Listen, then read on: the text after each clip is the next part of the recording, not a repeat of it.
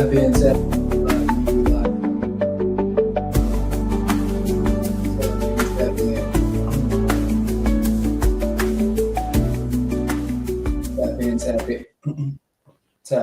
in. Tap in. We live, man. Yeah.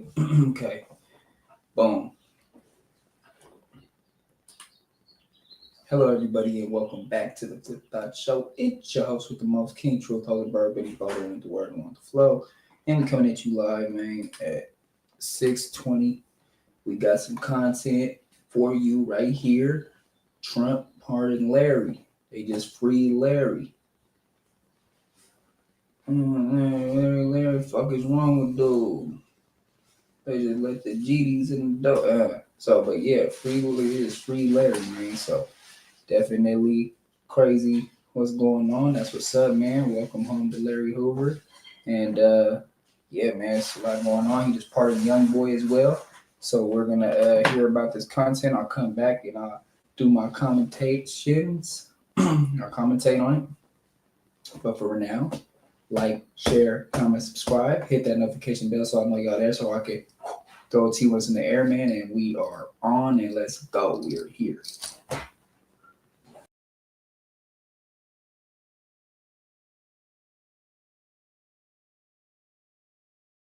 Day from President Trump as he pardoned some widely known gentlemen.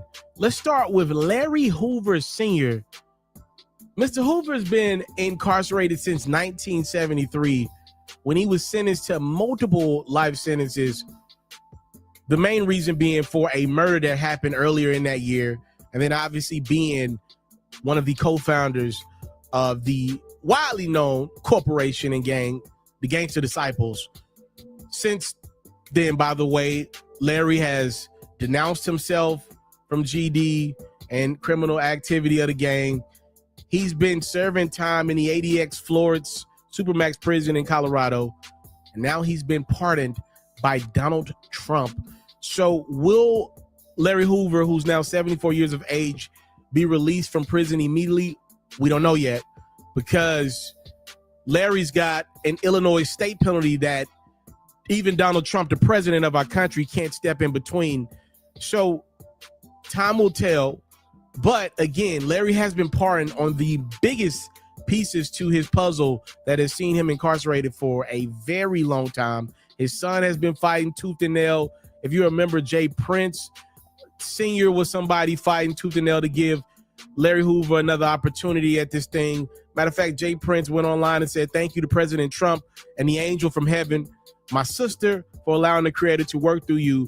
We are deeply grateful to the president for doing what no other president would, freeing and pardoning my brother, Larry Hoover. In his own words, never stop switching." And then Kanye West added this piece: "Words can't express my gratitude for our devoted, enduring President Donald Trump for freeing Larry Hoover." Those gentlemen speak as if Larry's coming home really, really soon. Again, time will tell. Just want to add this piece. Remember, Kanye and Drake did that concert in California at the Coliseum back in 2021, the Free Larry Hoover concert. Those funds and proceeds went to Larry and his team. So you can say Kanye and Drake had a hand in this as well. NBA YoungBoy also got a pardon from Donald Trump. YoungBoy recently, as we reported, got released from incarceration, but YoungBoy would have had to deal with some house arrest teams, some checking in to different officers as he gets closer and closer to his upcoming tour. Trump wiped everything. YoungBoy's got a clean slate. The weapons, the assault, the drug charges that have kind of centered around YoungBoy's life for a very long time, they're gone. Trump pardoned YoungBoy as well. And YoungBoy said, "I want to thank President Trump for granting me a pardon and giving me the opportunity to keep building as a man, as a father, as an artist. This moment means a lot. It opens the door to a future I've worked hard for, and I'm fully prepared to step into this. Big thanks to Pardon Cesar, Miss Alice Marie Johnson, for fighting for second chances for so many people."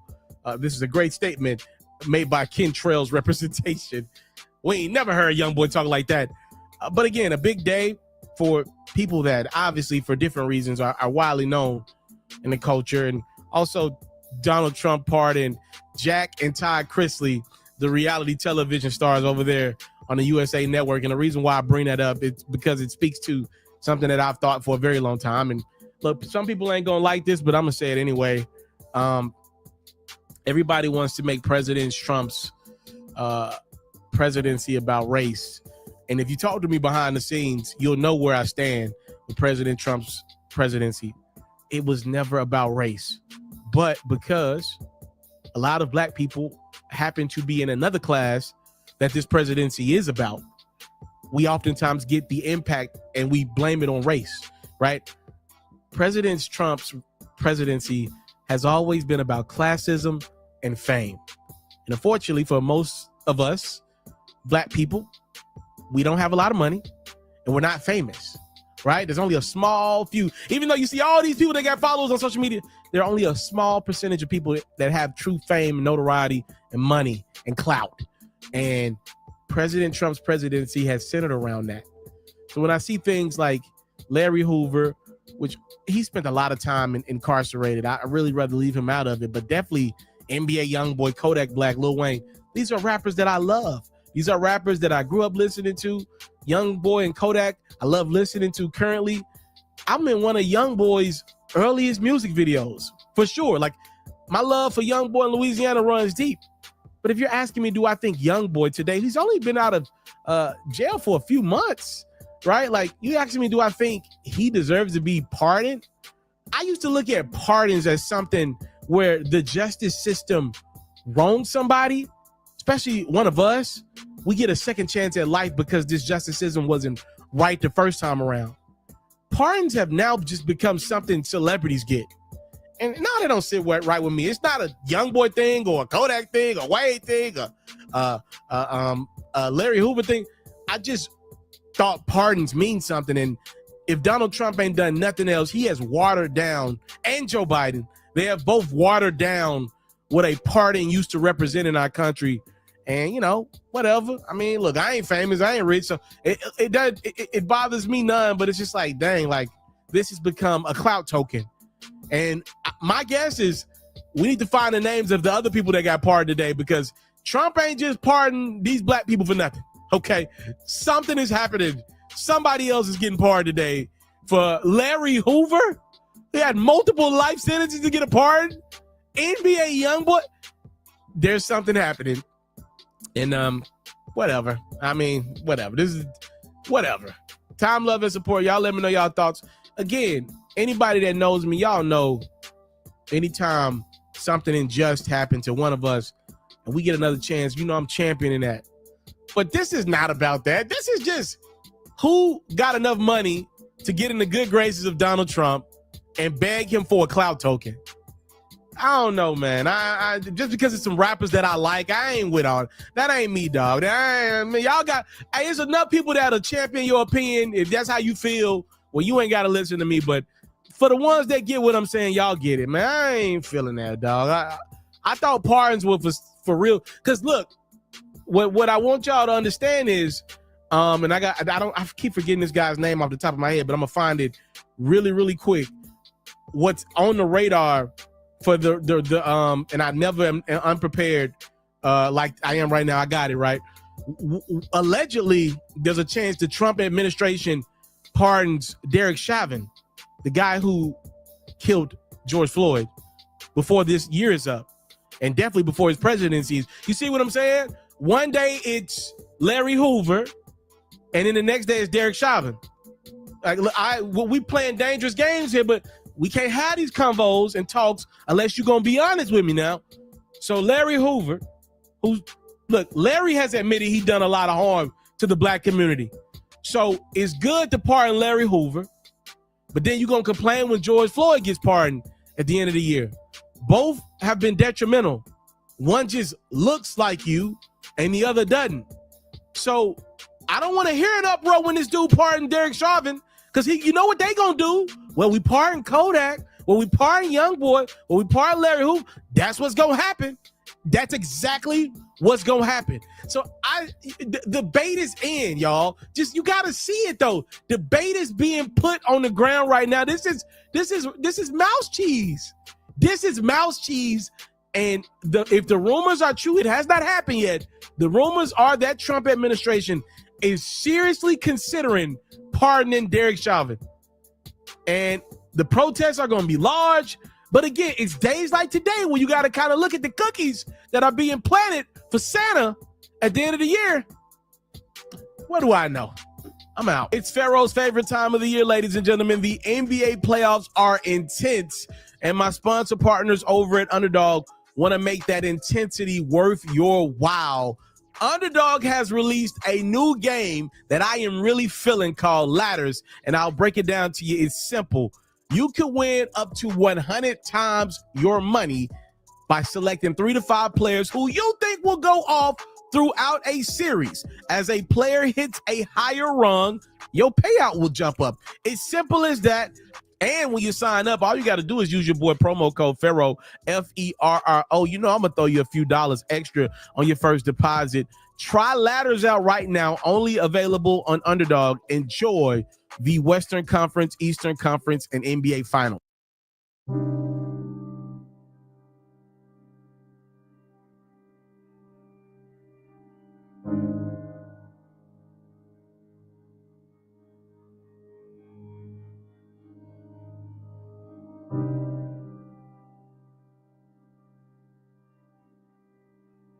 But, you know, the Creator opened the gates up and allowed him to be free.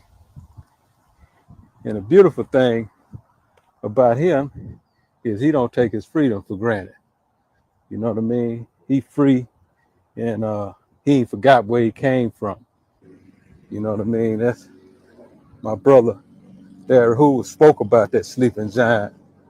You know, me and him was kicking it on the intro of the Ghetto Boys, when he said they scared of him because he know how to awaken that sleeping giant. And that was a powerful thing that was being said. And that's what we looking forward, you know, to the day in his freedom, so we can awaken the sleeping giant and so many that sleep and that won't listen to those that they don't respect. You know, I look forward to the day of being able to share that journey, share that walk, share that creativity with my brother on how to free a lot of our people out of bondage. And every politician that's for that, we're going to be with them too. You know what I mean? The real ones that's really for our people, then that's who's going to get my vote. You know what I mean? The real politicians that's for our people. I don't discriminate. Well, he's a leader that needs to be free right now, that can really lead us in the struggle we're dealing with right now. Definitely where Chicago is concerned, but you know, I consider him a political prisoner as well. You know what I mean? He someone who they want us to forget about. You know, they put you behind the walls that he behind. They want us to forget about him, but here's the good news where he concerned, and what I really believe. I believe he'll be home real soon.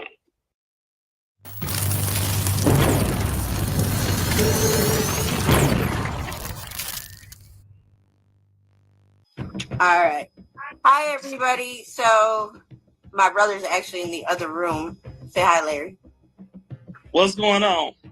We don't do this live stuff often. Y'all tell Mama and Larry congratulations. Oh. Hey, I know we're not supposed to get to this, but I want to tell all these people I feel sorry for you guys this game banging while we talking about a man's life. This is a grown man, a senior citizen. There's not no kids in here. And if you can't move past that point in life where you still game banging, you may possibly die in the streets and go to jail, young man. I love everybody. Yeah, I just saw that pop up too. Shit, yeah, I got family that's GDs, PDs, Vice Lords, Stone, all that. It's all love around here.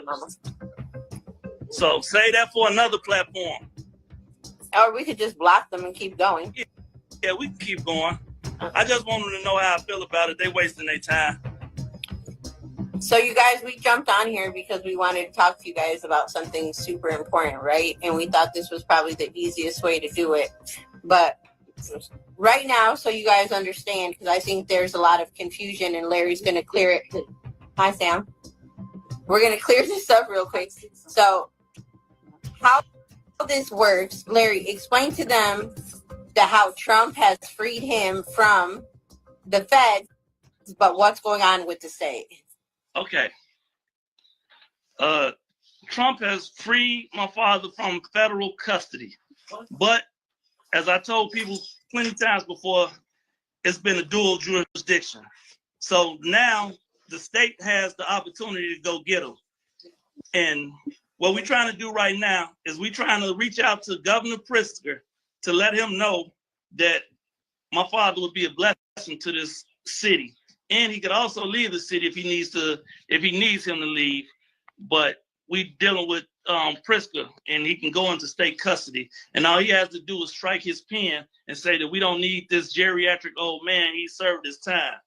Like he's not worried about leading any type of gang organization or running the streets. If he does anything for the streets, it would be telling the YNs that you're going to live the life that he lived if you don't change your life. He would be an asset and a blessing to this community. All the people that stuck on some other stuff, like your understanding is just kind of weak. Your understanding of life, your understanding of manhood, your understanding of being a woman. We not with that. We're all about peace and love.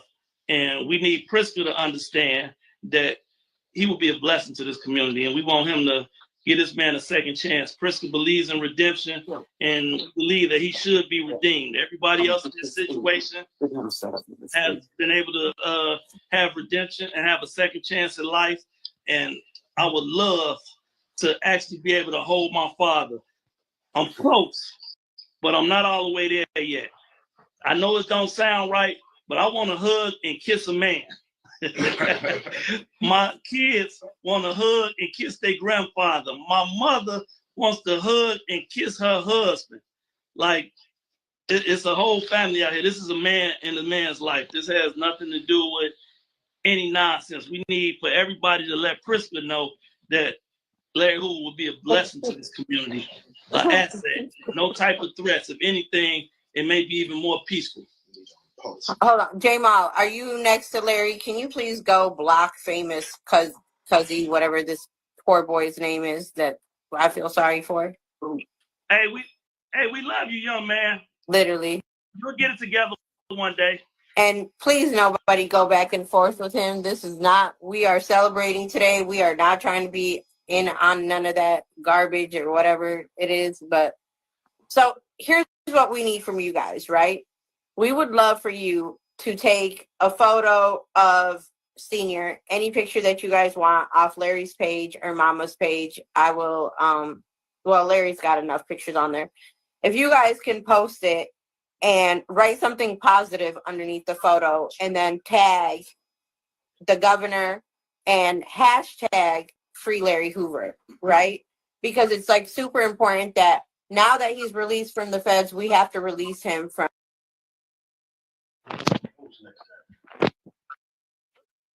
Well, people know that you're on live and then just keep calling your phone. Like, what's wrong with that? Yeah, you got people saying. Yeah. So that is what we need done now, to be honest with you. We need everybody to grab a photo, tag the governor, and everything else. He is released from the feds. President Trump did an unbelievable thing for us today, but now we need to release him from the state.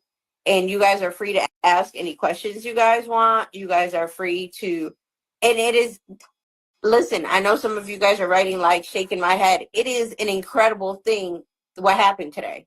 It is unbelievable that he was released from ADS. Come true, because I never knew. I was always hoping, but I never knew that this day would actually come. Like 52 years, y'all. Like, this is a dream come true. It's unreal. I don't even know how I really feel right now. And I apologize to the people that have lost their parents, but I have never had a chance to, walk down the street with mine, and I understand. But yeah, it's a dream come true. No celebrations from grammar school to high school to college. Y'all heard it. Never seen that. Please do not call him chairman. Please don't put no pitchforks up. Please don't put no stars up. Please don't do any of that stuff. Please. This is Mr. Larry Hoover. This is Mr. Larry Hoover. See, All that other stuff is Mr. Larry Hoover, this Miss. no. He said Miss. Oh, Miss Larry. I think he's talking about things. Please, you guys. It has been 52 years. We understand. We love you guys. We appreciate all the support and everything else. But we are literally one step closer into getting this done. And we need you guys to make sure anybody who posts it, you can, yeah. Sorry, you know, old people.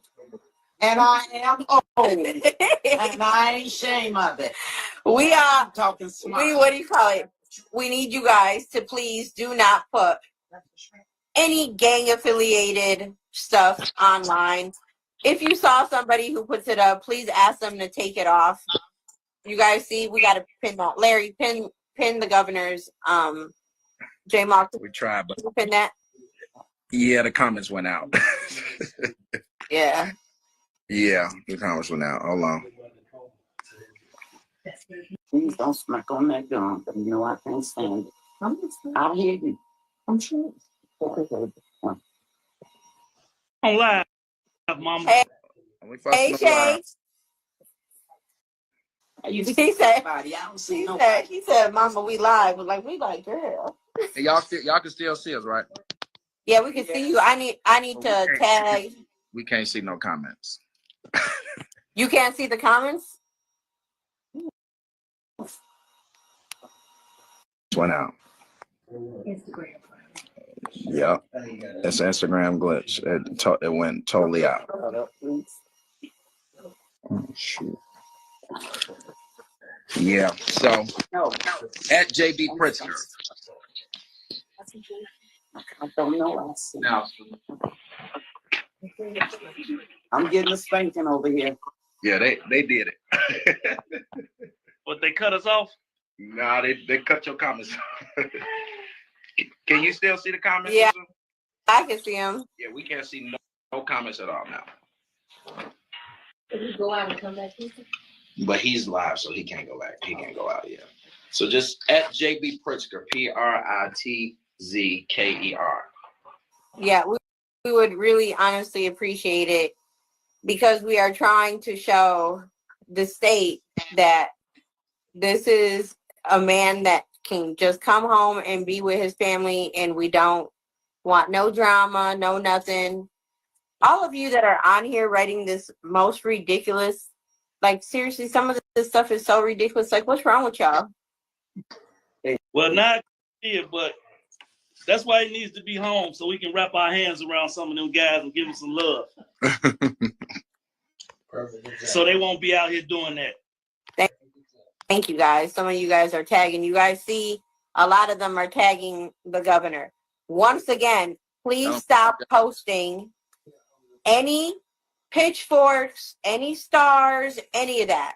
You are not making it any better. If you love this family, we are asking you to please stop doing that. Okay, cool. Yeah, post on your own post on your own page in your story and tag JB Pritzker, please. I would really appreciate that. It would mean to me. Right. Just trying to do anything before.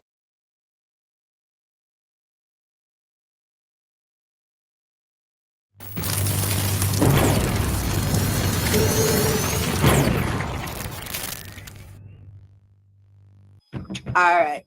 Hi, everybody. So my brother's actually in the other room. Say hi, Larry. What's going on? We don't do this live stuff often. Y'all tell Mama and Larry congratulations. Hey, I know we're not supposed to get to this, but I want to tell all these people I feel sorry for you guys. This gang banging while we talking about a man's life. This is a grown man, a senior citizen. There's not no kids in here. And if you can't move past that point in life where you still gang banging, you may possibly die in the streets and go to jail, young man. I love everybody. Yeah, I just saw that pop up too. Shit, yeah, I got family that's GDs, PDs, Vice Lord, Stone, all that. It's all love around here. So say that for another platform. Or we could just block them and keep going. Yeah, we can keep going. I just want them to know how I feel about it. They wasting their time. So you guys, we jumped on here because we wanted to talk to you guys about something super important, right? And we thought this was probably the easiest way to do it. But right now, so you guys understand, because I think there's a lot of confusion and Larry's going to clear it. Hi, Sam. We're going to clear this up real quick. So how this works, Larry, explain to them how Trump has freed him from the Fed, but what's going on with the state. Okay. Trump has freed my father from federal custody. But as I told people plenty times before, it's been a dual jurisdiction. So now the state has the opportunity to go get him.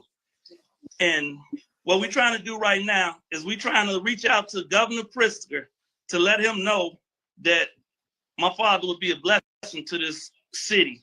And he could also leave the city if he needs him to leave.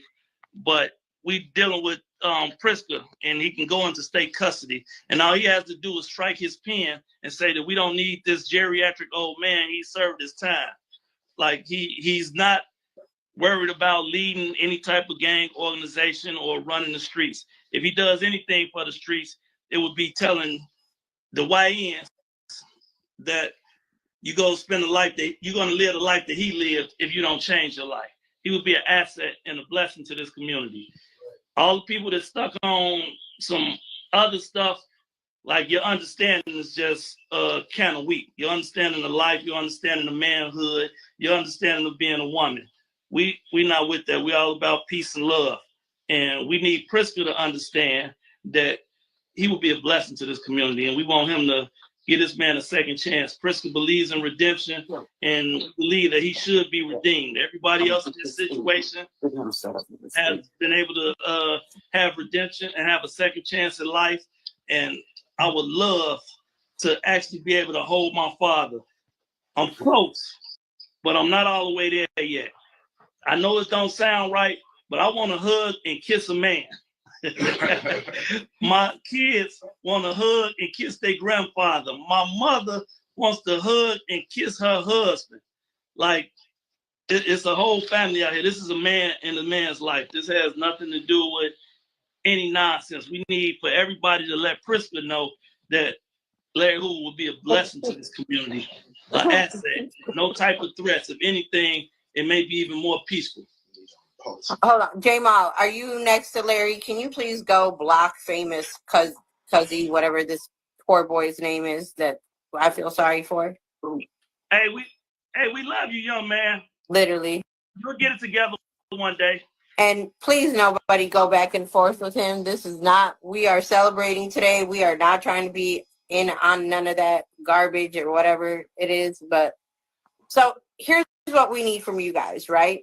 We would love for you to take a photo of Senior, any picture that you guys want off Larry's page or Mama's page. I will, well, Larry's got enough pictures on there.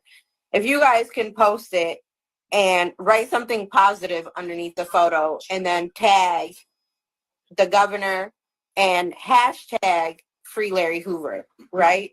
Because it's like super important that now that he's released from the feds, we have to release him from.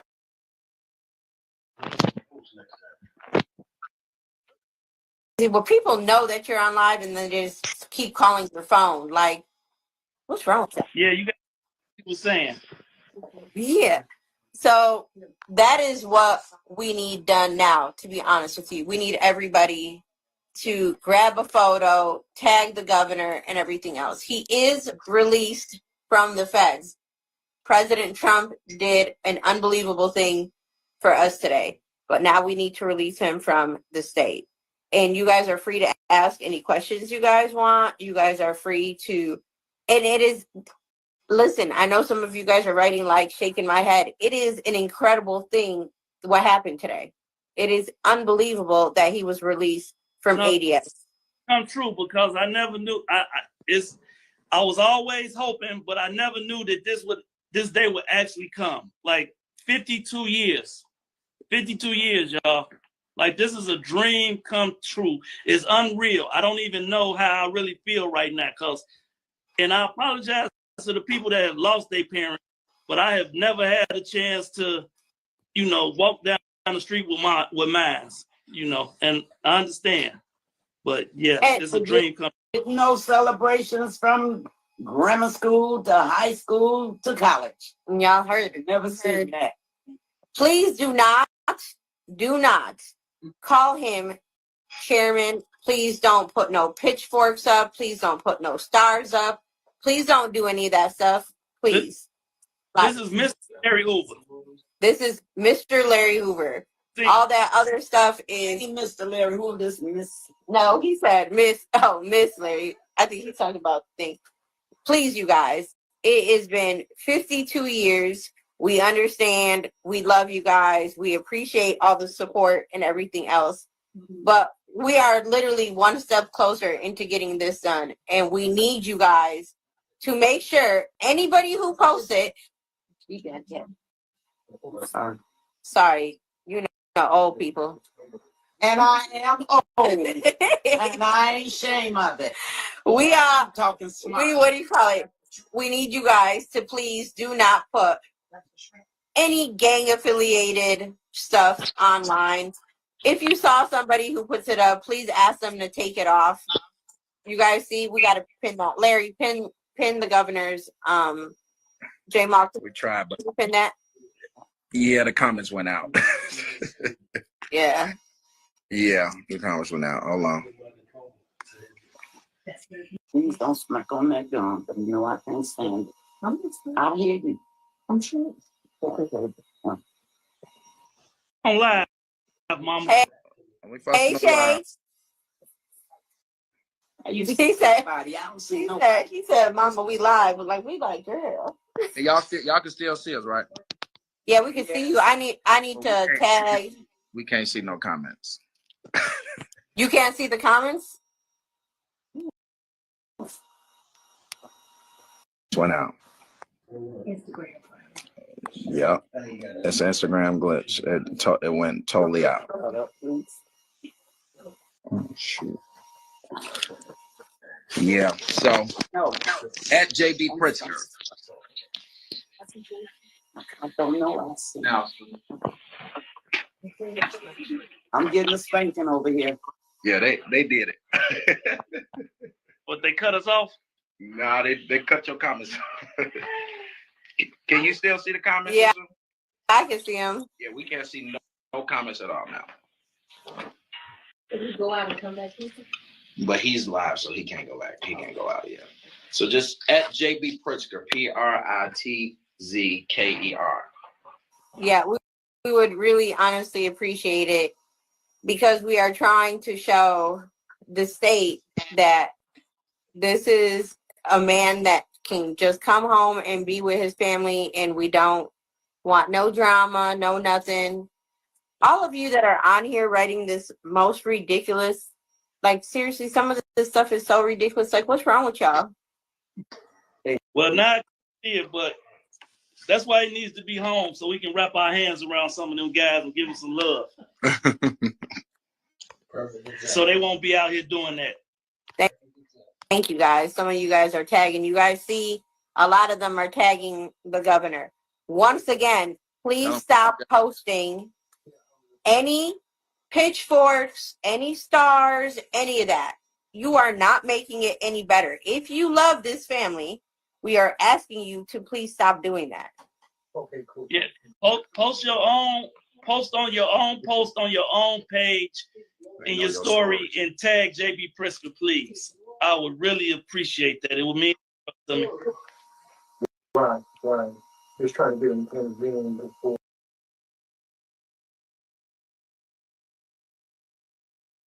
Developing tonight, President Trump commutes the federal life sentences of a notorious Chicago gang leader. Larry Hoover co-founded the Gangster Disciples and has spent decades in prison. But even with this decision by the president, it's unlikely he will get out of prison anytime soon. Our Charlie DeMar is here to explain why. And Joe and Erica, the Free Larry Hoover movement has been loud for a number of years. And while this is a victory for Larry Hoover's federal case, he still faces what amounts to a life sentence for a 1973 state murder conviction. So this move from the president does not grant Hoover his freedom. A White House official posed for this picture with Larry Hoover's federal commutation signed by President Donald Trump. He deserves to have redemption. He did 52 years. Hoover's family celebrated the news on social media. We are having a great day, everybody. I've done my time. I paid my debt to society. CBS Chicago reporter John Davis spoke to Hoover in 1993. At the time, the notorious co-founder of Chicago's Gangster Disciples had already served 20 years for his 1973 state murder conviction. It can harden you, or it can make you think. And I've thought. But just a year after this interview, Hoover was sentenced to consecutive federal life sentences for running his criminal enterprise from prison. Ron Safer was the federal prosecutor. We tape recorded him while in prison, ordering shootings, organizing narcotics transactions. Just thrilled for him, thrilled for his family, thrilled for all of his supporters who have been chanting Free Larry Hoover for a long time. Jennifer Bonjean is Hoover's attorney. He has literally done every single thing a human being could do to show that they have been rehabilitated. I love you like no other. Wallace Gator Bradley, a former Gangster Disciple enforcer, has long advocated for Hoover's release. I have been trying to censor and silence Larry Hoover's voice. Why has it been important for you to call for his freedom, to call for his release? I've been calling for it since 92 or 93. I know that he has served his time. I'm happy beyond measure. I believe in redemption. I also believe that there are some crimes that are so heinous, so breathtakingly evil, that the justice system requires that they be punished to the full extent of the law. And Hoover appeared before the state parole board in 2022 and was denied. Governor J.B. Pritzker has not commented on whether he would consider commuting Hoover's sentence. Joe and Erica. A lot of response for sure. Thanks, Charlie.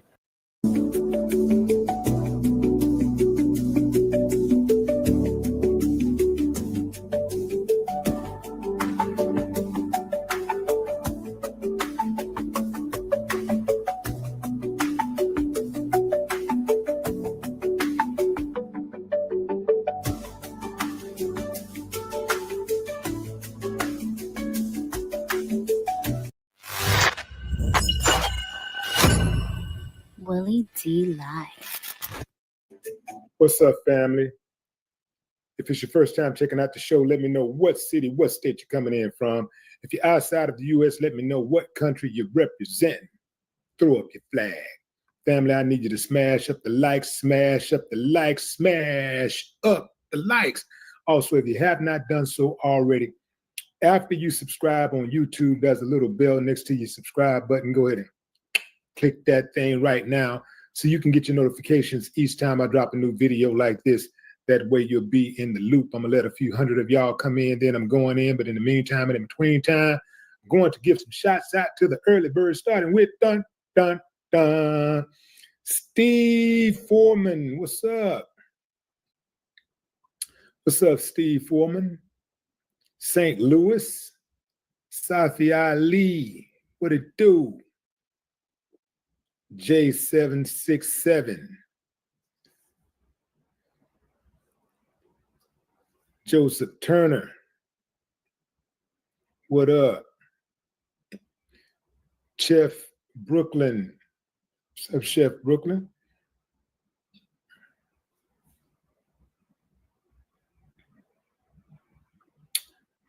Marcy Webb.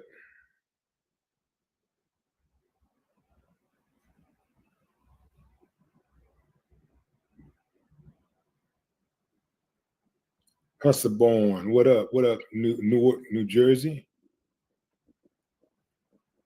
China Carter, What it do?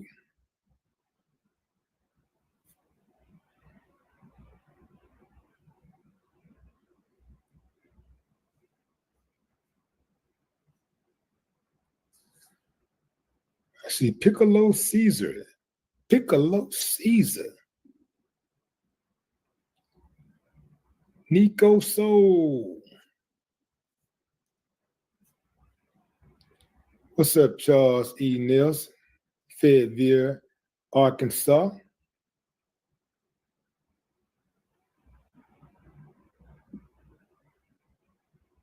Trail 019. All right, fam, I'm getting into it. Let me put up a pic of Laurie. Well, you know what? Before I do that, let me just make the announcement.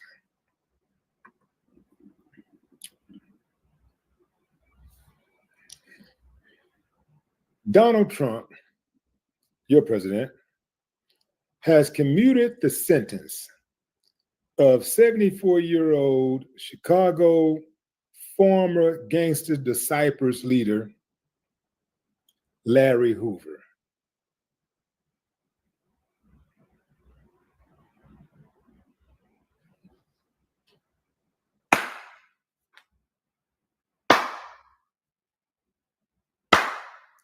I ain't got no problem with that. Let me put a pickup of Larry Hoover here. Now, some people ain't gonna like this, the idea of Larry Hoover having his sentence commuted, because they're gonna say this is a man that caused a lot of destruction in his neighborhood. And here's what I say to that. A lot of the claims against Larry Hoover is manufactured. So we really don't even know what the truth is. But we do know that a lot of those claims were manufactured. We do know that a lot of people got their time knocked down to lie on him. We know that for a fact because it came out even in court. You see? Let me go through the story a little bit first, and then we can circle back to the debate. So, as reported by CBS News, Larry Hoover's sentence was commuted by Donald Trump on Wednesday, May 28. No further details, such as his expected release date from federal custody, have been made publicly available. Now, here's the caveat. He still faces a 200-year sentence on the state level in Illinois for the 1973 murder of 19-year-old William Young. A 200-year sentence for the murder of 19-year-old William Young. Now, William Young is not my family member, so, you know, you got to be a little careful about how, we speak on this, because it's a lot different when it's your family member that somebody is accused of killing. But again, because so many charges were trumped up on Larry Hoover, we don't even know for certain if the man is guilty of this crime that they have him serving 6 life sentences behind. And how do you get 6 life sentences for the murder of one person? This is the government basically doing whatever they want to do, whatever they feel like doing, and then discarding somebody. So the way I look at this is Larry Hoover has been in jail since 1973.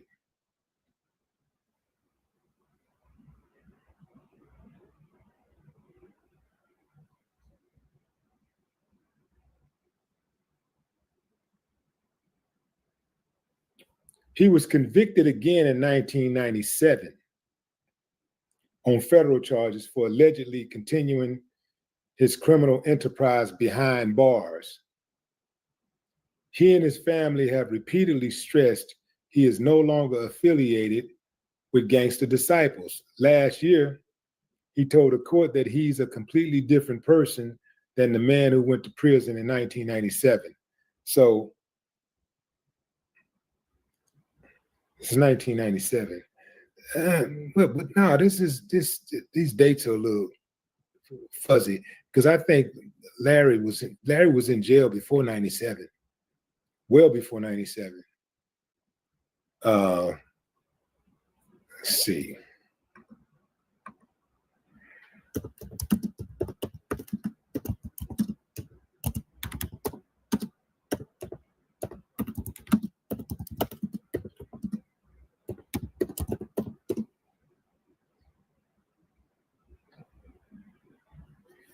Larry Hoover, the founder of Black Gangster Disciples, has been in prison since 1973.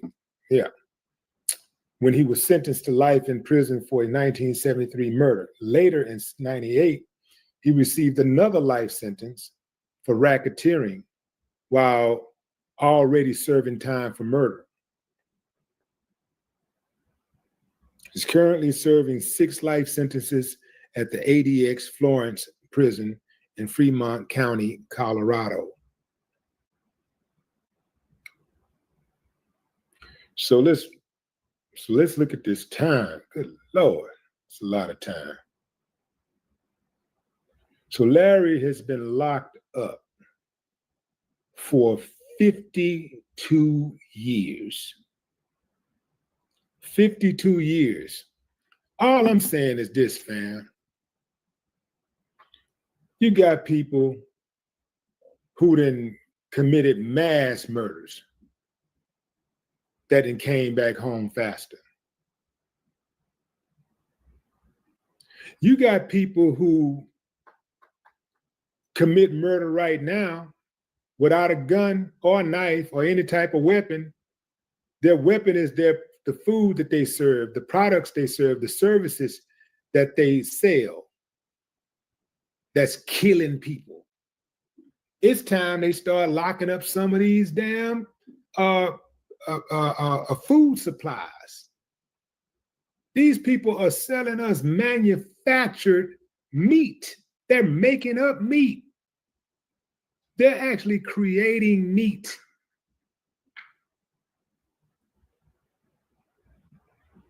They got fake steak, fake pasta, fake chicken, fake beans, fake greens, fake grapes, fake watermelon, fake bananas, fake everything. And we are consuming this stuff and it's killing us because we're in the dark. And although we shouldn't, but we should, if our government was honest, rely on our government to protect us from the big bad wolf. You know how the government in other countries, in foreign countries, protect their people. Most of the foods we consume in the United States are outlawed in foreign countries. Did you hear what I said? Most of the foods we consume in the United States are outlawed in foreign countries. I can see if somebody was drinking alcohol and the alcohol killed them. They died of alcohol poisoning over time. The alcohol ripped through their liver, took them out. Destroyed their brain cells, took them out. But you don't expect to eat food and die. You don't expect to be poisoned by your food.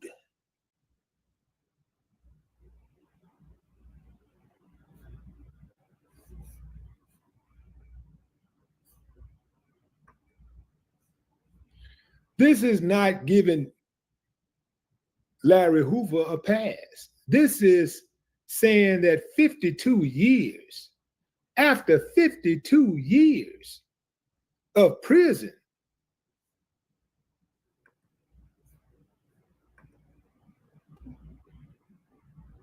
and this ain't just 52 years of prison. This is also a man, even though he's behind the walls, who have turned his life around to such an extent that he's rehabilitated guys, not just on the inside, but on the outside. Do you know that if he wouldn't have not touched a lot of these guys, let's call a strike and a ball, whatever he did while he was in the streets, you know, he deserved punishment for that. And I'm sure he's been punished enough because, you know, he lost everything. He lost the money, all of the material trappings, but most importantly, he lost his family. Now, his son is still close to him, but, you know, what did that do to his marriage? Shout out to Larry Hoover Jr. But what about all of the good he's been doing for the last several decades? One could argue that if he had not been reaching a lot of these youngsters over the last several decades, whatever kind of killing and stuff that's going on right now, it'd be a whole lot more going on. I'm just not, I get you, fam. I know some of y'all say, I don't care, man. If he wouldn't have did this, it wouldn't even be like that. No, it would have been still been gangs in Chicago. It would still been killing in Chicago. It's killing in America. America is a killing nation.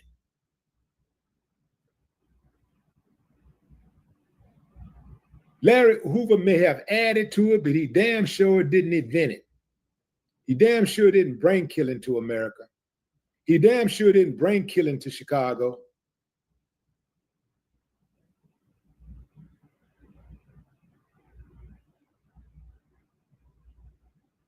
All I'm saying is, whatever he's did in the past, he's already been punished enough, right? Wouldn't you agree? 52 years in prison? 52 years. And this picture that I'm showing you, by the way, this is a younger picture of Larry. He's actually, Larry Hoover's an old man now.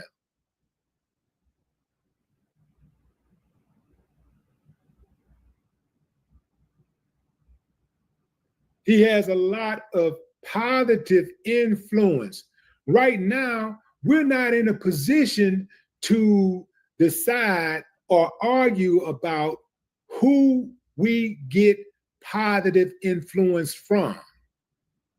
We need all hands on deck. We can't be, well, you know, he did this and he did. See, that's a trip, because some of us, man, and we act like we ain't never did no dirt. We act like we ain't never did no wrong. We act like people that we love, that we've been around, that we care for, ain't never did no wrong.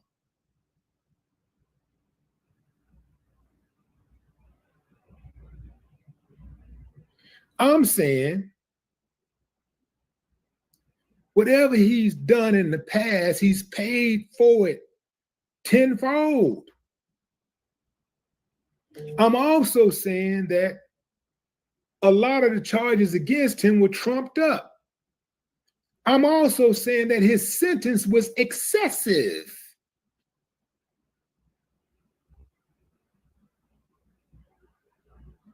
So he was granted commutation. His sentence was commuted, okay? He was granted commutation, all right? That doesn't free him. He still has a debt to settle with the state. He has unfinished business with the state. He's got 200 years on a state level, which I think, since the federal prosecution, since the Fed case is gone, I think he has a good chance of having that state case dissolved, at the very least, commuted.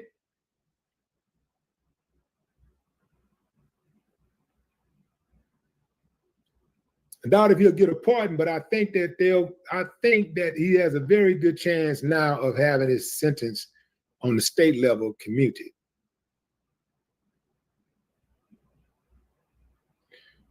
A lot different from Derek Chauvin, where you have somebody who committed murder on video. We know for a fact he murdered George Floyd. There ain't no question. But there has always been questions about whether Larry Hoover is guilty of what he was accused of.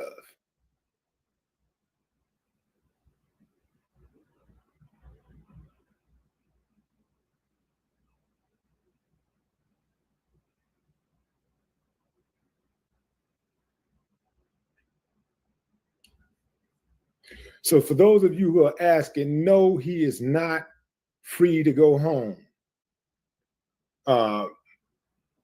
He's not free to go home.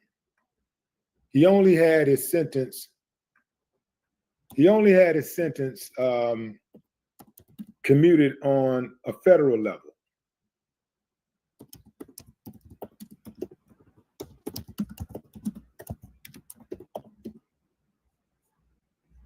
A pardon and a commutation result in a reduction of punishment. Both result in reduction of punishment, but there's a distinction between the two. The difference between pardon and commutation is that a pardon relieves an individual of all guilt for the crime committed, while a commutation reduces the sentence without exonerating the person. So he had his sentence on the Fed level commuted. It does not mean he's exonerated. It just means that his sentence was commuted and he was given a reduction of his sentence, which means that he is done on a federal level with the time served. He's done. Done.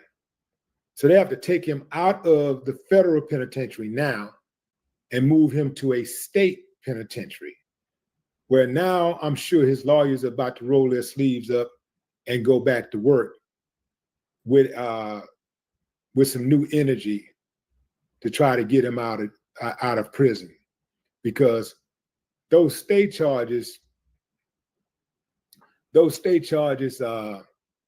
they were, a lot of those state charges, if not all of them, they were trumped up. So many rats, so many different people changing their story. If we're gonna rock with that, fam, if we're gonna be okay with all of that, then we might as well we can be okay with everything. We might as well be okay with all of these cop killings and everything else that go on.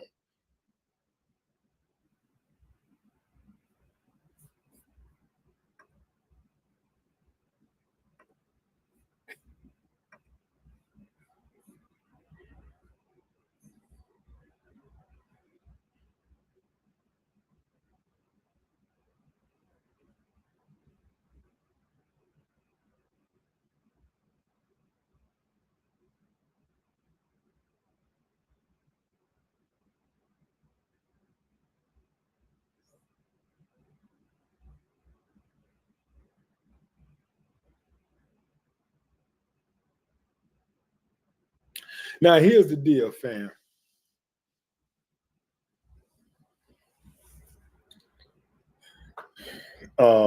Ronald Green said, Willie know Larry Hoover responsible for a lot of BS.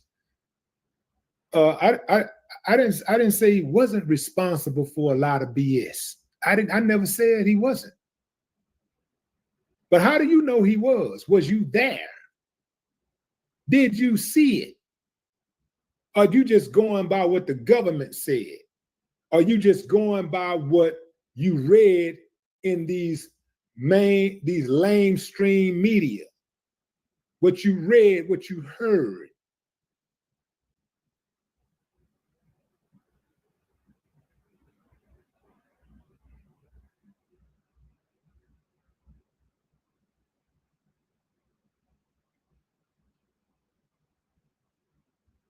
I'm looking at the man today. I'm looking at the man today, the man from the last 20, 30 years. I'm looking at all the good that the man has done.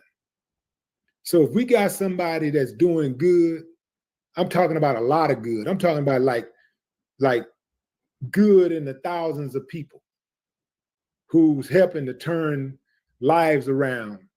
And as much as you have these guys that we hear about, all of the kids that won't be saved and are out there acting a damn fool, you will not hear about the ones that Larry Hoover and his son and the foundations that they run are saving, are keeping off the streets, or helping to get jobs, helping to get employment. You know, you're not hearing about that. So we take all of that away. We just say, you know what?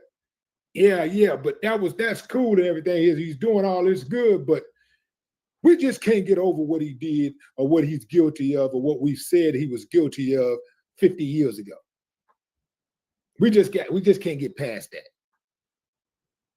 So throw everybody else away, throw all of the good work away, throw everybody else away, and throw all of the people away that he could possibly help. Man, Larry Hoover get out of jail and hit the streets, he might be able to call a truce with a lot of these gangs and stuff.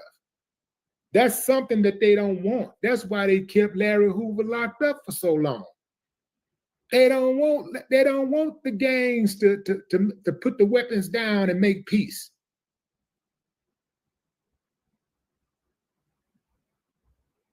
So y'all cool because a dude was in the streets. Y'all cool with him getting railroaded just because he was in the streets?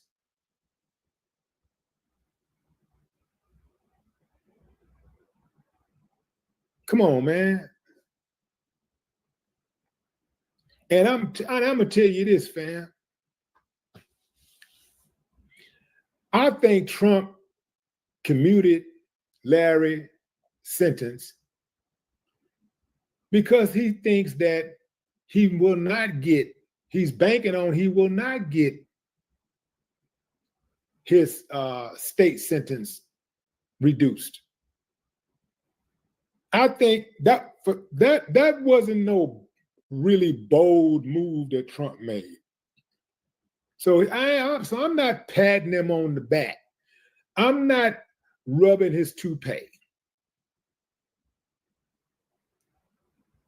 I think he did it just to get some more points with the blacks. I do not believe he did it from the bottom of his heart because he feels like that man deserves commutation, that he feels like he deserves to be free. Because if you really want to know the truth, the way Trump running the country, he could free anybody that he want to. He has enough influence to contact the governor of Illinois and say, let him go, or else. The way he got these politicians shook, man, these politicians are shook. Democrats and Republicans, they ain't but a handful of them that'll stand up to him. The rest of them are cowards. So if he really wanted him to come home, he could reach out on a state level and he could shake some things up and Larry Hoover be home tomorrow. But he's not going to do that because he's playing games. Somebody probably told him, hey, you know what'd be good? If you commute that gang member out in that gang member from Chicago, the one that's doing time in Colorado, you know, if you commuted, who are you talking about? His name is Larry Hoover. You know, we talked about him before. Let me see a picture. Huh. Okay. So what's the deal again? If you commute his sentence, you'll gain black support. I'm already president. I don't need black support. You're gonna need the black support. In 3 years, the Democrats are gonna come out in droves. They're gonna try to get rid of you. And you already got a good 15% of their vote. If you can get another 5 to 10%, you'll get reelected. At the very least, you need to hold on to the votes you have. I think if you commute his sentence, that'll be a good thing. You want me to let this gang member back out on the streets? No. See, Donald, see what's going to happen is if you let him go, he's just leaving the feds, but he still have a 200-year state sentence. So he's not going anywhere. Oh, really? Oh, okay. All right, what do I sign?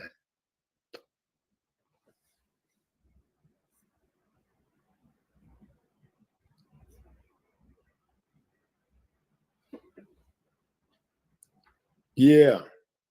GG, I got you. I'll never forget what he did to the Central Park Five. I'll never forget what he did to those people.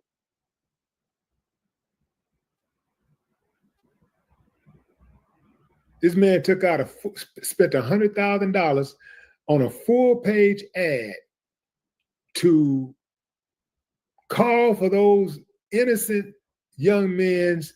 These are young boys. These was boys.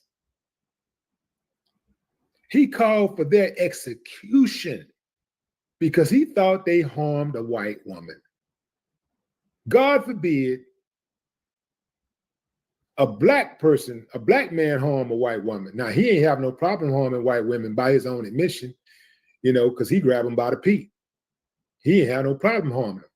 But God forbid a black man do it. Boy, he was like, yo, they need to be executed. And then when they was exonerated, when it was indisputable evidence that they were innocent, he doubled down with a guilty of something, refused to apologize. See, the decent thing would have been done. The human thing to do would have been to make his apology just as loud as his criticism was. But that's too much like right. He should have taken out a full-page ad, complete apology. I had it wrong. Woo, woo, woo. I wish these young men nothing but the best. If there's anything that I could ever do to help you guys out and make life a little easier for you, let me know. Boom.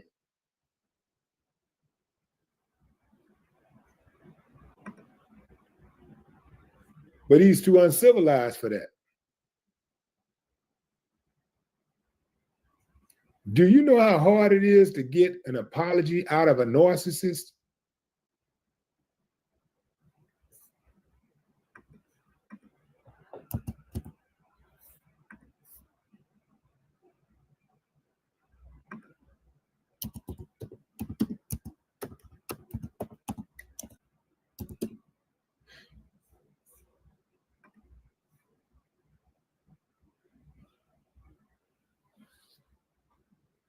Do you know how hard it is to get a self-aggrandizing person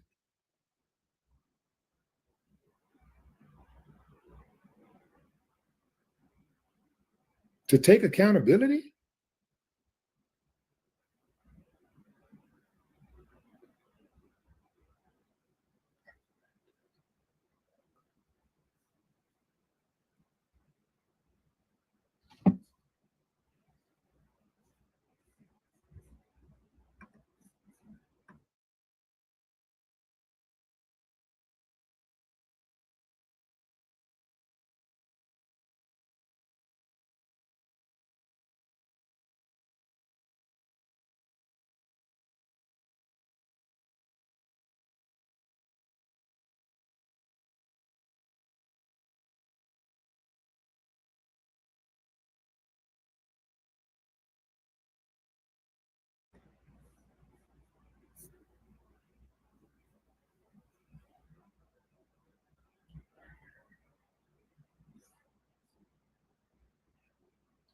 Terry White says, Trump way better than Kamala would have been. We dodged a bullet with her not elected. Look at all of the lies DMs told. Hiding Biden. Terry, let me tell you something. Just quite, because you seem like you kind of slow. So let me just tell you something real quick. Whatever you think the Republicans are, they ain't. Whatever you think the Democrats are, they ain't. But one thing about it is both of them are on the same team. Just different personalities.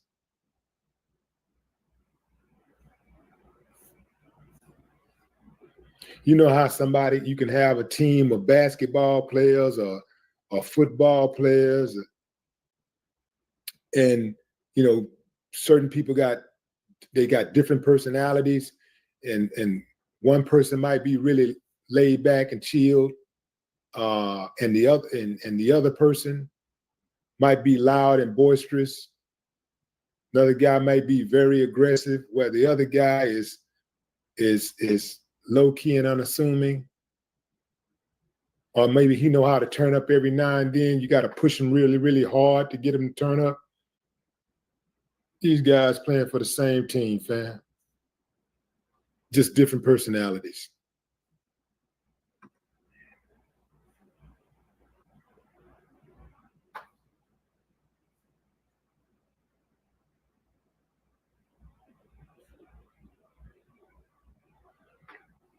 They keep talking about every time you make a criticism of Donald Trump, they drop any convenient name. What about Biden? What about Obama? Obama ain't been the damn president in how many years? What about Obama? Well, Biden.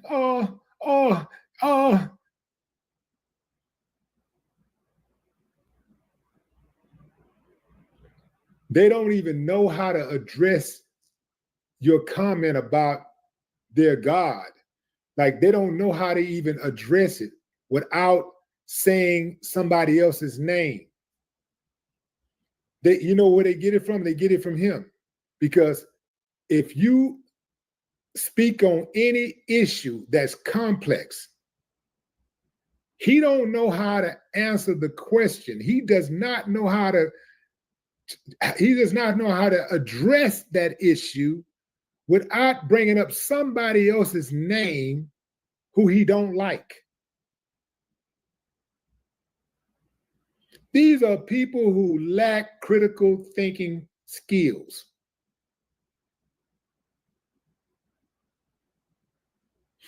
Their default is to say somebody else's name so that they don't have to come up with a solution. Their default is to say somebody else's name so you won't examine their performance or lack thereof.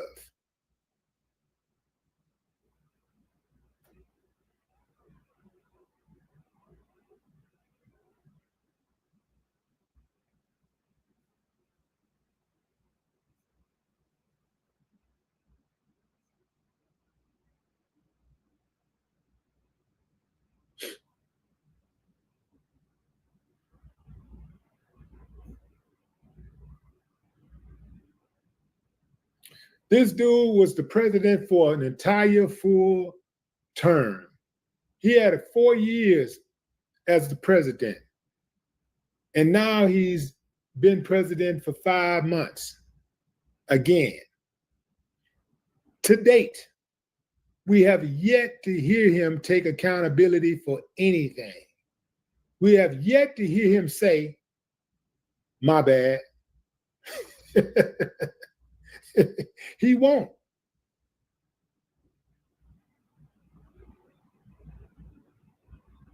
What's worse is that his minions won't. They won't even admit it. What they do is pivot. They start talking about something else.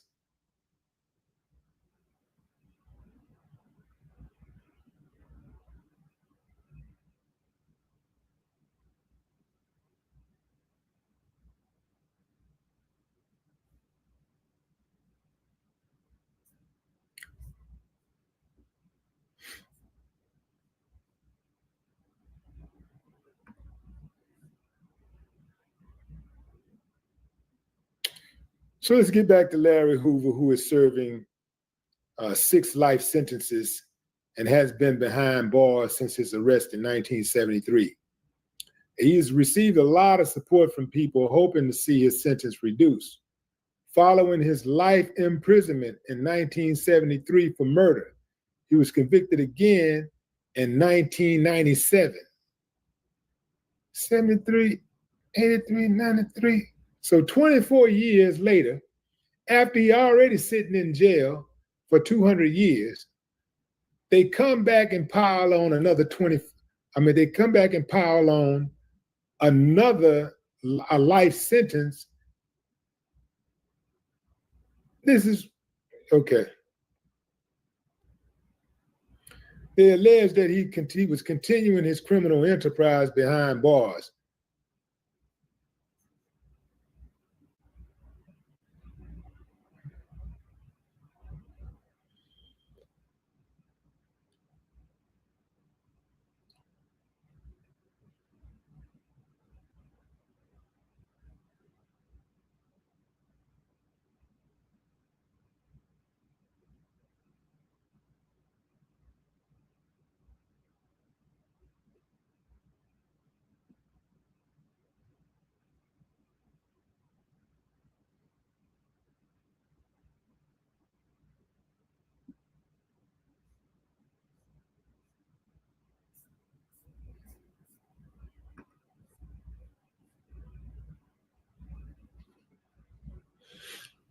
If you're just not joining, Larry Hoover has had his federal sentence commuted by Trump.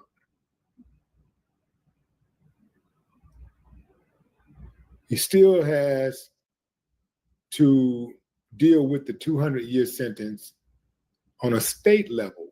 So he's not going to be let free, at least not today. But when he is, I'll be the first one, at least one of the first ones to bring you the news. That's my time, fam. Until next time, enjoy the rest of your morning, afternoon, or evening, wherever you are in the world. No more talk. Well, folks, today Donald Trump issued more pardons, this time for a couple of notable African Americans. One of them is rapper NBA YoungBoy. He also issued his own statement, and he dropped this here. I want to thank President Trump for granting me a pardon and giving me the opportunity to keep building as a man, as a father, and as an artist. This moment means a lot. It opens the door to a future I've worked hard for. I'm fully prepared to step into this. Big thanks to the pardon czar, Miss Alice Marie Johnson, for fighting for second chances for so many people, and to my lawyer, and to Brittany K. Barnett for being in my corner, and all your hard work to make this possible. And thank you to everyone who believed in me. I'm grateful, I'm focused, I'm ready. Kentrell. Now, again, this is related to his previous convictions as a result. And he also, of course, is in the middle of going on tour.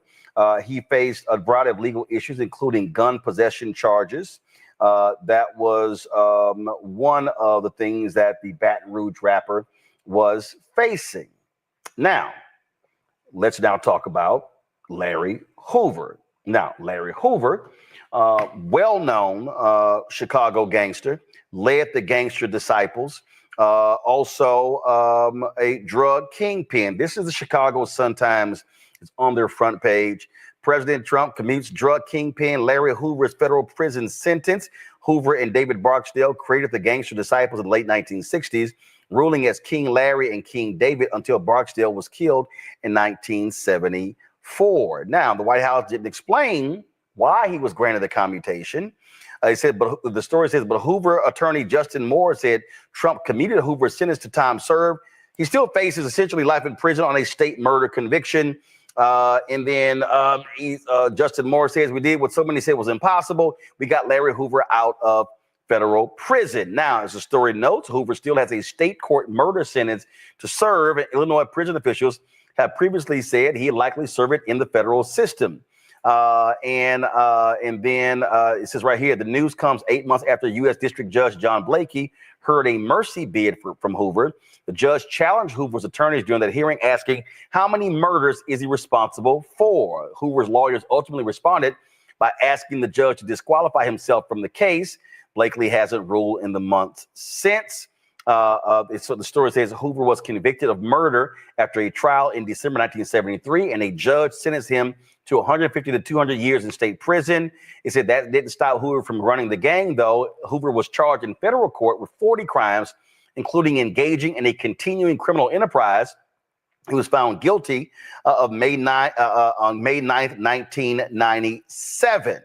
The late U.S. District Judge Harry Lineweber handed down Hoover's life sentence in 1998, telling him he had misused a gift from God. And again, so what you have here is Trump doing this. Now, what many people suspect is that here you have Trump trying to appeal to black male voters with these pardons. We saw him do this before with other rappers as well. And then now remember, you had some rappers who won a campaign trail for him, and one of them was later indicted for murder after the fact. And remember that crazy deranged moment when Kanye was in the Oval Office, and then he was pleading for Trump to pardon Larry Hoover. Y'all remember this here? 9 million surrounding suburbs where we can create some factories.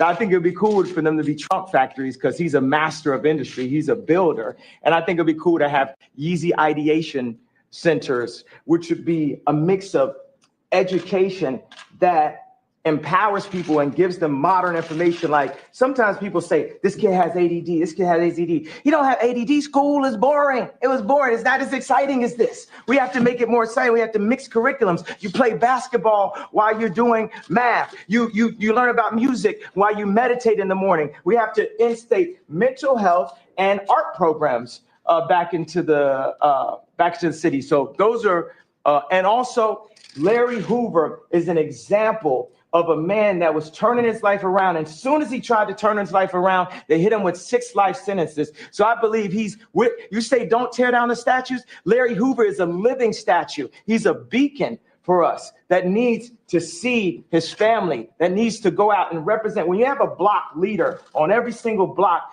they can own the block as their own. That's something I learned from Jim Brown from American. We need to put curriculums for people who really came from the streets, not people who are just trying to set us up to go into a work system or prison system that applies to what people are really going through, which Jim Brown has created. What about gun violence with all the debate about the Second Amendment going on? The problem is illegal guns. Illegal guns is the problem, not legal guns. We have 7 So that million. was Kanye and all of his ranting. Now, Chris Toller, we've seen Chris Toller on our show many times, and with the Black Voter Project, and he posted a series of tweets, and I think he's also on the money. So this was a tweet right here. The neighborhood publicist said he's going after a certain demo hard, and I fear it may work really well. Chris goes, this is my worry too, and not so much that he will win over a ton of new voters from this, but it will make it more difficult to convince certain people it's worth their time and energy to go out and vote against him or his party in the future. Now, that was one of the tweets that Chris had posted. And then this is what he also said. He said, this is exactly how the far right plays right into the misinfo machine, something that was very effective creating apathy among black men in 2024. Unless JB, that's the governor of Illinois, commutes his state sentence, Hoover isn't set free, but the media narrative is all about Trump's move to free a black man. Here's the reality here, and I'll start with you, Candace. Let's just understand politics. And there were people who were calling for Obama to commute Larry Hoover's federal sentence. There were people who were calling for Biden to do it as well. And the reality is, if either one of them had commuted the federal sentence of Larry Hoover, Fox News, Conservative Talk Radio, Steve Bannon, all the blogs, Obama, Biden let out thug drug kingpin murdering Larry Hoover. Those would be the headlines. They would. But as you mentioned, what he did was really inconsequential. Why? Because he still has state charges, and that's what he's going to be serving. What he knows how to do is marketing.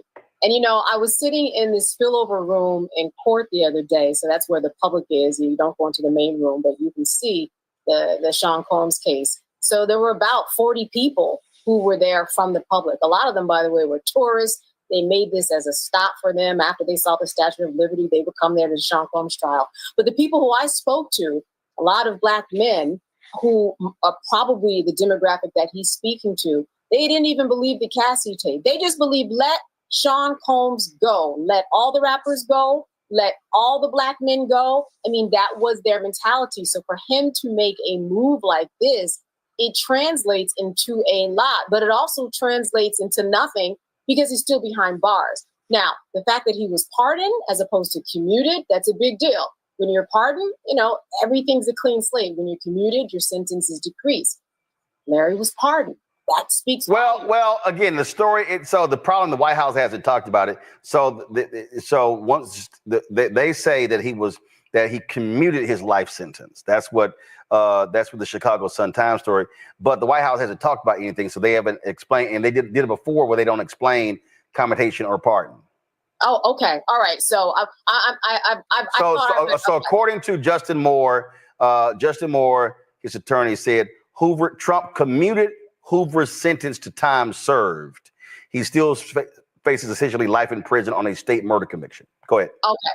Yeah. And all of that ends up with the same result. He's still behind bars. And that makes everybody happy. It's the most exquisite plan that he gets credit to release somebody or commute their sentence. But Larry's going nowhere. It's just marketing. And I think that he is going to get a lot. Listen, this is the man he's going to be in some more rap videos. Well, I wouldn't put it past Trump to be in some rap videos. That's just the 8th grader in him who wants to be popular. And he was popular with rap artists back in the day and popular with some of them now. But he's making sure that, again, I just see an 8th grade guy when I think about how he functions and wants to interact with people. And he's trying to work on being that popular guy, and he gained some points here. Is this also, Rebecca, about appealing to the people who don't pay attention to the news and oh my God, Trump pardoned Larry Hoover, and we know his name has been in numerous records. Rick Ross has shouted him out and so many others. Your thoughts on this? Dick Meech, Larry Hoover, one nation under God getting money. Yeah, like, look, I think for a lot of people, Larry Hoover is more of a pop icon. I think of some of the people who were connected in Chicago with who he is, who he was, who he has been. I think some of those people aren't as active on social media right now. But you know, to your point, this is a pop icon. His name is his folklore, stories about him is a narration that's in a lot of hip hop. What I find fascinating about this latest set of commutations / pardons, but we really don't know what it is. The White House hasn't really told us which one it is the fact that NBA YoungBoy got more out of Trump than Tim Scott. If I was Tim Scott, I would feel really bad. I did all that shucking and jiving over the last few years, and I got nothing. But NBA YoungBoy got something from Trump. The other point I want to make is Black men aren't dumb. And I think Black men are tired of performative politics, whether or not it's Democrats pandering to Black men or it's Republicans pandering to Black men. I think to the greater point, and this is something that Candace mentioned earlier about the 90 million voters who just don't show up. I think that 90 million is going to be more impressed by this than folks who are expected to turn out to vote in 2026 and 2028. But what I find interesting in the pivot towards Black men is with that crypto party that happened last week, one of the people that was there was Lamar Odom. Now, I mean, I'm not exactly going to count Lamar Odom's pockets. I don't think he has $1 million or $5 million to invest in crypto. But, you know, I've heard some reports that he was paid to be there. He got an appearance fee because there still is that perception of Donald Trump wants Black men to see Black men around him. That's the part that I find a little bit more interesting than Larry Hoover. Derek? You know, I definitely agree with Rebecca and Candace. The 2 points I would add is this. We're at a point of no return. There was a time how we view in our society from a democratic standpoint about how the pardoning and the commuting should be done. It was a process, a very rigorous process. But now, since day one, when he let go 1,500 individuals, it was his way of thumbing the nose at a justice system that was coming after him fast and furious. I mean, this man was threatening to see himself dying in prison. He thought he was going to end up like Bernie Madoff, right? Dying in prison. And so he threw everything but the kitchen sink to run and to become president. And so now that he is in that seat, Roland, we're at a point of no return. He's saying, you know what? I'm so transactional. The hell with the rule of law. The hell with justice. I don't care what the perception may be.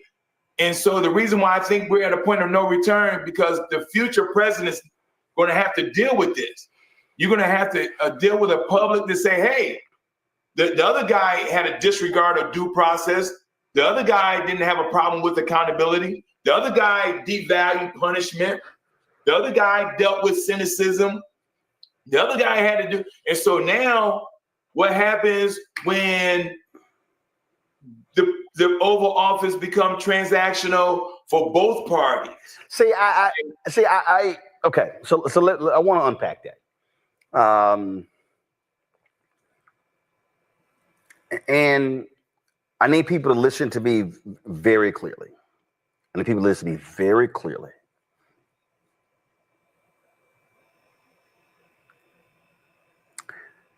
Even when Obama was there, one of the critiques that I had is that I felt that President Obama played it too safe. And what I often argue is that the presidency it holds tremendous power.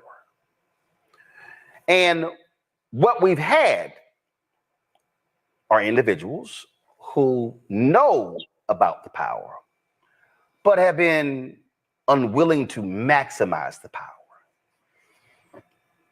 And there have been instances where I believe that it was too safe.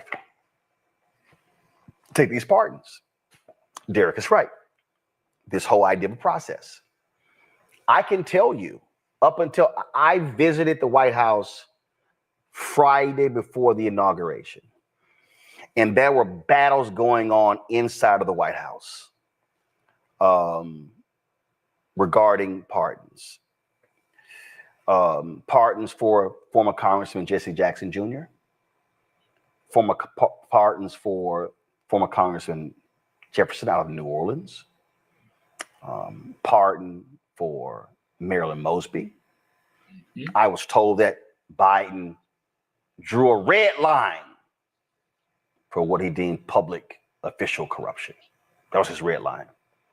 That's why he issued those pardons. I disagree with him, especially on Marilyn Mosby. That pardon should have been granted.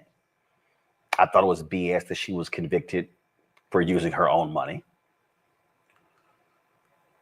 But I believe the problem, and I said this earlier, and I wasn't joking when I said that Democrats play too nice.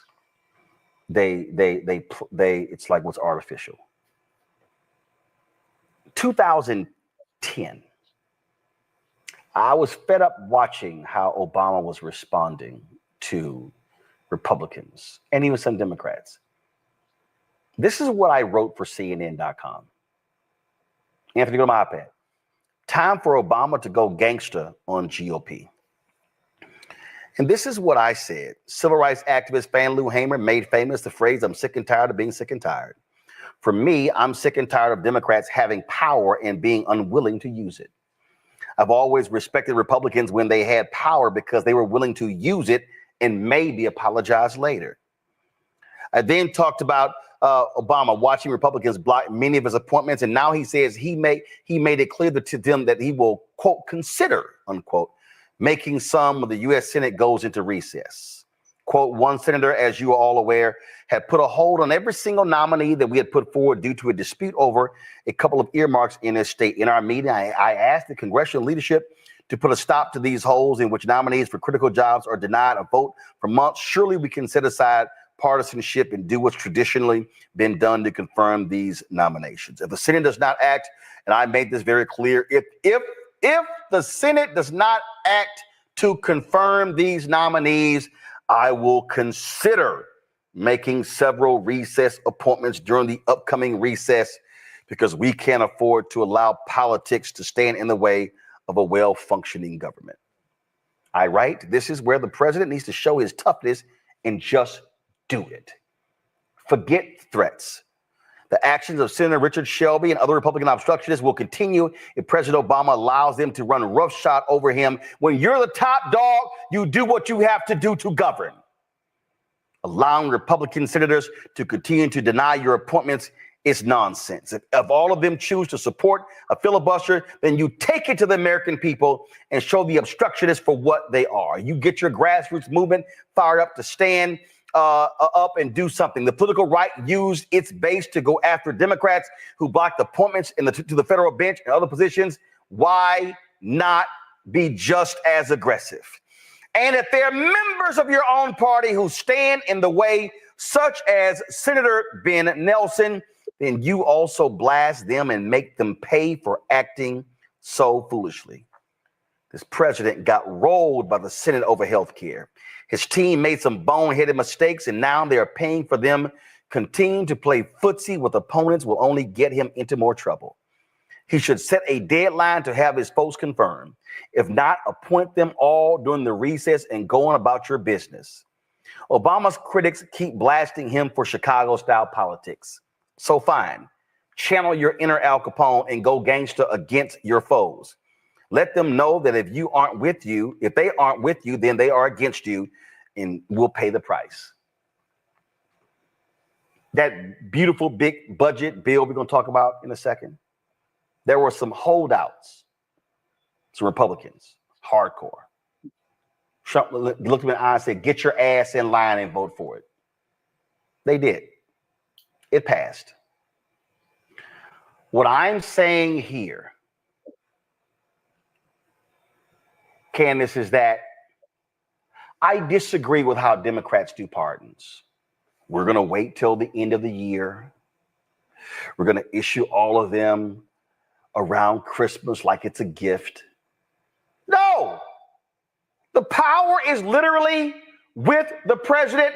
The president can issue a pardon or a commutation anytime, any day. Damn it, do it.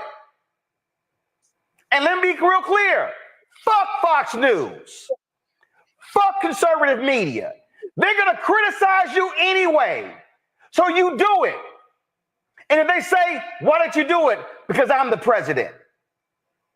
See, again, this to me is when you play a game with folk and you don't let it be known, I am the president, yo ass deal with it. And if y'all want to swing, let's swing. Recess appointments, hell yeah, do it. I'm not threatening you. The moment y'all hit that damn gavel in recess, appointment. Boom, boom, boom. Don't play games with me. I'm going to do it again. At some point, and here's the other thing, whether they want to own it or not, this is actually one of the reasons why a lot of people didn't vote for them last time, because they are responding to strength. And let me be real clear. Donald Trump is a thug. Donald Trump is a misfit. Donald Trump is a shameful, despicable human being. But what he is doing is maximizing the office of the president to its full potential. I think, frankly, he's breaking the law as well. But the Supreme Court gave him a get out of free jail card. But this is where, if you're Democrats, damn y'all rules. Again, if a Democrat wins in 28, I'm not waiting for that once a year pardon stuff. I'm gonna drop it now, move the hell on. But you know what they do? Once a year, and then the media they pick it apart. Republicans criticize, then some Democrats. Look at all the Democrats. Look at all them whiny ass Democrats, Candace, who bitched and moaned because Biden issued preemptive pardons for his family and others. And the fact of the matter is, he was right. This asshole would have investigated every single one of them. They would have ran up multi-million-dollar legal bills. And that's and that's why Biden did it. And he should have actually done it. Now, the other thing, when you talk about timing and doing it just at one part of the year, because, it's a gift of some sort, when it's really the right that a president has at all times during his presidency, is that you throw people off. You get these pardons in all throughout the year where a lot of people aren't paying attention because we are trained to look at pardons at a certain part of the year. So again, this is just breaking rules with power that you actually do have. You are right in that the Democrats have to play it a lot differently and exert their power in a different way, to a point, of course, where it's legal. But this is one of those things where you can push the envelope a little bit. And it's something that, listen, he's using effectively and using it as a campaign strategy, right? For someone who's trying to get votes if he, hopefully in his estimation, runs again. So it's all strategy, it's all marketing. But when it comes to these pardons, it is indeed power that he has that we are so much more tight-fisted with, and it doesn't serve us good. And Rebecca, remember, President George W. Bush commuted the sentence of Scooter Libby, who unveiled the name of a CIA operative. But remember, people got to remember that Dick Cheney was mad as hell because Bush did not give a full pardon. And people were really upset by that. Libby still had to pay the $250,000 fine, still stay on probation for 2 years. And that's how he did it. Well, guess what? Trump is issuing these pardons, and these people who he letting off, there are fines that have been imposed. I think the number's approaching $100 million, Rebecca, that these people don't even have to pay back. So there were victims of part of these crimes. He's like, nah, y'all ain't got to pay the money back. Don't worry about it. Don't worry about it. We good. This is, we really got to unpack this because, one, I don't support the criminal legal system that we have in this country. It does not bring justice. It does not rehabilitate people. And I don't think it's working. I think it's failing. But when we're talking about pardons, I would say having arbitrary pardons is also a problem as well. There should be a clear standard of, hey, this is what you do in order to get a pardon. You shouldn't have to know Kim Kardashian. You should not have to know other high profile people in hopes that maybe your name will be whispered somewhere in the White House and maybe perhaps you'll get a pardon. So I don't like how pardons are issued under Democratic presidents. I typically don't like how they're used under Republican presidents either. But what Trump is showing, so for the next future presidents who actually want to do good in this country, the thing that Trump is showing is how you maximize the presidency. Like, it's power. It's not absolute power, but in this world, it's very close to it. There's a lot of transformative change, a lot of positive things that can happen through that White House. And so the next person who gets in that White House, if you actually believe in the power of this country, the power of the people in this country, then use it for good. Don't be feckless. Don't be so caught up into the histrionics of what the opposition party is going to say. Do your thing, because the Supreme Court has already said that you can do so. So we actually need someone in the White House who has that power, who will wield that power, but will wield it in a just way. And bottom line is, if they're going to criticize you anyway, well, damn it, just roll with it. I just, listen, I understand need for a process, but here's a reality. And again, I accept this for what it is. I'm not saying it's great. I'm not saying it's perfect. I'm not saying all of that. But the fact of the matter is this here, is that when it just says right here, Article 2, Section 2, Clause 1, that the president shall be the commander-in-chief of the Army and Navy of the United States and of the militia of the several states. When called into the actual service of the United States, he may require the opinion in writing of the principal officer in each of the executive departments upon any subject relating to the duties of their respective offices, and he shall have power to grant reprieves and pardons for offenses against the United States, except in cases of impeachment. That's all it says. That's all it says. It actually, and I totally understand what Derek says, what Rebecca says, what Candace says. Doesn't call for a process. It literally says the power rests in the hands of this one individual. This one individual can decide for whatever reason they want. In fact, this individual doesn't even have to give a reason. They don't have to issue a press release. And what I am saying is, for Democrats, you need to toughen your ass up and you need to buck up and recognize that when you have the power, you fucking use it, because you're not always going to have it. I say it to people all the time. Obama's only going to be there 8 years, period. Not 9, not 10, not 12, 8. And when I was championing for him to appoint a black woman to the Supreme Court, not that feckless ass Merrick Garland, he had 10 months left. And black organizations, black female organizations, were scared to publicly call for him to do it. And I said, what the hell are y'all doing? The hell with invites to the White House. He is gone in January, but that Supreme Court justice could be there for the next 30, 40, 50 years. But a lot of black folks, no, we don't want to pray. And I'm just telling y'all right now, I've told this story beforehand. They had a Black History Month reception in 2016, and it was the seasoned saints and the young folk. And here we were at the White House at the reception, waiting for folks. The reception started late because the meeting had ran over.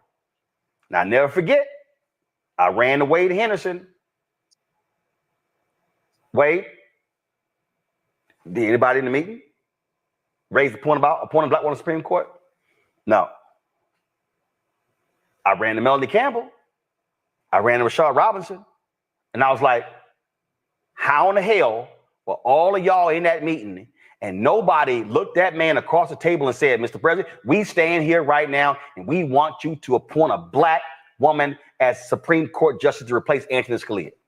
Well, some of us didn't want to say anything because Loretta Lynch, we hear she's on the short list and she was sitting right next to him. I don't give a shit if she was sitting right next to him.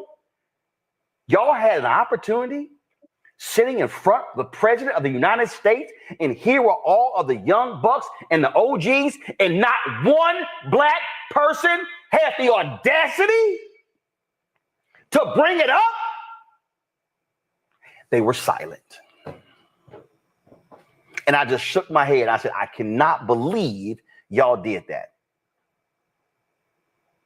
And the letter that they had written, the black female groups, they slid it across the table to Valerie Jarrett privately. I said, what the hell are y'all doing? You need noise. So what I am saying is, when you have the power, you use the power, and you use it for good. You don't let off somebody who gave $1 million at a dinner and Donald Trump like, sure, partner her son. But you use it for good. But see, when you try to play it safe, when you, What are going to be the optics? What are they going to say? What's the right going to say? What the left is going to say? You spend too much time giving a damn about what the right and the left is going to say. Then they ask, why'd you do it? Because I'm the fucking president of the United States. That's why. Next. Hello, I'm Isaac Hayes III, founder and CEO of Fanbase. Listen to what I'm about to tell you. The window to invest in Fanbase is closing. We've raised over $10.6 million of our $17 million goal. That means there's room for less than 6,370 people to invest in Fanbase for the average amount. The minimum to invest in Fanbase right now is $399. That makes you an owner in Fanbase today. Go to startengine.com/fanbase to invest. Why? Because current social apps have taken advantage of users for far too long, with content suppression, shadow banning, harmful racist content, and no real tools for monetization and equity.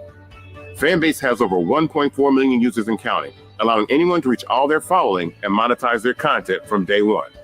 Social media is the new TV, and whoever owns the apps that distribute that content have the opportunity to own potential billion-dollar companies. While big platforms with uncertain futures are failing to serve their users, Fanbase is stepping up to fill the gap. Don't wait until it's too late. Invest now, invest for yourself and your future. Go to startengine.com/fanbase and own the next generation of social media.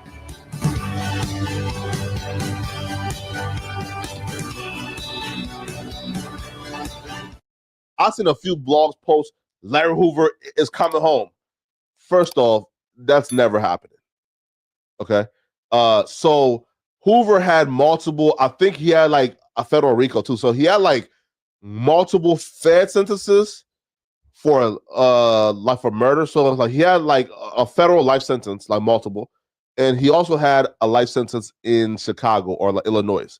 So this pardon does nothing. It's like kind of like the Derek Chauvin pardon, right?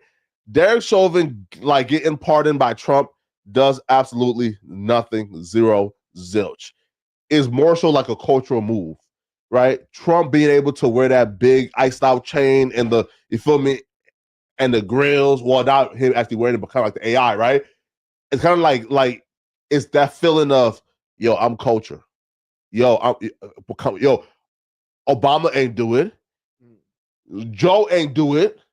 I did it. I'm Trump. I'm culture. So with this, to me, it's just like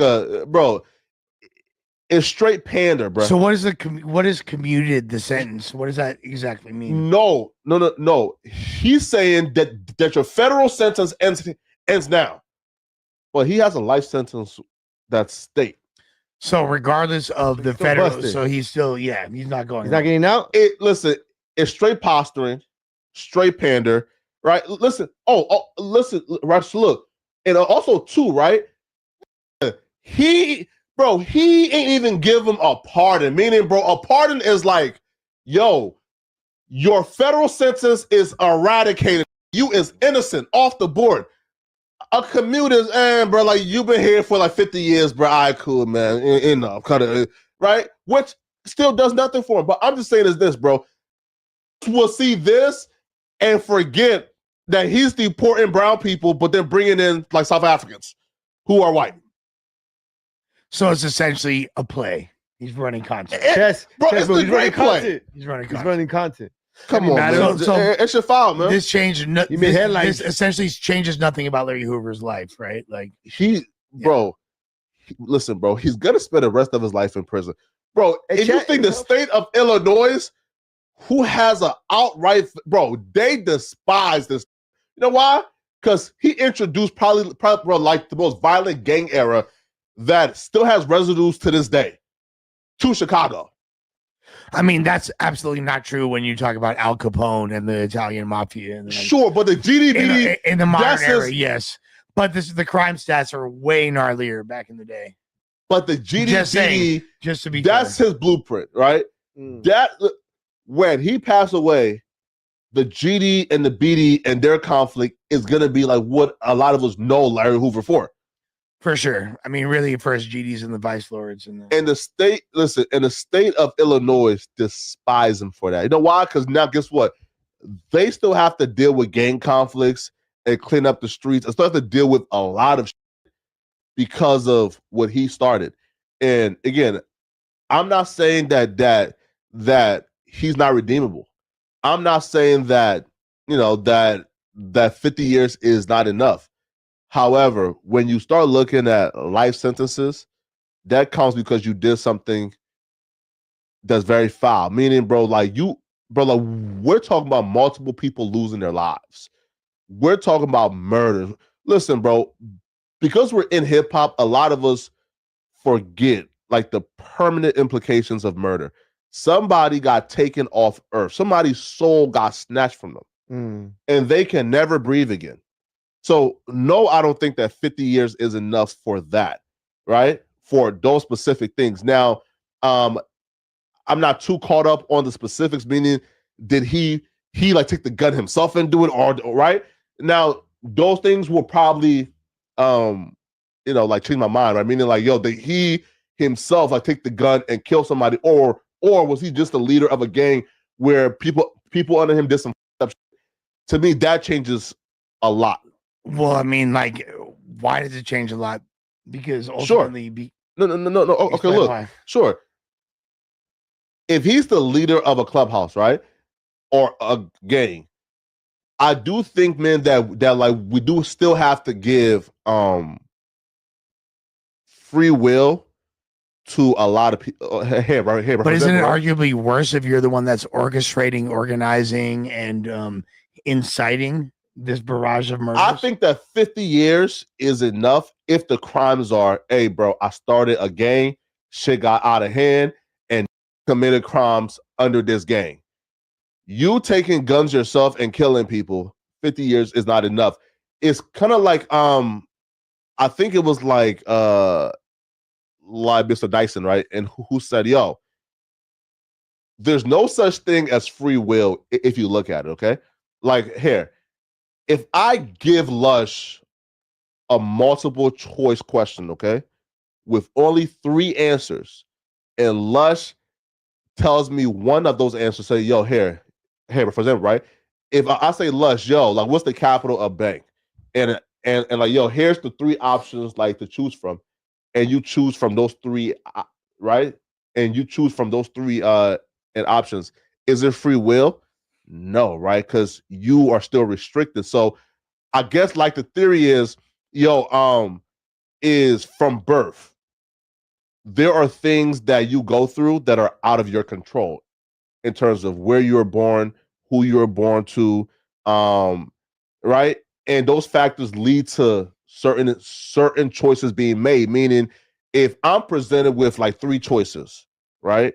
Hey, sell drugs, kill, or go to school. Okay, choose. Cool. I choose go to school. When I go to school, there's people at my school who hate me and want to kill me. So now I have 2 choices: either die or protect myself. So then I get a gun. Well, then they say, well, you chose to get a gun.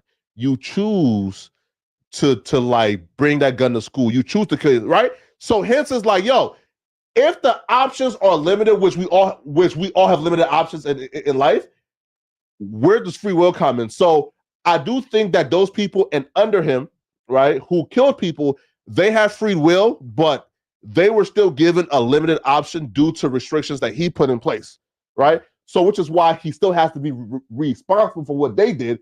But still in all, 50 years, I think, is good. But if he killed them himself, a life sentence is the only thing that, that's. But regardless, all the people out there that think that he's free or no, he's not coming home no time soon. Whatever Trump said really has no effect on his life. But he has action though. Now, right? How at the state? He has action. Get a good lawyer at the state. I mean, come on. I'll be real, bro. That's on Illinois, I guess, right? Bro, he had multiple life sentences, bro. Bro, listen, bro. There's no parole board that you're about to go to with multiple. Again, Trump did not get rid of the multiple life sentences, right? Or the crimes being committed for those life sentences. All he said was 50 years is enough. You go to a state parole board with his record and his criminal history. Now, he did like denounce like his gang, right? Like I think like 4 years ago, right? Where like, and he says, I regret it. I'm no longer GD, right, blah, blah. So he did announce it, but is that enough, man, to make up for lives that you allegedly took? I don't know. They used to say free Larry Hoover till it's backwards. Well, now Larry Hoover is free. 30 minutes ago, Donald Trump commuted Larry Hoover's sentence. He's been in prison since 73. He was convicted of a gang-related homicide in the early days of the Gangster Disciples, kidnapping and homicide of someone that had robbed a drug location that they had going on. And then, so he was serving his time in the state of Illinois. And then in 1995 or 4, Operation Headache, the feds raided Larry Hoover in his prison cell and gave him a federal case. They raided him in his state prison cell, gave him a federal case. He's been in the Florence ADX pretty much all that time, along with Jeff Fort, founder of the Black P-Stones. But yeah, Larry Hoover's sentence has been commuted. Donald Trump has been on a commutation spree, which is different. A commutation is different from I think a pardon means commutation. Look up the difference between a commutation and a pardon. But either way, I'm sure he'll be out within a couple days, or who knows, he might be out tonight. I don't know. He's in Colorado. This is totally unexpected. People have been advocating for him. I'll say this for Trump. I mean, he pardoned all the January 6 people, which seemed pretty inappropriate. He's pardoning. I think he's trying. This is what Trump is doing. Like, he pardoned a businessman the other day who stole $10 million from nursing homes of all places. The guy's mother just attended a Trump fundraiser where it was $1 million a plate to come to the dinner. So Donald Trump is selling commutations, but he's also doing a lot of commutations of all kind of people, criminals, do them in the black community, do them in this and that, to create such a wave of people being released that no one in particular gets that much looked into. Now, he's certainly not the first president to sell commutations and pardons. One of the things that really put a stain on Bill Clinton's presidency, I mean, even if you didn't think the Monica Lewinsky thing was bad, and it was, I mean, having SEX with an intern in the Oval Office. Like, if a McDonald's manager gets filleted by the fry girl in his office, he'll be fired and McDonald's might get sued. But he let a guy named Mark Rich, shady character. He financed a lot of those real brutal mines in Africa where they pull rare metals out of the ground, and then he didn't pay taxes. He was wanted in the U.S. for years and was living in Switzerland, so he couldn't be deported as a billionaire. Clinton pardoned him for no reason other than there had to have been some money exchange. So Trump isn't doing anything that others haven't done, but he's taking it to a new level. But he's freed Larry Hoover anyways, which is the point of this post. For you, those who don't know Larry Hoover, I've done several long things on him, or stories on him. He had a gang called Supreme Gangsters, which came together with David Barksdale's disciples to become the Gangster Disciples, super gang. So Chicago had these super gangs by the late 60s, the Gangster Disciples, the Black P-Stone Nation, the Vice Lord Nation. Vice Lords, too, were also a agglomeration of a bunch of different gangs, Apache Vice Lords, unknown Vice Lords. Larry Hoover was a guy that grew up in, not like, he's not from a project, so he grew up in kind of a good, working class household. His gang was known more for getting money and being Slick, the disciples, were more on the violent side, so they came together and formed this union. David Barksdale was shot kind of under mysterious circumstances not long after, and had kidney problems and was getting weak and died several years later. But by that time, Hoover was in prison. Hoover went off count in prison at one point when he was fighting. He ended up getting 200 years for the homicide of what was the guy's nickname? Was Pookie or something? Well, anyways, he was facing 200 years. He went off count when he was fighting the case to try to say he wasn't a gang member, and there was an attempt on his life by Don Durkee on the BD side. But the GDs didn't let that happen, and then Hoover went back on count. He was infamously running the GDs from a comfortable place in the early up through the mid-90s in the Vienna prison in Illinois. 60 Minutes showed how plush he was living there, and the feds, to get him, had visitors. Well, they bugged people that are going to visit him who he was exchanging gang orders with.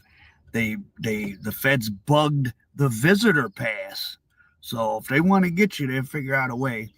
And they gave him a racketeering, saying that he was extorting all the drug business in Chicago that was in Gangster Disciple territory.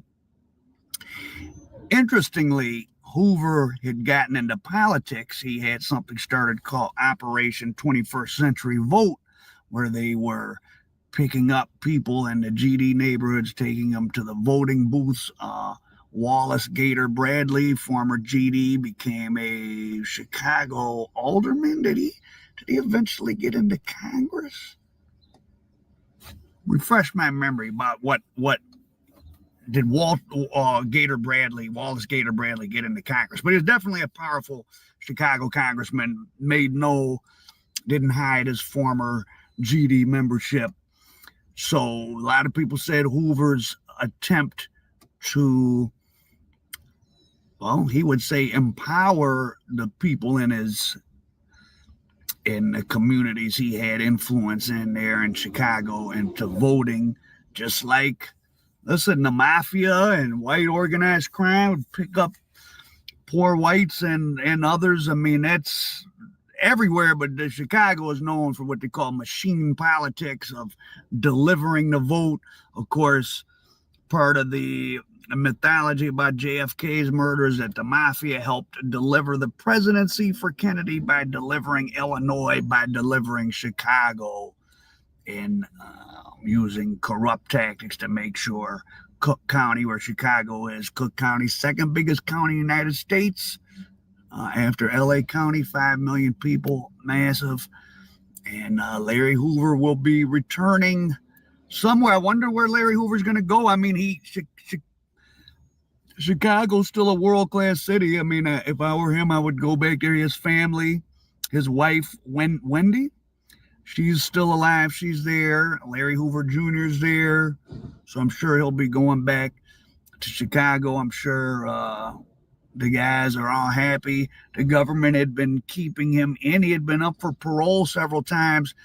Federal prosecutor, mind you, he's in the Florence ADX where you're supposed to have very limited communication. They were saying he was still, authorizing hits and who was supposed to be on the leadership board of the GDs, which I said in stories I did that I found unlikely to be true. I mean, he was under very difficult communication circumstances. It's amazing. Some people's will to live. He's still alive. He seems to be in okay health. I don't think Larry Hoover is going to be somebody. Well, who knows? Are we going to see Larry Hoover on Vlad? I hope not. If he does want to do an interview, he should do one with serious journalists.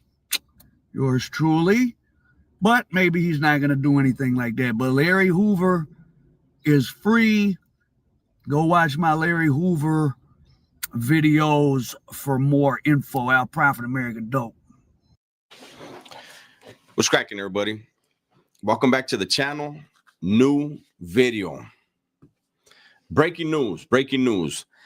I was just kicking back and I received a phone call, and The news was that Larry Hoover, the legendary former gang leader, gang member from Chicago, was being released. I was busy doing something else when I received the call, and while I was talking to the person, I said, well, hold on a minute. Let me look at something. I pulled it up, and it turns out that Donald Trump commuted his sentence. Larry Hoover was originally imprisoned for a 1973 murder, and then later was convicted in 1998 for operating a criminal enterprise. I wrote it down right here. I have some notes. And in recent years, he has renounced his criminal activities. For those of you that know, those of you in Chicago, this is big. I don't know how it's going to be accepted all across Chicago.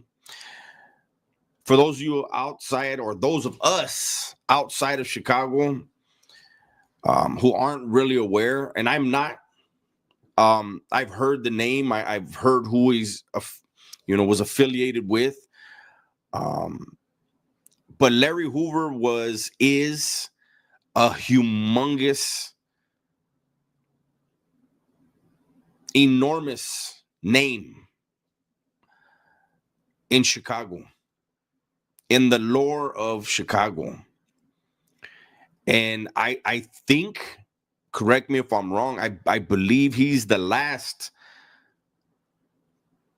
I don't want to say the last of his breed. I don't want to say it that way, but the last of his ilk. Those old gangsters, those old black gangsters from Chicago who formed and set in motion what is currently tearing up the streets of Chicago, the black communities of Chicago. I know there's another one that I recently saw. I don't remember if he's from the same neighborhood as Larry Hoover, but I just wanted to say congratulations to the Hoover family. I know that you guys have been fighting for a very long time to bring Larry Hoover Sr. home. He's now home. I'm interested to see what Larry Hoover's life experiences and voice can do for the streets of Chicago, for the youth of Chicago, for the black communities of Chicago. I know that it's going to be overwhelming initially because, I did 24 years. I did a little over 24 years. And when I got out, I hit the ground running. I didn't have media outlets and producers and whoever else wanting a piece of me, some of my time, my story, some quotes from me. And that's what Larry Hoover's going to have to deal with. This is someone that his words are going to matter.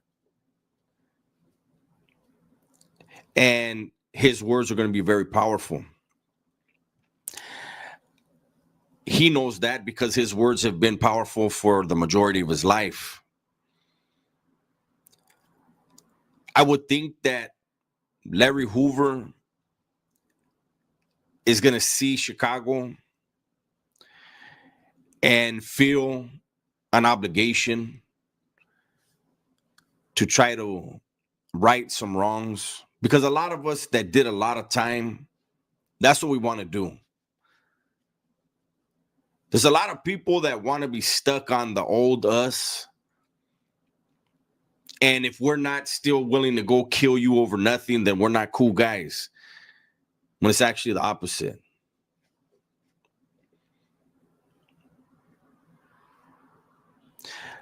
A friend of mine is a friend of the Hoover family, and he's the one that called me.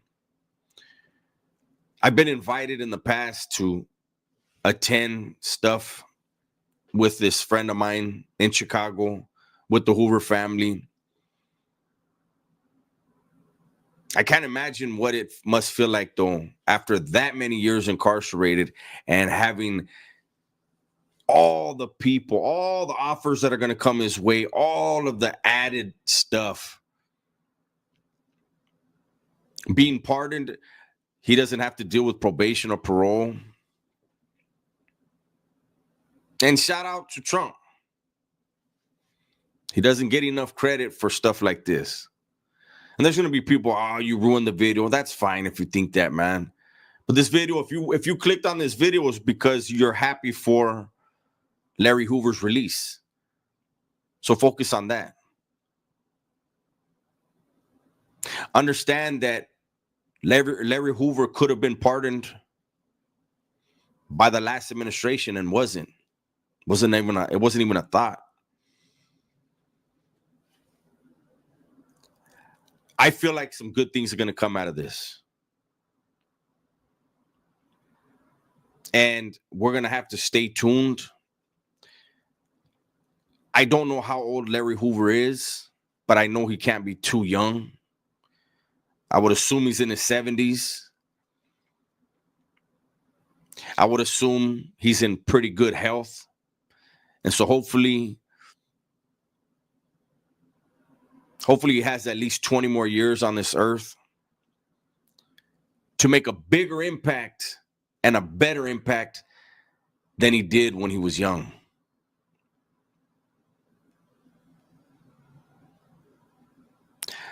I can imagine all the foods he wants to taste, all the things he wants to do and see. And his family's going to see him and probably trip out on the eyes that he has for the world because they're brand new. It's like if a grown man was a newborn baby.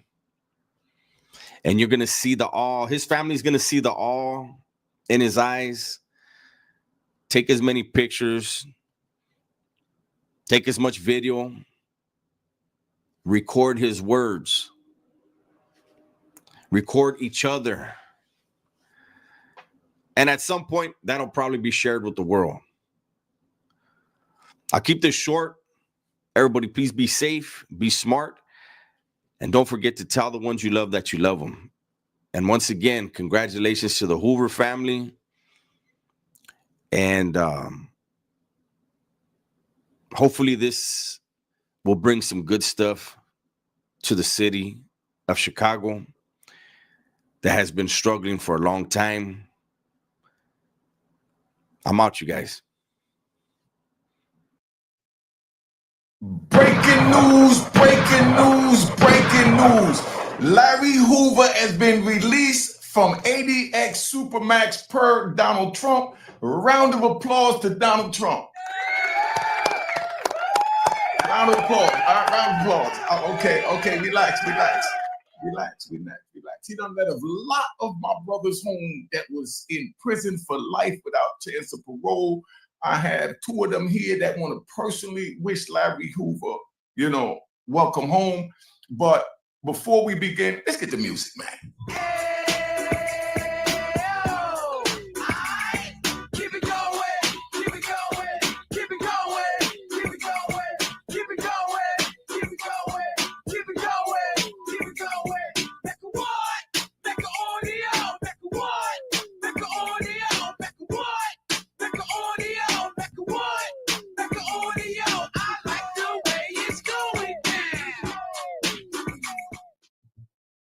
You know what it is, Unique Mac Audio, man. Larry Hoover has been released from federal prison. If you don't know who Larry Hoover is, I'm going to give you a short synopsis. And I got Akbar Prey here, I got Jojo Capone, and I got Notulus, a.k.a. Not. He's going to tell you who he is. These is all official brothers. And I just want to say that, man, law is good, Big Dirk, he's home, Lil Durk going through it, but that's why we got to come together and push forward. And but now let me tell you a little something about Larry. Larry Hoover is 73 and from Jackson, Mississippi, is a former gangster and the founder of the Chicago street gang Gangster Disciples. In 1973, Hoover allegedly ordered a murder and was sentenced to 150 to 200 years in Illinois State Prison. A federal investigation later led to his conviction for running a continual criminal enterprise, aka a CCE. I was charged with a CCE. A CCE is saying that you continue to run a drug enterprise. That's a violation of Title 21. It's kissing cousins to the RICO that they're using on all the rappers now. Young Thug, Diddy, Lil Durk, they all kissing cousins. With the RICO, you got to have 2 predicates. The CCE, you got to have 3 predicates. And with the RICO, it got to be carried more than a year and a day. And with the CCE, it has to be a drug charge, and that's the way that works. Now, where Hoover is at. Hoover was imprisoned in ADX in Florence, Colorado, locked up for murder, conspiracy, extortion, continuing to engage in a criminal enterprise. His criminal penalty was 6 life sentences from the beginning, his upbringing. Hoover was born on November 30th, 1950 in Jackson, Mississippi. He moved to Chicago, Illinois at the age of 4. At the age of 13, Hoover dropped out of junior high and joined a gang called the Supreme Gangsters when he was involved in petty theft and muggings. In 1968, Hoover was romantically involved with Wendell Jenkins, with whom he shares one of his 3 children. They were denied marriage by the Illinois Department of Corrections until January 9th, 2020. She stuck with it. That's true love. Round of applause to her. Round of applause to her. All right, relax, y'all. Relax. Let me finish this. Right. So now Hoover was formerly associated with the GDs, with the GDN lieutenant, Marion Taylor. He also was involved himself in fighting cold cases about murders that are only now coming to light. Also tied to the organization. Of course, they had to throw one of those in there. So forgive me for putting it there, but I had to let it know what it is. Now, the criminal history, 1973, William Young was murdered. On the evening of February 26, 1973, William Pookie Young, a 19-year-old neighborhood drug dealer, was abducted and later shot dead in the alley near 68th Street and Union Avenue in Inglewood, a neighborhood on the south side of Chicago. His killing was ordered by Hoover allegedly after his name was mentioned as one of the 3 people accused of stealing drugs and money from the gang 6 days earlier. Andrew Howard was arrested on March 16, 1973, while Hoover went in hiding in Chicago. On September 21st, 1973, Hoover was driving a stolen truck and was asked to stop for a traffic violation. He tried to run away from the scene, but was arrested. The police also discovered that he was also wanted by William Young's in William Young's murder. Now, in October 1973, Howard and Hoover were both indicted for the murder, and in December, both were sentenced to life in prison and 200 years in prison in the state. However, Hoover was sent to Statesville Correctional Center in Crest Hill, Illinois, to serve out his term. 1997 is where the criminal enterprise came in from what they said Hoover did while he was in the prison. So the enterprise didn't come from the street. This was a separate charge, and that's why it's a federal charge. And right now, President Trump, the honorable President Trump that pardoned me and a few of my good brothers, and hopefully he'll get the rest of them. But, in 1997, he was sent to ADX, and that's what he was pardoned for, but he's still waiting sentencing on some charges that they held in the back just for situations like this. In case he would have won his appeal, then they bring this up. So now, even though he's free, he got to go to Illinois and deal with the Illinois situation. So he's not all the way out yet. The fight still continues. Now, while in prison for murder, on August 22nd, 1995, after a 7-year undercover joint investigation by the Illinois Department of Corrections, Federal Bureau of Investigation, Federal Bureau of Alcohol, Tobacco, Firearms, and Explosive, however, was Hoover was indicted for conspiracy, extortion, money laundering, drug-related offenses, and continual criminal enterprise while in prison. That's what he just got pardoned for. See, I can't give it to you no more clear than that. Now, a lengthy federal investigation using wiretaps led to Hoover getting arrested. Prosecutors alleged that his gang had 30,000 soldiers in 35 states and made $100 million a year. He was arrested at the Dixon Correctional Center by federal agents and moved to the Metropolitan Detention Center in downtown Chicago to stand trial. In 1997, Hoover was found guilty of all charges. He was sentenced to 3 additional life terms in federal prison. Hoover is currently serving his sentence in ADX Supermax until today, when the Honorable President Trump pardoned Larry Hoover. Attempts to appeal.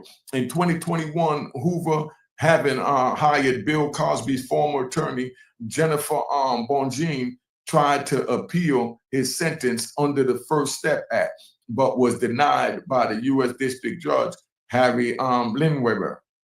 Now, gang and its impact. Now, this is what they're trying to go on right here. Now, in 1969, Hoover and David Barksdale called a truce and decided to combine both of their respective rival gangs, Supreme Gangsters and Black Disciples, together to become the Black Gangster Disciples Nation, BGDN. Now, the death of David Barksdale and Disciples takeover. In 1974, after the leader of the Black Disciples, David Barksdale, died of kidney failure stemming from injuries incurred in a 1970 assassination attempt, however, took over the reins of the Black Gangster Disciple Nation. He deemed himself as a chairman of the crew. At the time, the Disciples had control of Chicago's South Side turf.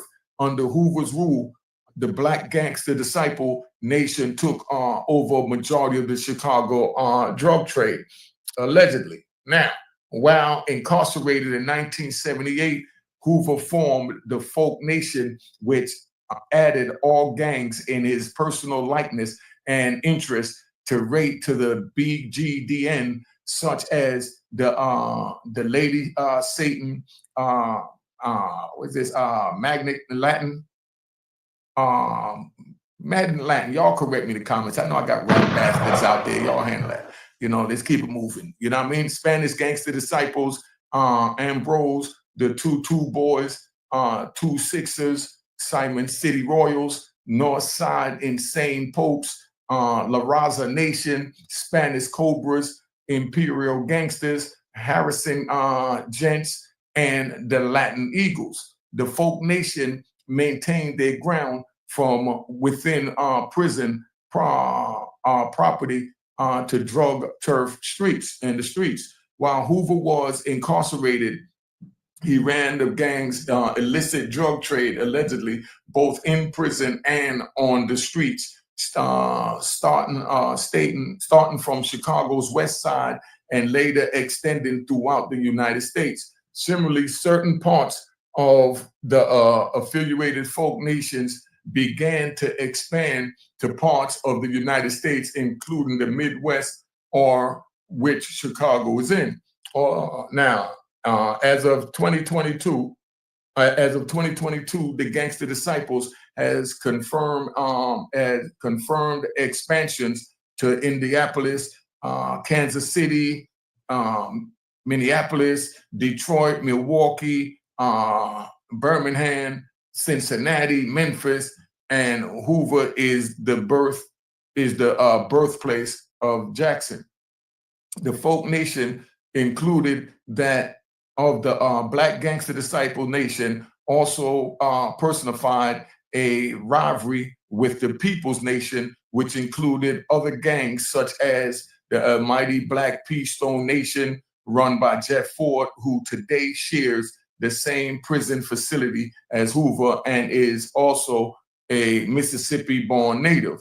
Almighty Vice Lord Nation, Latin Kings, McKay Cobras, Southside Almighty and St. Pope's. The Southside fraction were rivals with the Simon City Royals, Satan Disciples, and 2 Sixes, causing them to splinter themselves from the Northside fraction, Almighty Saints, and the Four Corner Hustlers. The Gangster Disciples also engaged allegedly in a city rivalry with South Memphis crew, the love murdering gangsters, formerly LMG Mafia, right? So then we got disputes with the Black Disciples, right? Yeah, we almost done, so we're gonna finish this. Disputes with the Black Disciples, you know? All right, so dispute with the Black Disciples. Okay, in 1989, the Black Gangster Disciples began having leadership problems as they noticed Hoover's leadership of the Folk Nation Alliance deteriorated once he shifted his sole focus towards the now splintered Gangster Disciples. Allegedly, the decline of the BGDN leadership infuriated a majority of its members and resulted the two gangs separating into the Four Nation Gangster Disciples and the reincarnated Black Disciples. One instance of this split and later almost whatever, we good. All right, but now I'm gonna bring up Jojo Capone so he could correct anything that I may have said wrong. That's why I have Jojo here. Jojo, come to the mic, you know. Jojo all over the place, but we're gonna get him there. But you know, that's where we at. So right now, I'm gonna bring up Michael Knock Palmer, and he wants to say welcome home to Larry Hoover. Sit still in the mic now. Larry, greetings, Larry. The last time we met was 29 years ago. Terry Hutt. I was a young man, just got convicted, a super kingpin charge of first in Washington, D.C. before Rafer Sedman. Like I was explaining through the doors, we were in the Cuban unit. On your way to ADX, they took you through there. I just got a stabbing and I was in there. And I was asking you, what's the difference between folks and people? Because to me, it meant the same. And you was trying to explain, but we couldn't. There was a lot of noise. I want to thank you. Thank you very much for those words of wisdom. I also want to let you know that congratulations, and it's time well overspent. One thing about God is that He'll use whoever is in power, no matter how people see. I thank Trump very much too, because if it wasn't for Trump making the First Step Act retroactive, the statute, I wouldn't be here myself. And right now, like I said, it has humbled me. Society has changed tremendously. I'm a father of 4, and I'm a grandfather of 10. And that's the beautiful thing, man. You're coming home at a good time. You look good. You're still healthy. You got a good support team. Just enjoy your grandkids, brother. And with that, I'm going to end that like I always do. One love.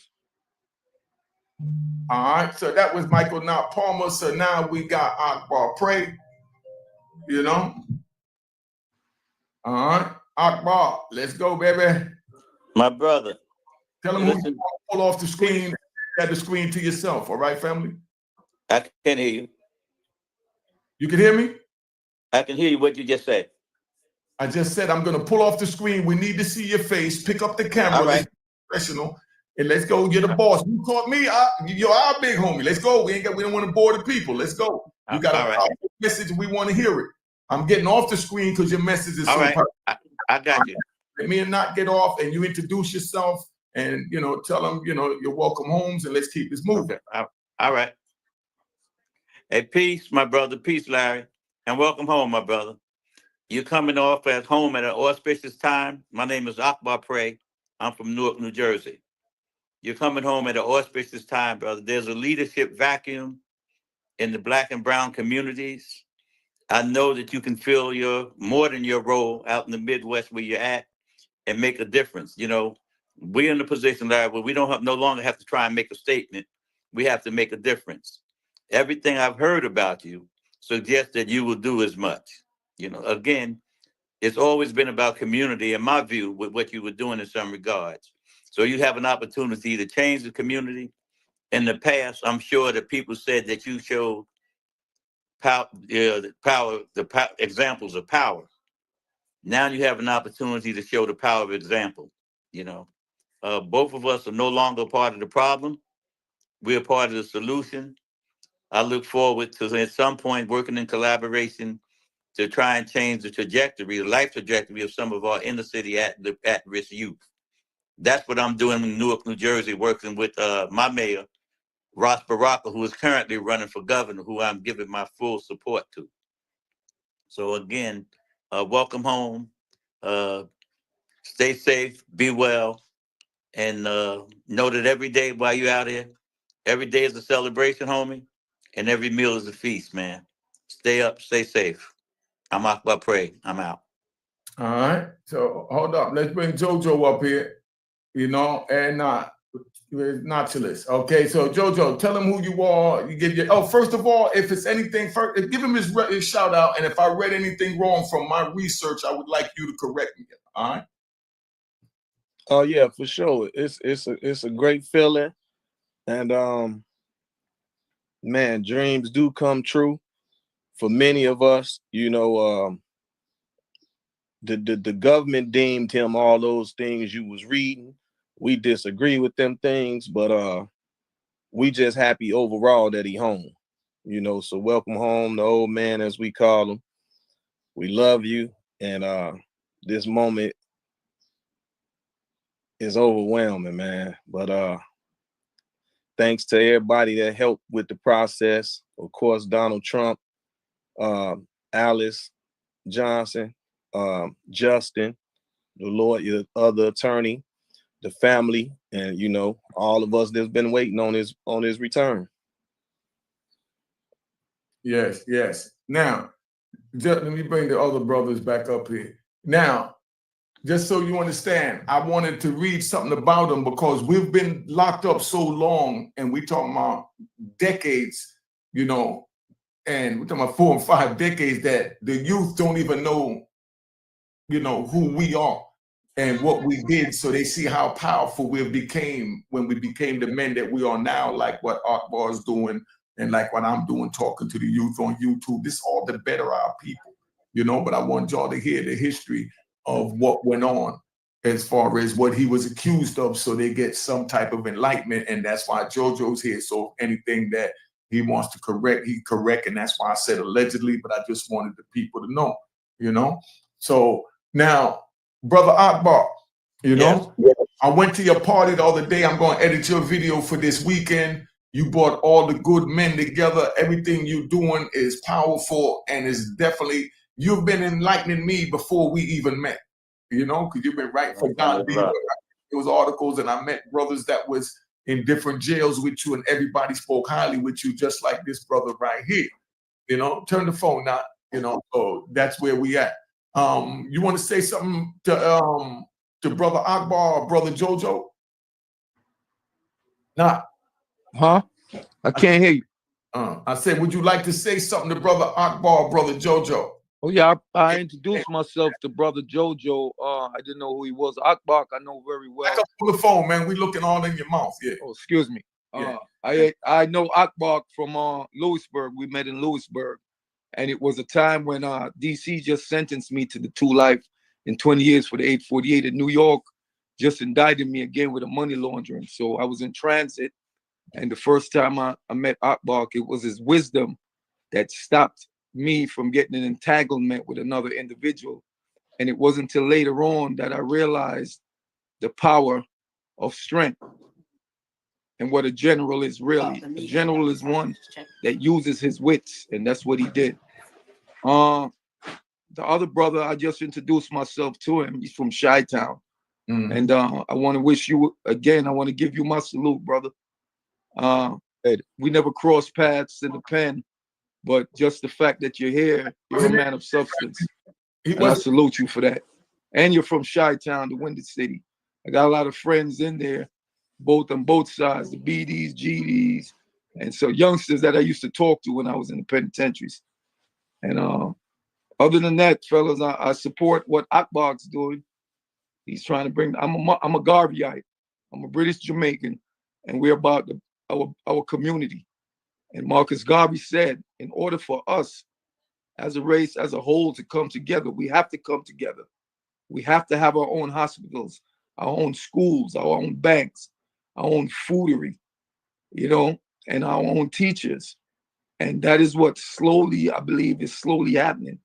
I say, excuse me, I have a cold. I say that every generation rewrites itself. The generations today, they're knowledgeable, they're smart, they're intelligent, but they lack wisdom.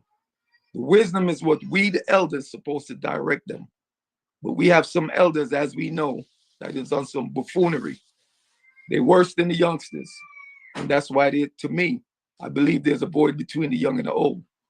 I can only use from my experience what I did, when I spoke to the gang members inside the penitentiaries.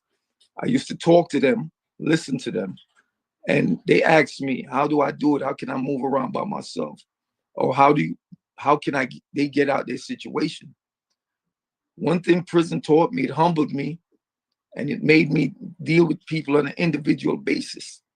And when I did that, I realized that although we're all put in one spot, we're all from different walks of life.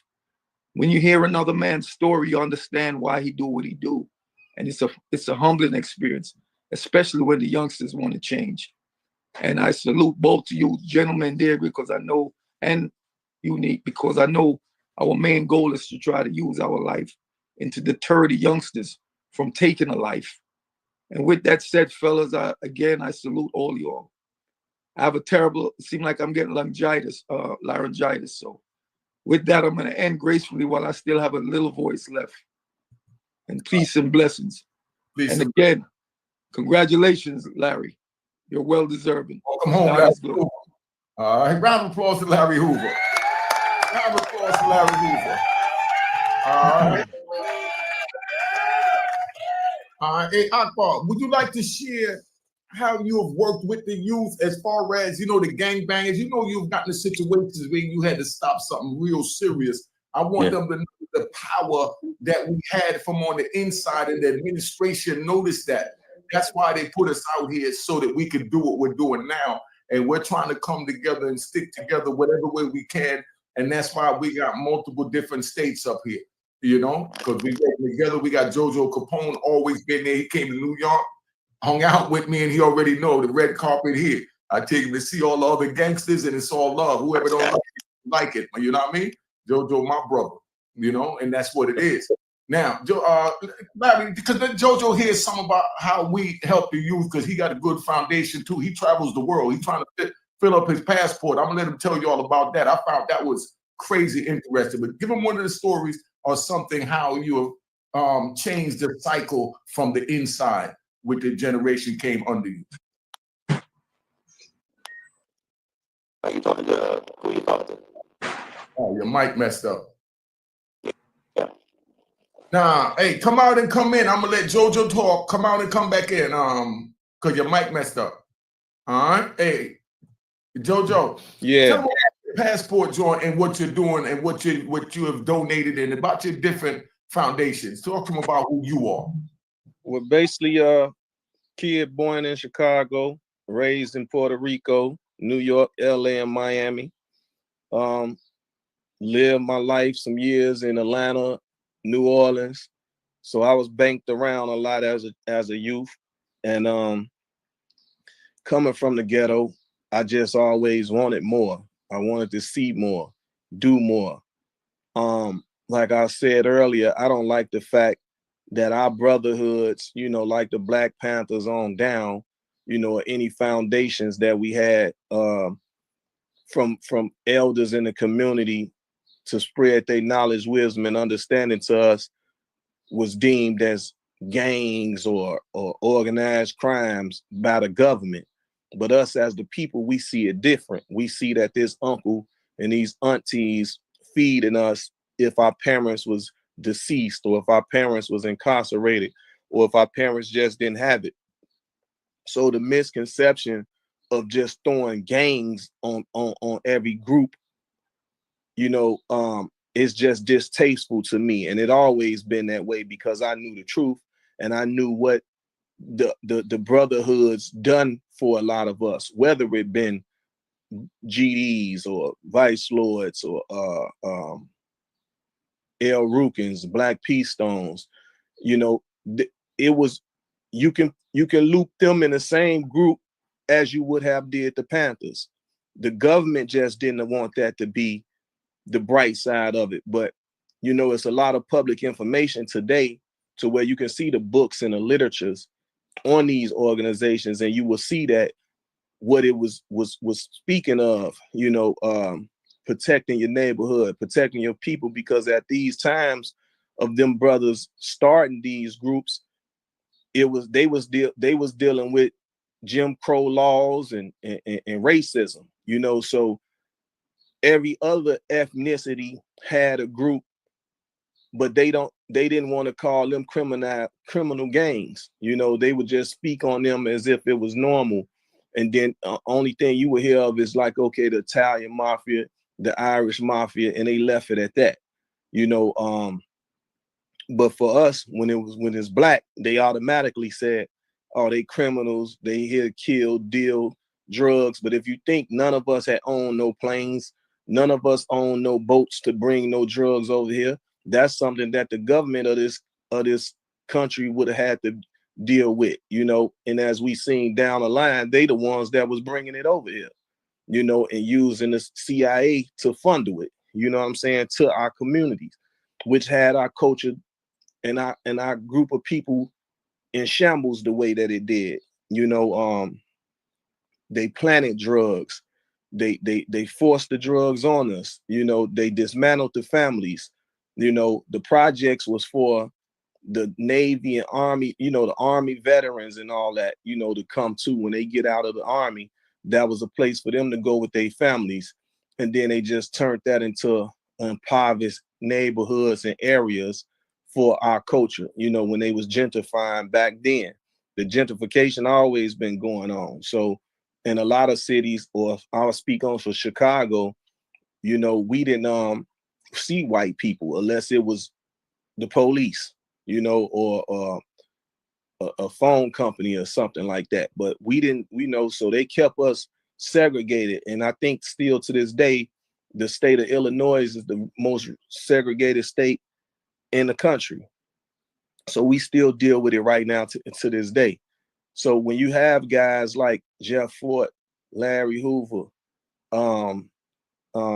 Vice Lord members, you know, that came through, Mickey Carwell, you know, the MCs, and all of them had their groups of people trying to help the youth at the same time. The same thing that Akbar saying he's doing now, the same thing you doing, Unique, same thing I do. It's just a cycle repeating itself all over again. We distance ourselves from any negativity, so that way they don't do the same thing that they done to the brothers before us. As soon as we try to help our community and culture, they gonna put that jacket on us, you know. So we got to learn how to stray away from that part. And if you can't have 1 foot in the street and 1 foot out, because that's what allows them to keep saying we just using everything as a front, because that's what they love to do. Oh, that's a front. He's not really trying to help the community. He using that for drugs. He using this for this and that. And then they still playing they same games with planting this stuff on people. You know, they send us through hell and hot water to try to get grants and things that we need to, you know, they stripped everything from us. So by us not even have the finance that we need, they feel like we're going to resort back to the streets or to some criminal enterprise to try to get money to do right for our people, when it shouldn't have to be that way when we got these resources here for us to do. So that's why I tell the youth all the time, you can live the same way that you think this person is doing wrong to get their money. You can live that same way without doing nothing wrong. And I give them examples. You just got to have discipline. You know, you save your checks for three to 4 years. You can buy whatever car you want. You fix your credit. You can get the house you want. You know, so even though the Congress and them was just passing certain laws that they wasn't giving us the same loans, or they was giving higher interest rates on the properties that we was trying to get just by our last names, you know. So it was a lot of racism plaguing the property and trying to buy homes, and whatever you needed a loan for, it was racism within that, you know, to where they didn't give it to us. Or if we tried to sell a home, they depreciate the value, you know. So people was having to send a white couple that they was cool with into the home to get the rightful money that they was asking for, and then, you know, break them off and give them a piece. But that's this backdoor stuff that was going on, just even in the real estate business, you know. So we never can get over the hump of the racism that plagues in America. So we got to do everything that we can, think smarter, work harder, you know, to get where we want to go. But for the most part, I would love to say, you know, publicly, that what Larry set forth for us, Jeff Fort set for us, and others that I mentioned set for us, it was the teaching us about school, knowledge, wisdom, understanding, you know, don't do drugs. Like it's public record on the laws and policies that was set forth by us, you know, in our culture. And it wasn't nothing to do with harming nobody, you know what I'm saying, hurting nobody. It was love, life, and loyalty, you know, but they don't speak on those type of things. But I want y'all to do the research on your own, so it don't seem like I'm just taking up for my city or speaking good on my city, and y'all hearing about what's going on in my city as of today. But it's no difference. It's just magnified with these cameras all over the place. But it's the same thing. These youth are on these prescription drugs and this alcohol that's on every corner. So I saluted the pastors that was getting a lot of these liquor stores shut down on every corner. We didn't need them. So, you know, anything that was harmful to us, do away with it in our neighborhoods, and you can see our people thrive. So that's where I'm at today. You know, stay away from all the negativity and just push the positivity. Once again, you know, much love to Larry Hoover, much love to the family. We always been impatiently waiting for this day. So he's finally home. Hopefully he can come home, finally touch and hug the family, see the grandchildren, get some fresh air, go on some of these islands, enjoy the weather, man, in the rest of his days, live it comfortably and peacefully. So with that, salute to you, Unique. I hope the brother not health get better, and much love to Akbar. Keep doing what you're doing. And my guys that's in Newark, I stay in tune with them, so I know they pushing the same movement and trying to help keep the streets clean as well. Mm-hmm. Okay, Akbar had to step away. I want to thank everybody for tuning in. Akbar, you there? Yeah, I'm right here. All right, come in the camera, family. All right. Yeah, so you want to tell them about your foundation if you didn't already? I don't even remember because you was off the screen. You got something you want to say so we could get off and give you the floor? Okay, yeah. All right. So I've been peace, home y'all. about. Akbar take the stage. Peace, salute. All right, peace, Black man. All right. I was sentenced to life without parole.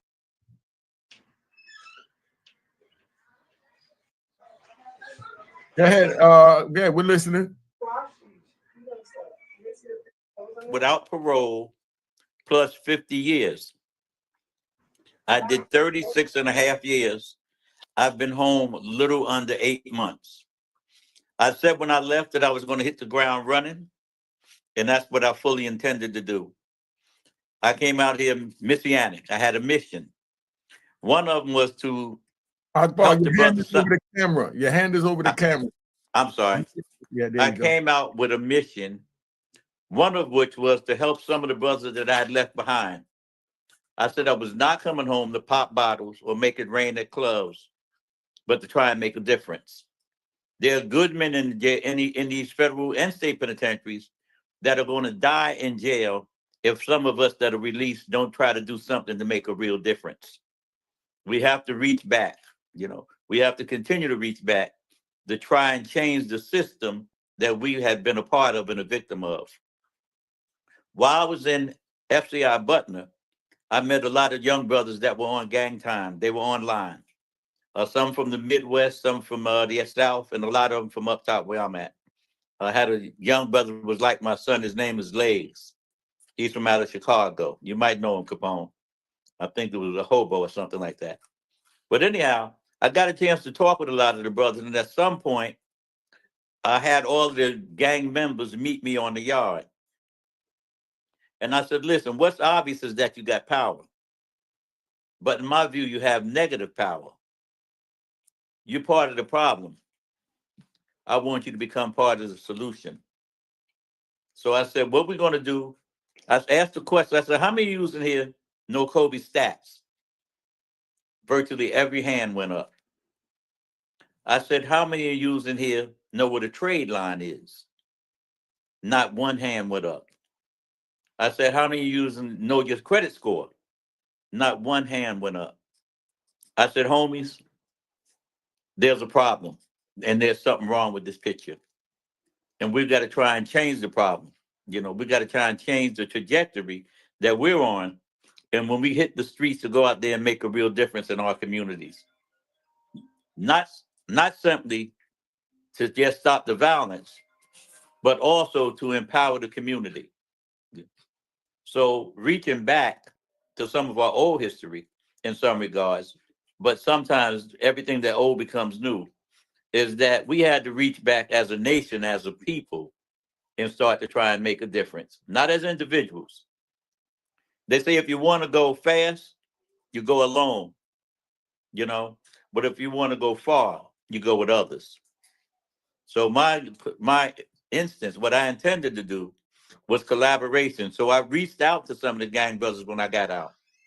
And in Jersey, the gang situation is different. They're no longer beefing about colors. They're doing collaboration.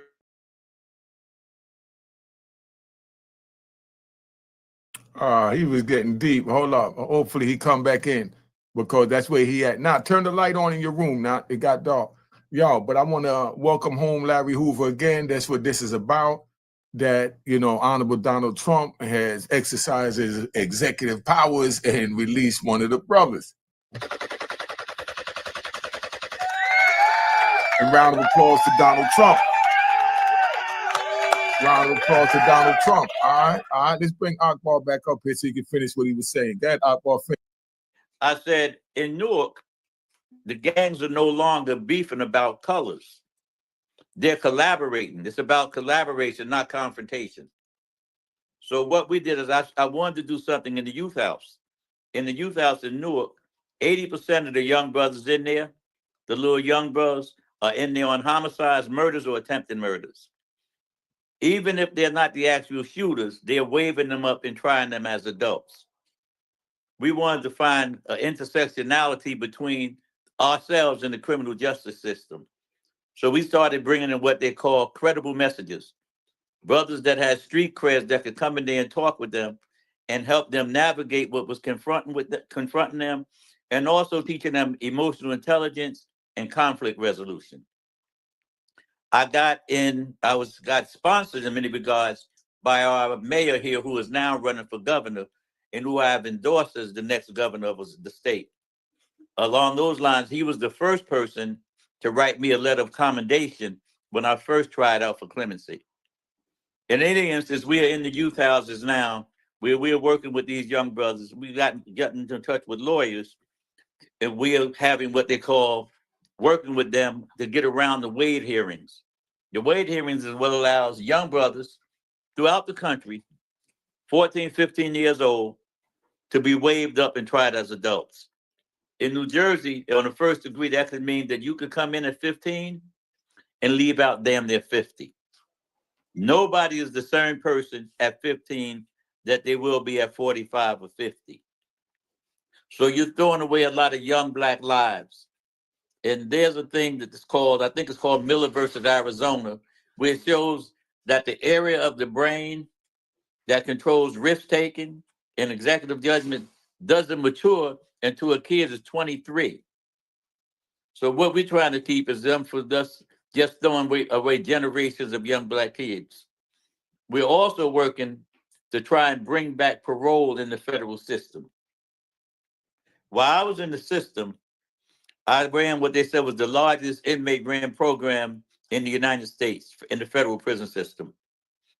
I did everything in the system but find a cure for cancer, but it never moved the needle.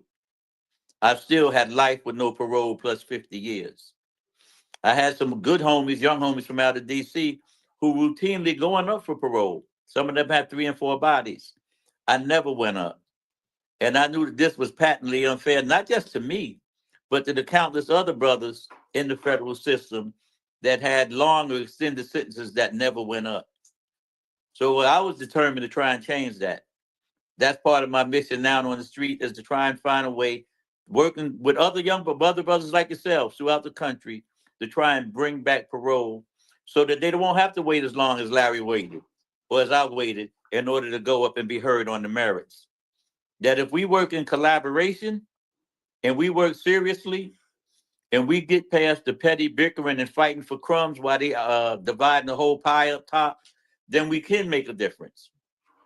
You know, in fact, we have to, because we can't look to anybody. The man on the white horse doesn't exist, and we are the solution to our own problems. So we have to collaborate. We have to get together. We have to join together like we're talking now. We have to do this more often. We have to do this frequently. And we have to bring, you know, they say that the sum is greater than the weight of its parts. We have to bring collaboration in the synergy of working as one unit on whatever our problem is as a people. So I'm glad that Larry's home. I know he's a thought leader. I know he's a leader, not a boss. You know, when you're a boss has to give a command. A leader can give a request. When the boss goes or falls, they say that nigga's broke. He's gone. When a leader falls, they say that's our leader. Larry's been a leader. We have to lift him up. So we have to redefine ourselves, brothers, not as bosses. We ain't written and giving commands. We're bending to our brothers and giving requests. So, I mean, to that end, this is what I'm doing in Newark. I'm hoping that this is a template for other brothers to do it across the country and to empower our communities. Once we stop the violence, then we also have to empower the communities. Where do we go from there? So this is my mission. This is what I'm on. This is what I'm about. Like I said in the past, I showed examples of power. I returned back to my city to show the power of example. So Larry, stay up, man. Stay safe. Enjoy the rest of your life. Like me, you're probably a great-great-grandfather. You know, so I'm going to spend a lot of time with the kids, but I'm also messianic. I'm going to spend these years trying to make a difference, man. I'm sure that you will too, bro. Stay up, stay safe, man. My name is Akbar Pray, and I'm out.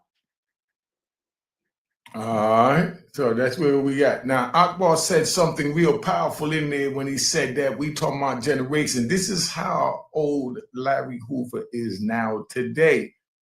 This is how young he was when he went in, so that you understand what I'm saying. He went from that to that. They have no problem taking your lives away if you violate the laws of this country. And that's why we stress here, do not violate the laws.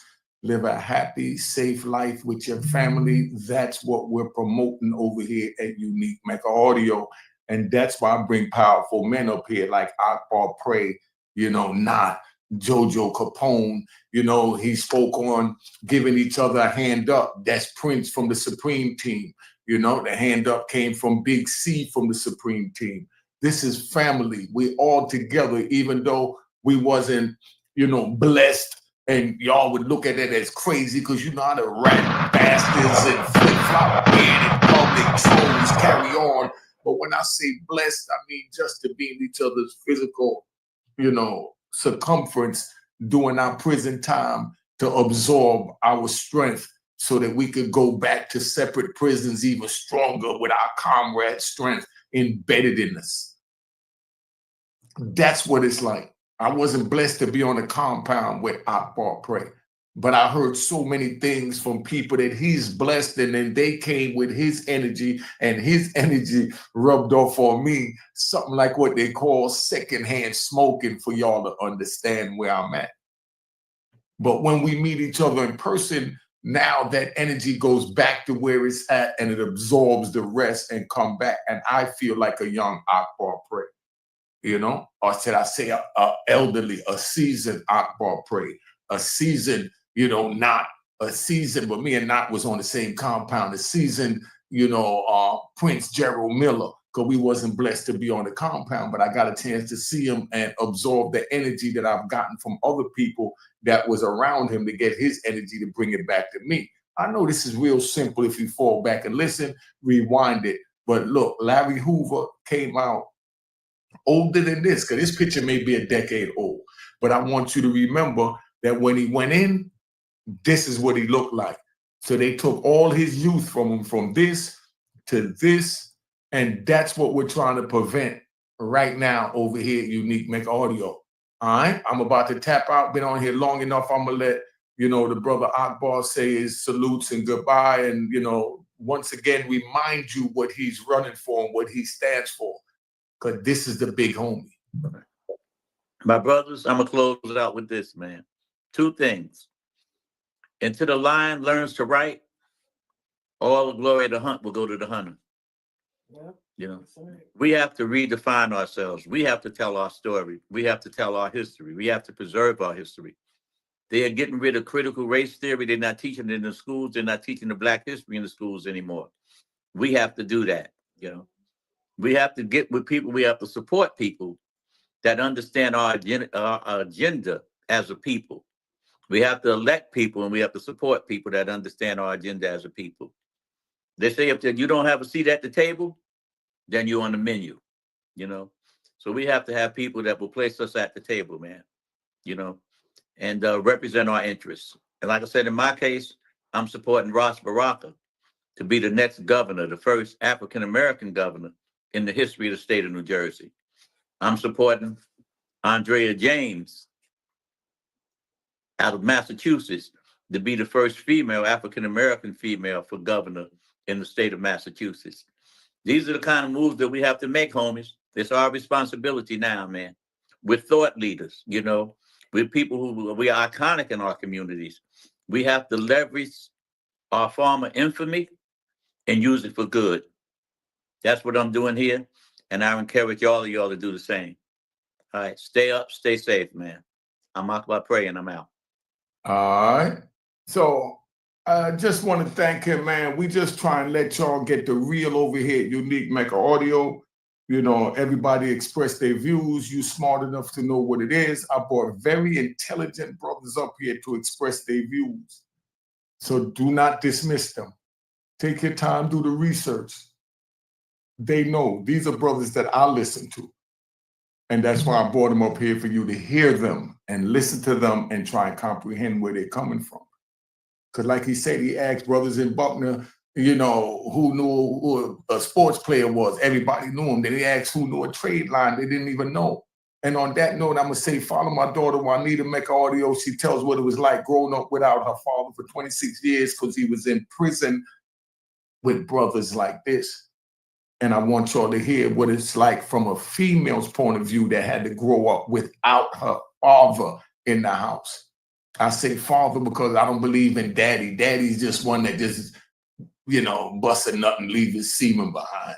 A father is one who furthers one education to the next level. And that's why I introduced my daughter to the YouTube, being that I came home and I found a lane. I'm bringing her in and I'm able to showcase my brothers like Akbar Praise, like JoJo, like Not, like Prince. I could showcase their views like Lou Sims, like Faris, Peter Shue, Kevin Childs, Gangster Lou, you know what I mean? Bootsy, Street Knowledge Podcast, you know, I mean, that's what this channel is about.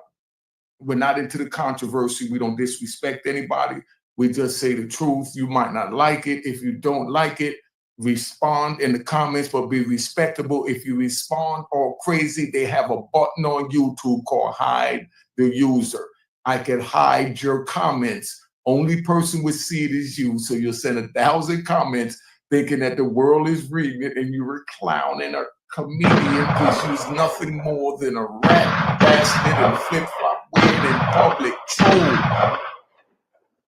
Just fall back and let the people get the wisdom. Akbar spoke a lot of jewels. JoJo spoke a lot of jewels. Not spoke a lot of jewels. I bring nothing but the best. Let's tap out. All right. Cheers, cheers, toast the crime, toast the crime, the crime, the crime, the crime.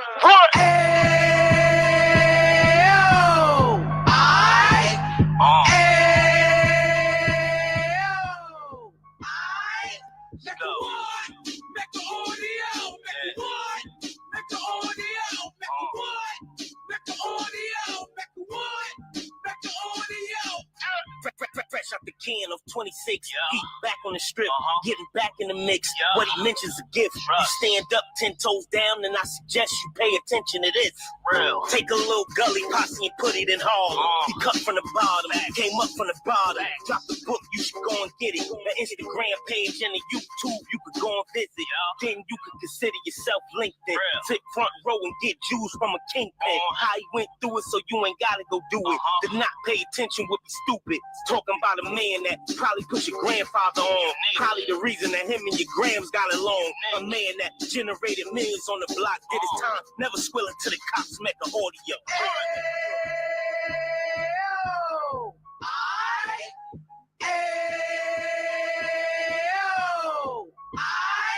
Make a one, make an audio, make a one, make an audio, make a one, make an audio, make a one, make an audio.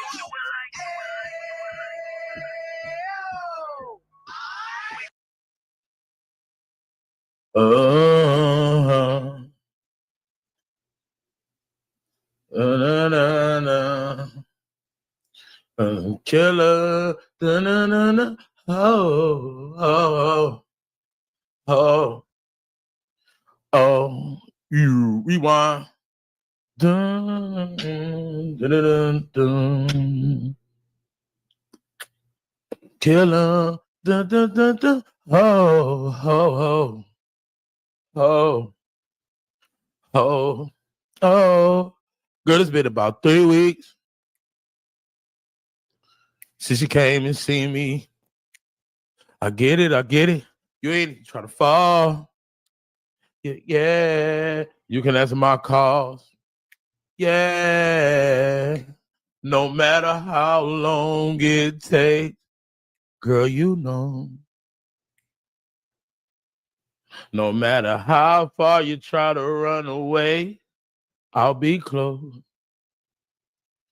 I'ma let you up in these thoughts of mine. Who you been giving all your time? Girl, love like mine is hard to find. And you give me such a hard time.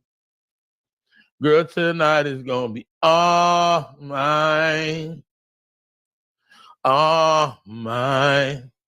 You know you can wake up, yeah. And you gave me a hard time. Hard. Say you keep coming back. What happened to that? Is it too good? Did I hit it too good? I made you run from that. You'll take it all, make it shake and shift. Cause you be acting fickle. Oh, I'ma make you ride like a bicycle. You mean once you come through, once you don't, and it's coming through. But then all these thoughts mine. Baby, you be giving all your time. Girl, that mine is hard to find. What's up, man? They done let the GD through the dope. They done let the GD through the dope, nigga. They done let the GD through the dope. Through the dope. Through the dope.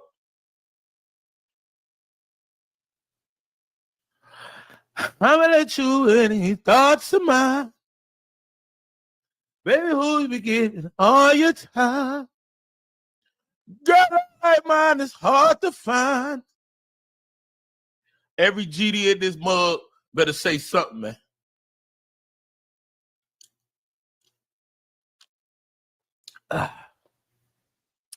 Woo, that's good. That's very good. What's up, my people, man? How y'all been, man? Yeah, I told y'all AK-47 is back, baby. All the news every time. Live streaming, man. Block all these false flagging ass niggas up out here. Y'all ain't no GDs, man. I don't even want to hear it, man. All y'all ain't no GDs in here, man. You're false flagging like a motherfucker. Yeah, GD, BD, 1, 2, 3, ABC, and Z. All that shit. Y'all false flagging, man. I don't want to hear it. Y'all all ain't gang banging. Y'all ain't been in that tank, jumped in nothing.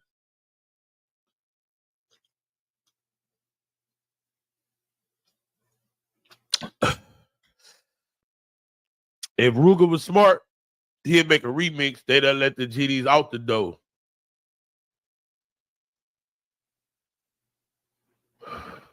Nigga, I don't give a damn if you from Chicago, so what? Nigga, that don't mean nothing. You know how many fake ass GDs, BDs, and 1, 2, 3s it is in Chicago too? Yeah, man. I need y'all to get the lights up, man. My nigga Tony, what up, Tony Montana? My nigga Tony, man. What's good, Tony? La, la, la, la, la, la, la, la, la, la. I see you, la, la, man. Tam, you's a gang banging ass bitch, man. I don't want you to Tam. Chill out, man. Chill out a little bit, gangster. You see what I'm saying, Tam? You in here throwing up big SOS, boss, and all that, man. Hold on, man. You see what I'm saying? Wait a minute now. Wait a minute now. Yeah, I see La in this joint, man. AK2 real for Streamer University. Man, I took the whole Streamer University off. They would have canceled me today. Tam said she all that. Oh, she a big gangster. Oh, y'all know that means deep throat fuck, take it in the ass, everything. She a gangster like a motherfucker. Salute to Tam, man. You should have a nigga. He shouldn't be complaining. You gangster. Pain mean nothing to you. Pain, what's that? Pain to Tam, what's that?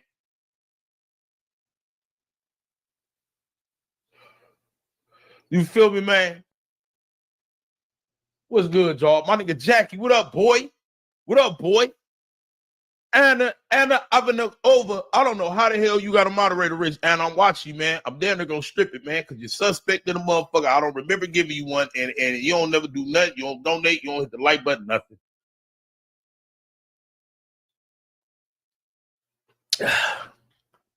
Shut up. Okay, you got one more time, and then you're gone. Matter of fact,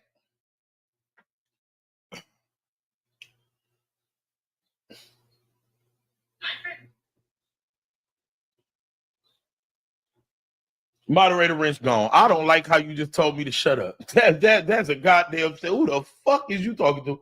Moderator Wrench gone out of your done. You ain't even no real picture, man. I don't even know if you're a real person. How the hell she get a wrench anyway? She ain't paid, she ain't do nothing. Bye, you go. Motherfucker gonna tell me to shut up. Man, how dare you? I don't give a fuck what she is, moderator Rich or not. You ass gone. You don't tell me to shut up.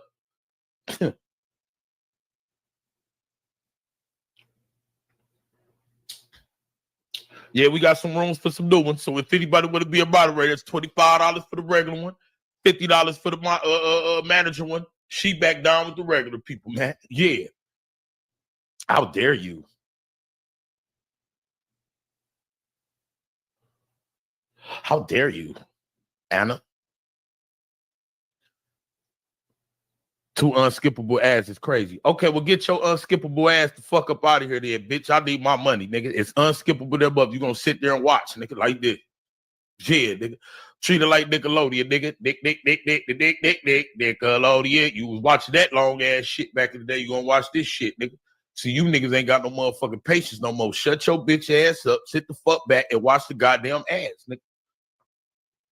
And stop crying like a hoe. Crying like a straight hoe, man. You feel what I'm saying? What we got here, man? Oh, shout out to $25, man. First time catch you on live in Hellas. Niggas was flexing that layover. Yeah, you see that nigga flexing the layover. Yo, why nigga Let me tell you all this story before we get to this. Shout out to 25. If you want to moderate a wrench, you sit 25, man. We $975 away from the goal, baby. Shout out to you for that 25, nigga. So I'm on Instagram. I'm gonna get this out way real quick. And there's one nigga I be knowing coming on there. So he got the cushion thing. So I'm like, what the fuck this nigga doing on the Greyhound or something? So I'm like, oh, he on the plane, but the plane ain't moving. So I'm like, man, you on the plane that ain't even moving. So he get off the plane. He like, yeah, I just touched down. Who in Dallas? I'm about to work. So I'm looking though. I'm like, man, this nigga ain't moving and going nowhere though. So he like, yeah, man, I'm in Dallas. So I ain't say nothing. I'm just peeping. Like, why this nigga ain't leaving? This nigga like, yeah, I'm gonna be here for 2 hours. I'm like, I know you ain't flexing no motherfucking layover on my motherfucking live stream like no corny ass, punk ass, cheap ass, bitch ass nigga. Block the shit out of his ass in case hey, listen, man. Don't go to no layover and act like you just touched down somewhere. Yeah, what's up, nigga? I'm here, but you about to leave into it. Like, get the fuck out of here. That nigga ain't leave nowhere. The man flexed the layover, man, on national Instagram, bro. Couldn't believe it. Couldn't believe it. So yeah, man, is this real? Bitches, you fake motherfucker. I'll get this whole ass nigga up out of here, man.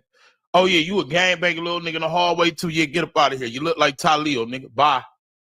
My nigga Ray Stansberry, what's the word, man? We got 2 more minutes, y'all. That was the cordiest shit I ever seen in my motherfucking life. A grown ass man flex the goddamn layover like this nigga was in Dallas about to turn up. Come on, man. Yeah, that nigga look like Talil, man. And that nigga name ain't even Talil. That's that nigga last name. That nigga name James Talil or some shit, man. These niggas is frauds, man. Who the fuck is this nigga for real, man? I'm like, I like little Talil, but I look it up. This nigga last name Talil.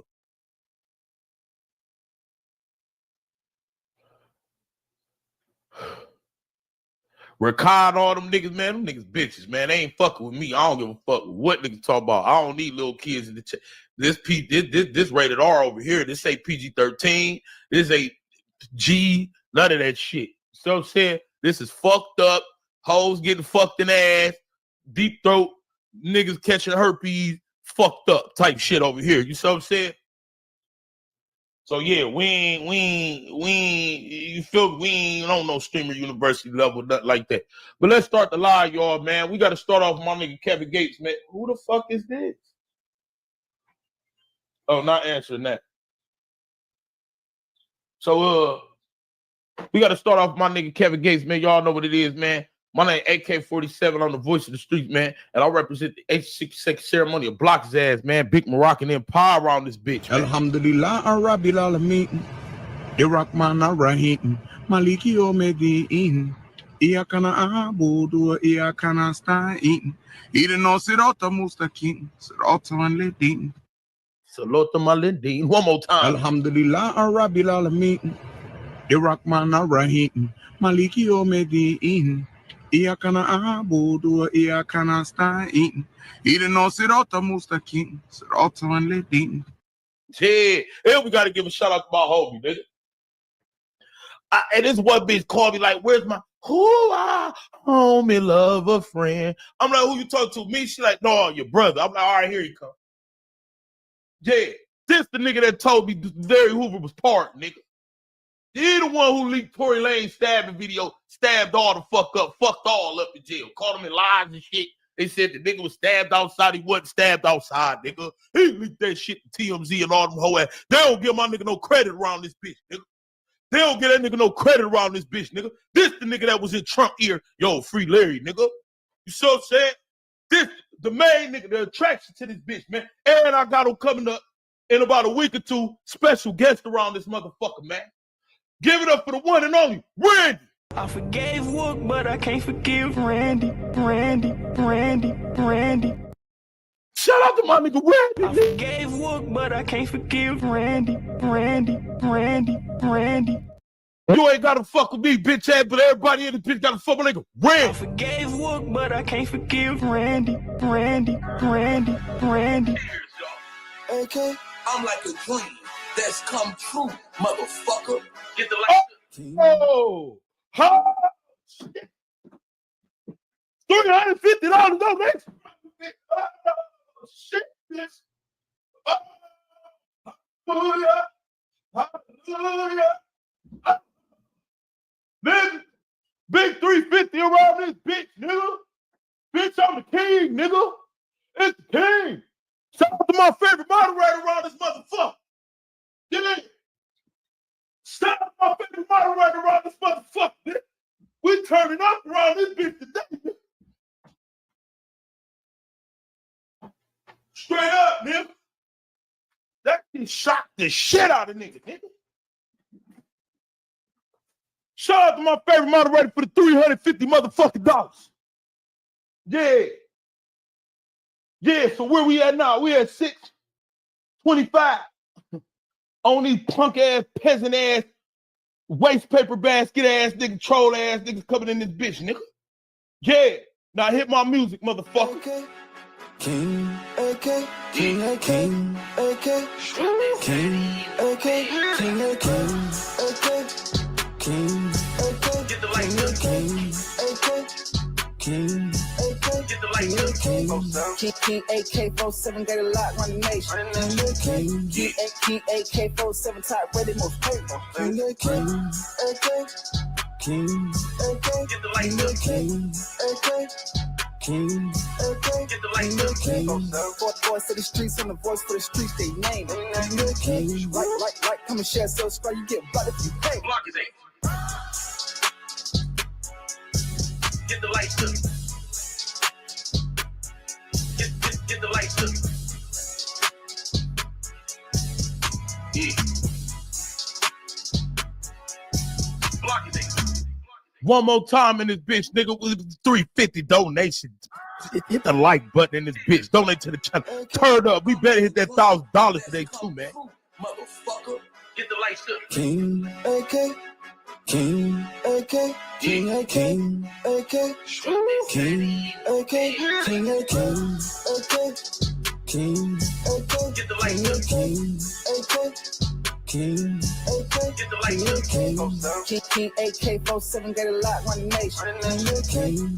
King AK-47 type ready most paper. King AK, King AK, get the light, King AK, King AK, get the light, King.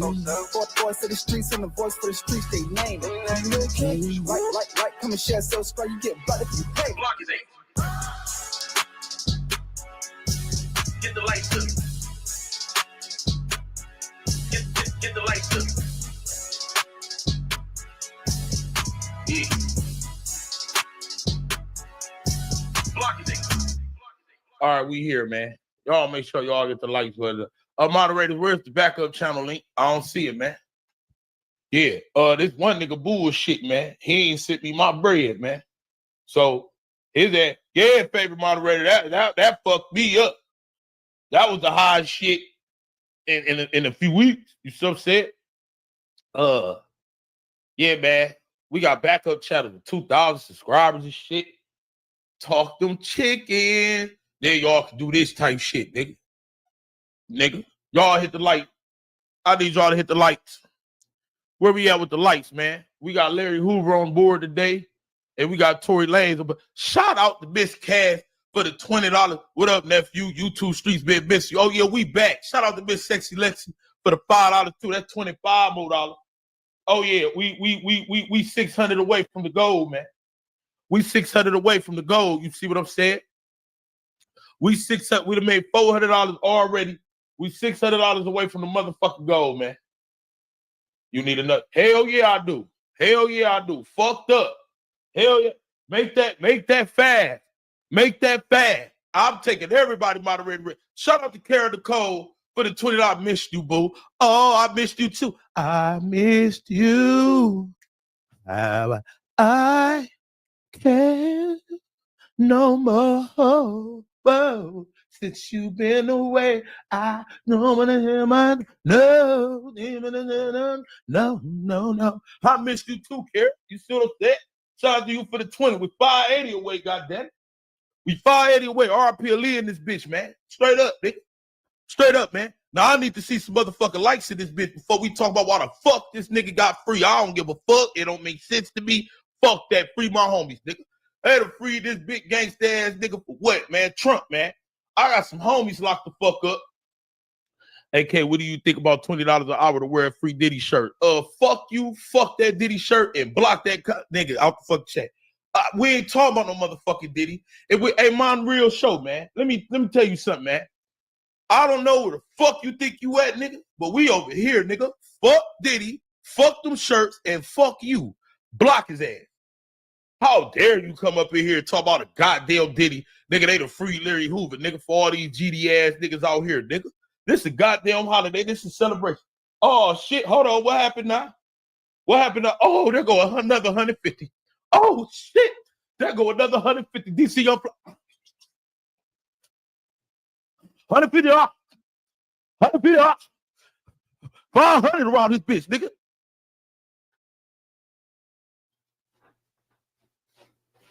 Yeah, nigga, it's a celebration, nigga. Huh? Another 150 from my favorite moderator in this bitch. Nigga. Y'all gonna make me act a fool, man. I'll fuck the shit out that chair right now. Y'all gonna make me act a fool of this bitch, nigga. But the big ass nut on that chair, nigga. Fuck the dog from the back, too. You don't believe? No, I'll wait. Shout out for that $150. Oh, we big balling today. That's 500.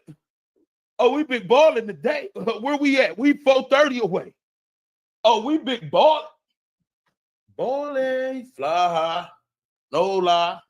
You know it's balling, nigga. But why the fuck I got this shit on? All right. Are we ready? Where the lights at? Let me know where the lights at, man. Let me know where the lights at, man. Shout out to my nigga Travis Longwood for the $25 cash app, dog. Shout out to Travis Longwood for the $25 cash app. We 405 away from the goal, man. We damn near. Can we make $1,000 in 30 minutes, man? God damn, this what we doing around this bitch? Huh? We 600 in. Shit. Shut your hating ass up, bitch ass nigga. You got one more time to say something in the comment section. You're going. One more time. Shut your hating ass up. We ain't got time. Bitch, you supposed to be happier than me, motherfucker. I'm the king on this bitch, nigga. I'm the head honcho, nigga. This world is called King AK-47 world. This is not a democracy. It's a motherfucking dictatorship, and we run this bitch, nigga. All of us together, motherfucker. Get your hating ass up out of here, and I'm gonna give you a chance, bitch ass nigga. Because sometimes you be my friend, and something your fake phony ass, nigga. I should block you, nigga. Say one more thing, nigga. Unc is back. Unc, block his ass. Get your dumb ass out of here. Nigga ain't no motherfucking Unc around this bitch, nigga. Fuck wrong with you, nigga. I'm a young nigga still, nigga. So said, I'm a young nigga still, nigga. Get him out of here. Hey, don't call me Unc, motherfucker. Nigga, I'm off patrol, and my janky ass cousin got me buying chocolate buzz balls around this bitch, man. Shout out to my janky ass motherfucking cousin, man. Lousy. All right, y'all ready? Type of one if y'all ready, man. Type of one if y'all ready, man. Let's get it, man.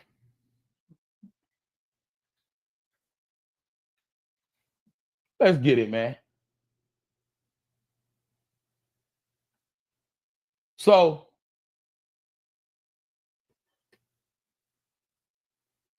share this screen real quick, man. Cause I got something I want to say, man. I just do, man.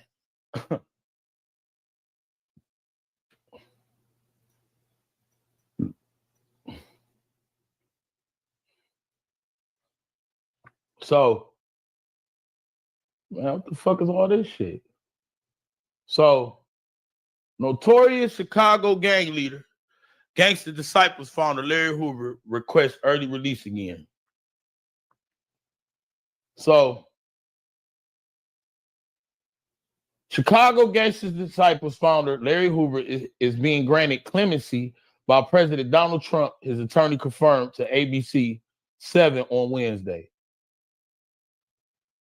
That's all they had? Man, get the fuck out of here. Yahoo trash. Hold on. We're going to go to this. All right, let's see what we got.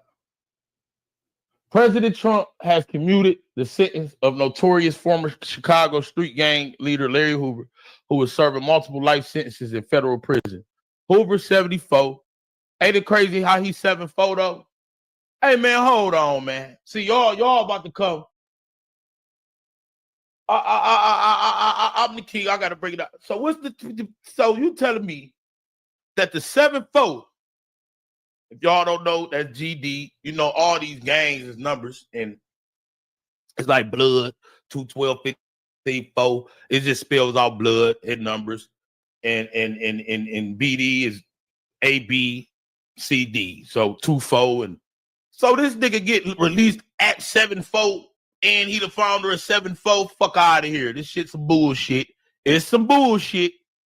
Hoover, 7'4", the co-founder of Chicago Gangster Disciples. And I want to tell y'all, all y'all niggas who GDs that ain't from Chicago, fake to the motherfucker, nigga. I don't give a fuck how many niggas you killed, beat up. I don't give a fuck how bad them niggas beat your ass in your hood. Nigga, you ain't a real one, nigga. Them niggas the real ones, nigga. I don't give a fuck if them niggas left from Chicago, moved to your motherfucking city, and put you down. You ain't the same. Hoover, 7'4", the co-founder of Chicago Gangster Disciples, was already serving a 200-year sentence on state charges in Illinois for the 1973 murder of 19-year-old neighborhood drug dealer William Pookie Young when he was convicted of federal charges in 1997 and sentenced to 6 life terms. Federal prosecutors had accused him of leading a criminal enterprise to continue overseeing the gang while in prison in Illinois. Hoover is currently serving 6 life sentences in a maximum security prison in Colorado, according to federal prison records. Ain't it funny how this Colorado shit been intertwined with us? It's unclear how soon he will be released from federal custody, but he still faces the remainder of his 200-year sentence in Illinois dating back to 1973. So what the fuck is going on? Wait a minute here. Well, wait a fucking minute, man. What is this?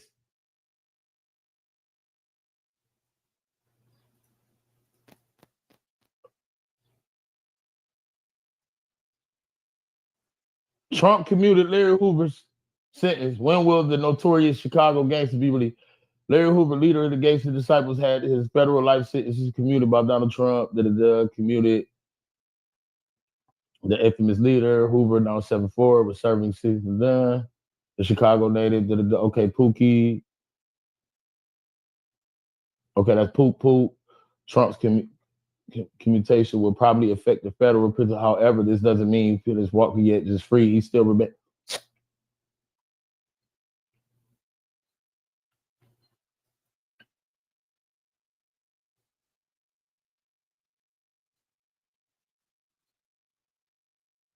This nigga ain't getting out, man.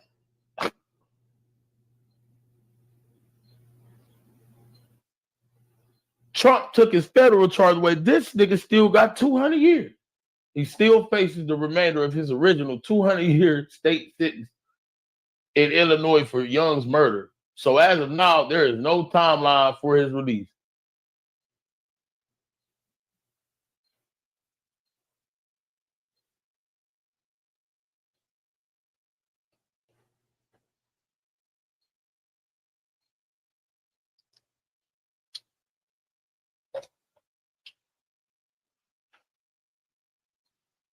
Shout out to Adrian M. McCullum for the $5 deal. We $400 away from the goal, y'all.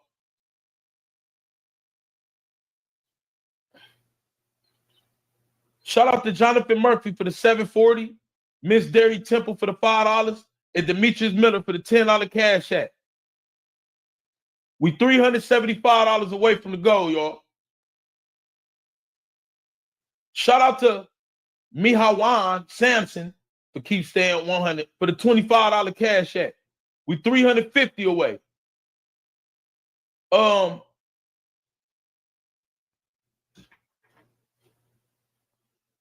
This nigga not coming home. Wait a minute here. This nigga not coming home, bro. This some bullshit. This is some cold, fresh out the bull's ass bullshit. They got us running around this bitch. Let me read one more thing, man. Hold on. Let me read one more thing around this motherfucker, man.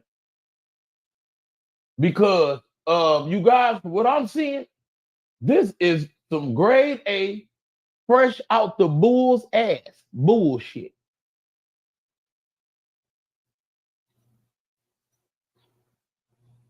Wait a fucking minute here.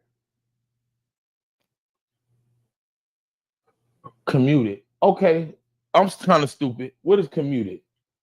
Commuted meaning travel some distance between one's home and place on regular. Reduce. Okay, so Trump reduces federal charges, but he still got 200 years in prison.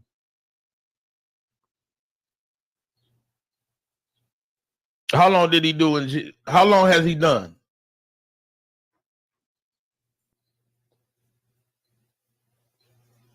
This nigga not coming home, bro.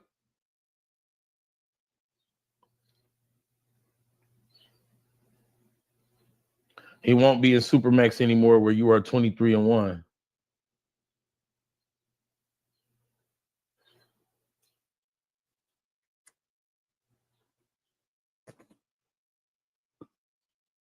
So what's that, 156 years? 148 years he got left? I'm not trying to sound too policing. 148, I'm telling you, gang, he'll be home in 2030. Okay, well, this is a good thing, but now King AK-47 is here. Why do we give a fuck?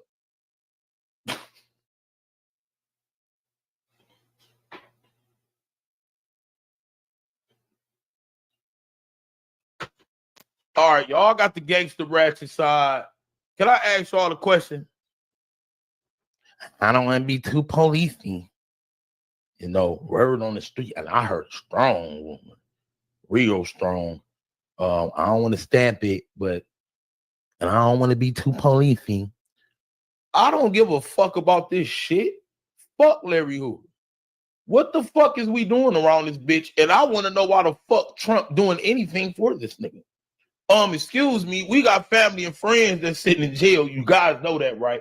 While we hip hop parading, running around this bitch, everybody dance, do clap your hand, clap your hand. While we doing all this shit, busting cartwheels, motherfuckers blowing spit bubbles out, our bitches about to get fucked, niggas celebrate with champagne and shit. What the fuck we doing this shit for? Excuse me. Hold on. Jig duck me, nigga. Something happened, nigga. Yesterday. Hey, hold on. What's up? 1 second, y'all. 1 second.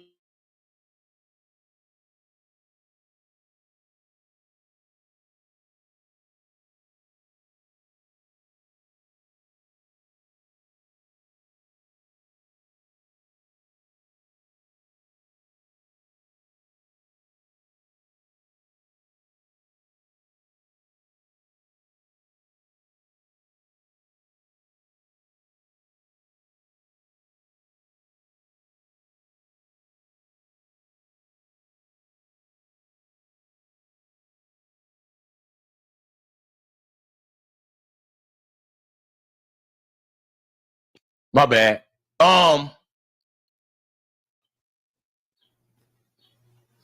Shout out to Zay Money for the $5. $3.45. Now, I'm not here to be a Debbie Downer or nobody. But I believe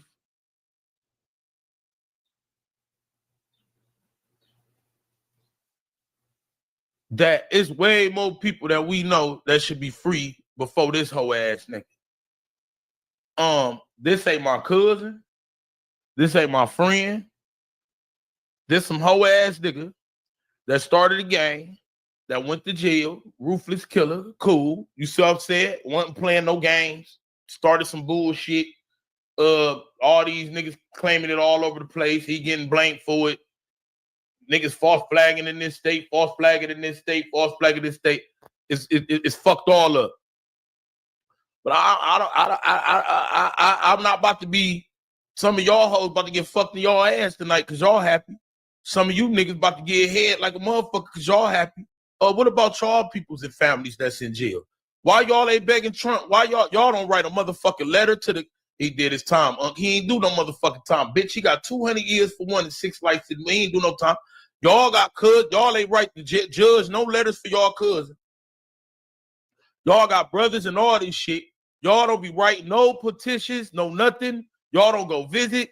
All y'all raggedy ass do is sit y'all black ass on the goddamn hard ass chair, answer y'all phone, act like y'all give a fuck about a nigga. How you know? Tam, don't question me, man. Don't question me, gangster. See, I know you a GD, Tam. I ain't speaking to GDs. I'm speaking to every. Listen, if you a GD, shut up. This ain't for you. If you, I gave y'all segment. Yeah, Hoover, I gave y'all segment. Now this for the Bloods and the Crips and the regular people. This for us now. You see what I'm saying?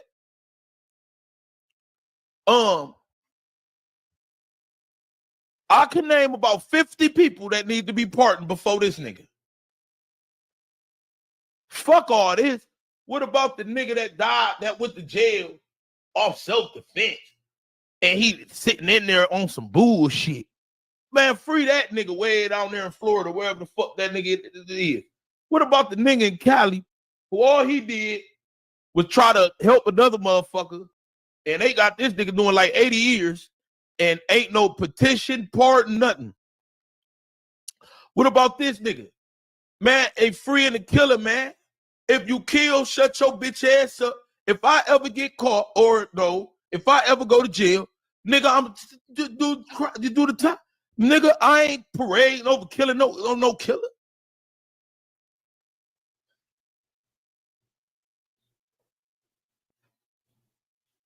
And I ain't no GD. So how y'all mad at me? And I ain't going against the black nigga because I just named 2 right there. That should be free. Nigga. But the real question I want to know is, what Trump be having going on behind the scenes freeing all these niggas like this for, man? Now I'm starting to feel like, Trump was one of my favorite presidents. But is this nigga using unity is one, brother? We ain't mad. Shut your bitch ass up. Nigga, I ain't united with none of you motherfuckers. Nigga, I'm united with half you niggas watching me don't even like me, nigga. What the fuck is you talking about, nigga? Let's be real. Half you hoe ass, coward ass, hairy ass, bitch ass, bimbo ass, punk ass, soft ass niggas in this chat. They don't even like me. You just over here, so we can't be happy that a black man free. All right, well, if Diddy be free, is you gonna be happy? There can only be one me. If Diddy get free, is you gonna be happy? That's a black man.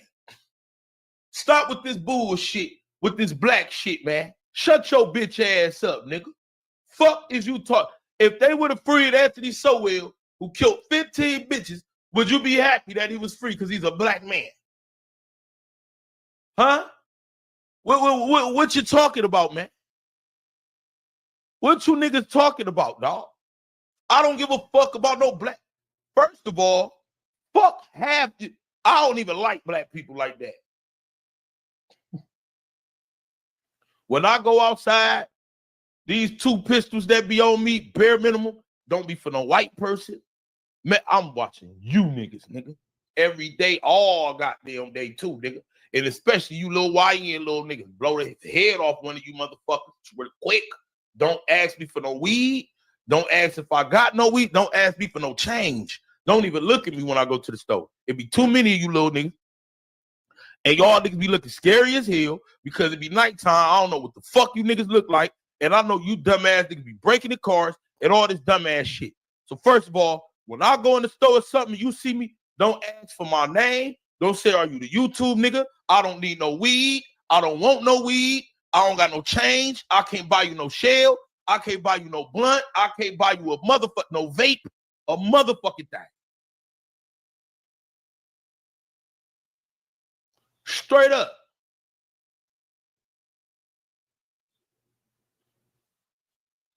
So it ain't about no black shit. Stop with that bullshit. I could care less.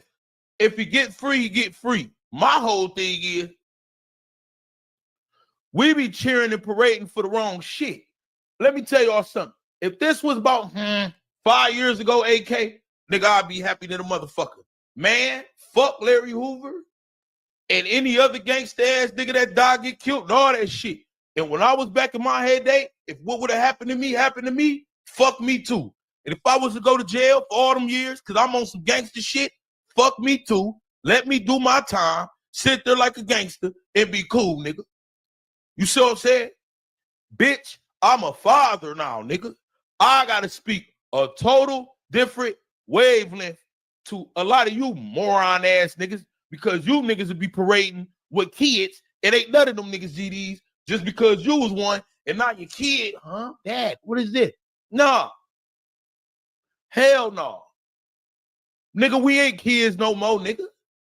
This is not a holiday around this bitch. This is a holiday for gangbangers, nigga, and thugs and shit. And when I get off the internet, don't worry about who I am off the internet, but I'm on this bitch right now. You see what I'm saying? This not no celebration day where we fuck. This not Memorial Day, nigga. This not nothing. Tell Trump to go free Tory Lanez ass. He got stabbed all the fuck up by a whole motherfucker. Yo, what's up? You kicked my dog. You see what I'm saying? I just watched Tory Lanez, little bitty ass, get diced all the fuck up. He need help. Nigga, I would have been in that bitch. Help! Get this nigga the fuck off me, man. Tory Lanez ain't no gangster. Tory Lanez is a bitch ass nigga from Canada. Oh, Canada, my friend. Or however the fuck this shit go. And he sing real good. You don't want to do more than just say it. You don't want to do that. Oh, I always want you to. And the bitch really shot at this nigga in there with mass murder and stabbed all the fuck up. That nigga all up. We're the part that get that nigga the fuck out of here. Get Tory up out of here for this nigga. Be real. What nigga needs to be free? I want all y'all to be honest. Tory Lanez and Larry Hoover. What nigga should be free first? With the circumstances that we know and what we know really happened and all that shit and what we know now. Who should be first? Black man. Which black man should be free first? Tory Lanez or Larry Hoover?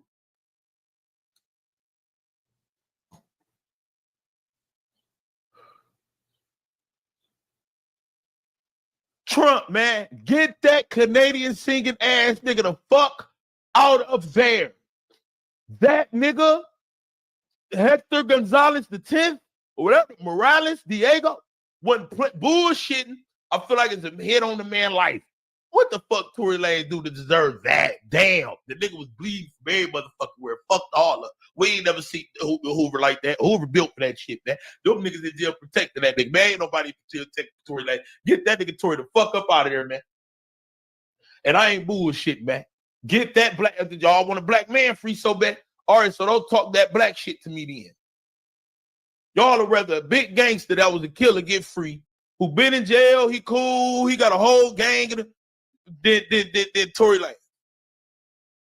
Tory is a federal case. You dumb son of a bitch. Trump just did his federal shit.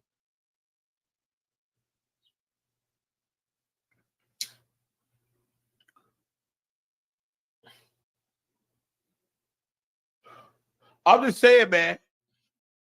Larry never killed no one. Get Larry Hoover dick out your mouth, bitch ass nigga. That nigga's a killer. I don't give a fuck what you talking about, bitch. He's a killer. He's a killer. You want to know why? Every GD that killed the motherfucker in the world, that's his body.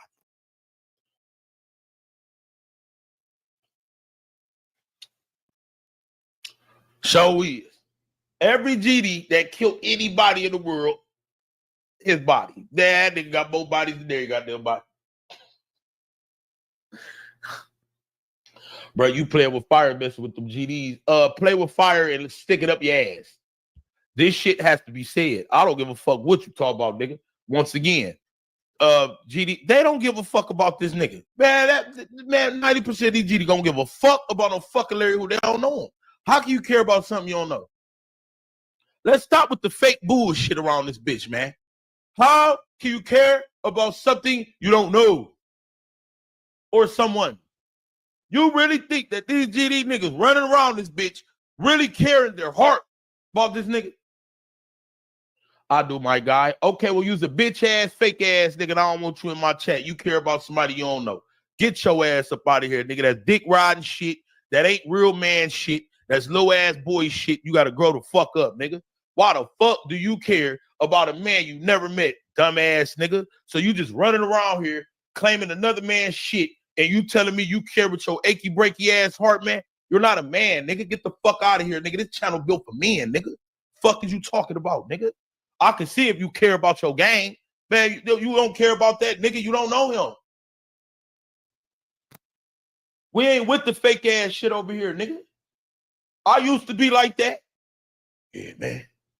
I ain't gonna say no name, but yeah, man. No, I ain't know that nigga, man. Grew up, man. Fuck that nigga. It is what it is, man. I did it for the gang. I ain't do it for this nigga.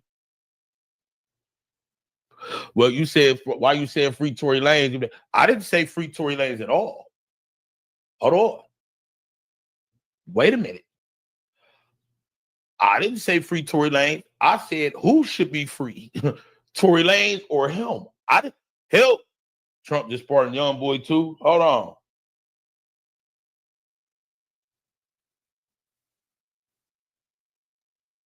Donald Trump has pardoned NBA young boy. What the fuck going on around this bitch, man? Up, trying to change the title. NBA YoungBoy and Larry Hoover gets pardoned by Donald Trump. Is it updated? What the fuck did nigga Trump? What going on? Something wrong.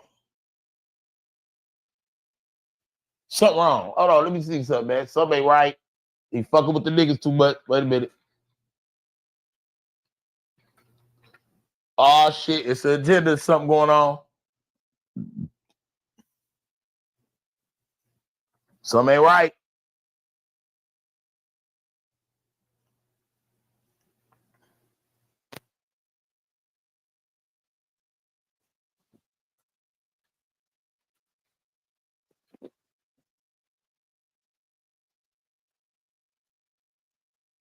Donald Trump pardons rapper NBA YoungBoy.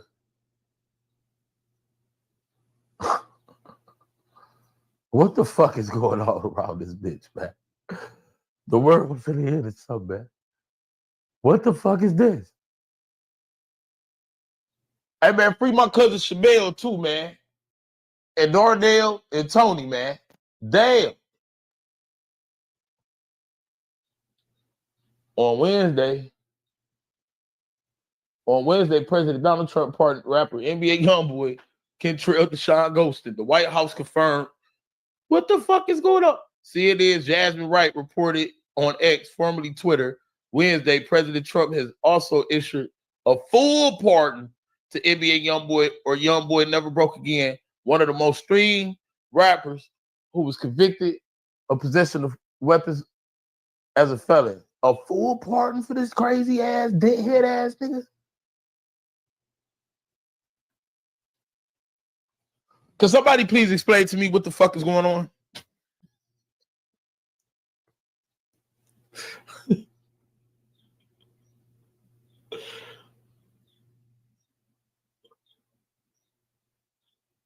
Is Dirk coming home?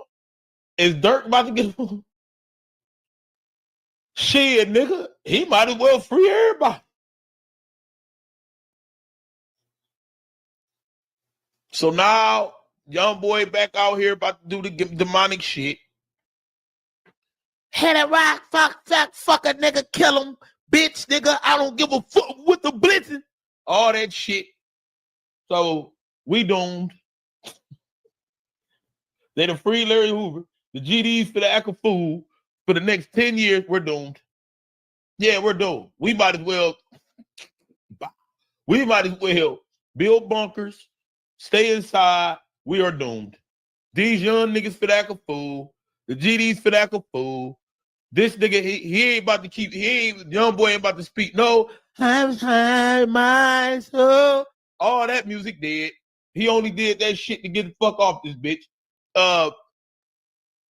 This here is absolutely disgusting. And I want to know what the hell going on around this motherfucker so I can be prepared to kill one of these young niggas, man. That's what the fuck this shit's setting up to be. And I'm speaking as a father right here. Not the gangbanger me, not the street me, a father. He done fully partnered this nigga too. So that means his lyrics is free and he can get back. Murdered man, step on him with the Drake. Putty nigga, pussy nigga up in the sky. Tell my nigga he gonna die, bitch. He gonna die. But my baby mama 100,000 on the side. We gonna get that shit back. Done. We're done. We're cooked.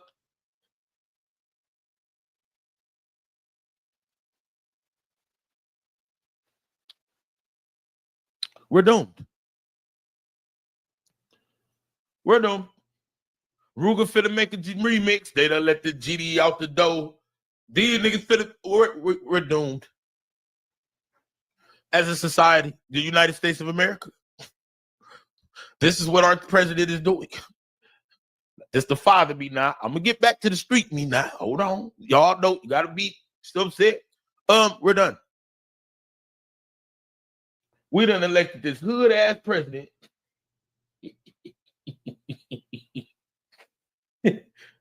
Hey, we shout out to whoever the fuck just sent that dollar. I think another somebody sent the dollar. We're doomed. We $339 away from $1,000 goal. Y'all get the likes up. It's over. Who else he about to press? This ain't it. So we got Larry Hoover, NBA YoungBoy. Wow. Who's next? Who's next? I'm about to buy guns like a motherfucker. You bitch ass nigga. Oh, don't free dirt. Man, what?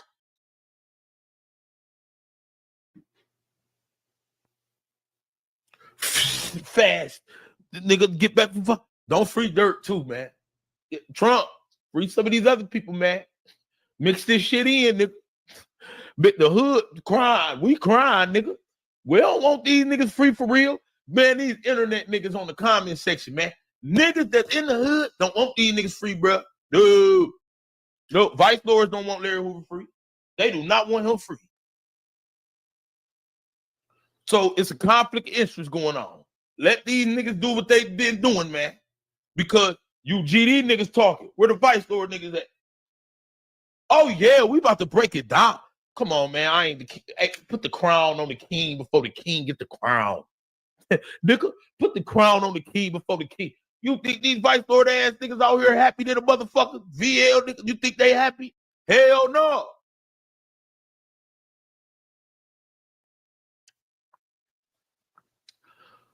Shout out to Lonnie Trust. He said $2. He said free Smirky, yo. He's the voice. Okay, well, shout out to you for them $2. We have 337, and I want you to politely get your punk ass out the chat. I'm the voice, bitch. He in jail. He's the jail. You so upset? He's the jail of the street. I'm the voice of the streets, nigga. The one and only motherfucker. Get your bitch ass the fuck out of here. Shout out to S. Washington for the $20. The mother and me is so glad the father and you asked. Laugh my fucking ass up. You goddamn right. And I hope you weren't being funny. I don't know what the fuck you saying, but it sounded like you wasn't. We had $317 away from the goal, man. Yeah, man. You stole Durkee your name. You stole Durkee your dick. Shut the fuck up and suck it, motherfucker. India. Hey, India. Y'all wave to India. Hey. The only person who should be sucking and riding Lil Durk's dick is India. Not some nigga named DF. What the fuck? What the fuck is wrong with you? Block that. I stole Durkee your name. Nigga, that's Perkio, you bitch ass nigga. I was crowned the voice of the streets, nigga. I ain't never come over here and just name myself, nigga. The comment section did, nigga, and I ran with it, motherfucker.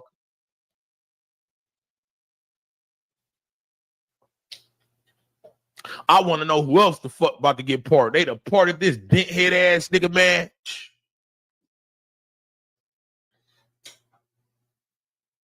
You got to do O Block now. You got to do some of the. It got to be fair, man. You got to free some Vice Lord niggas, because if you don't, it's fucked up. It's fucked up.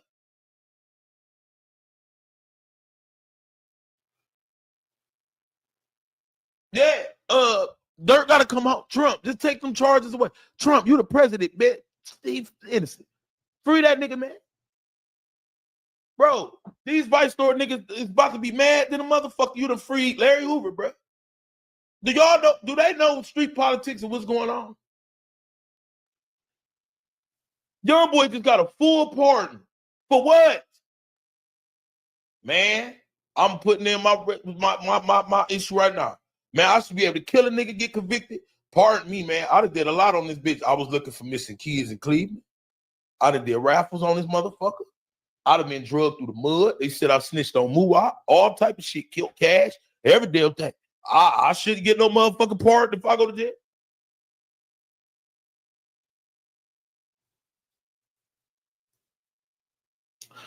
Y'all might as well free R. Kelly too. Fuck the blue ass bitches did. If we don't give a fuck them. Shit. Free R. Kelly. There can only be one me. Free R. Kelly too. Homie, love a friend. Homie, love a friend. There can only be one me. Free R. Kelly too then. Shit. We free the killers. We might as well free the rest of these niggas and deadhead niggas. Mystical. Fuck. C Murder. All of y'all have heard of me.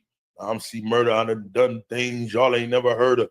Damn, nigga, we heard of murder. What the fuck you done did that I ain't heard of, nigga? You went to the moon? I don't know what the fuck C Murder was talking about. Yeah, this nigga C Murder got on the track and said, hey, y'all ever heard of me? I'm C Murder. I done things y'all ain't never heard of. Shooting, fighting. Fuck this nigga done did. Yeah, man, free that nigga too. Suge Knight, you so what I'm saying? Tupac, he's somewhere locked up. Free all these niggas, man.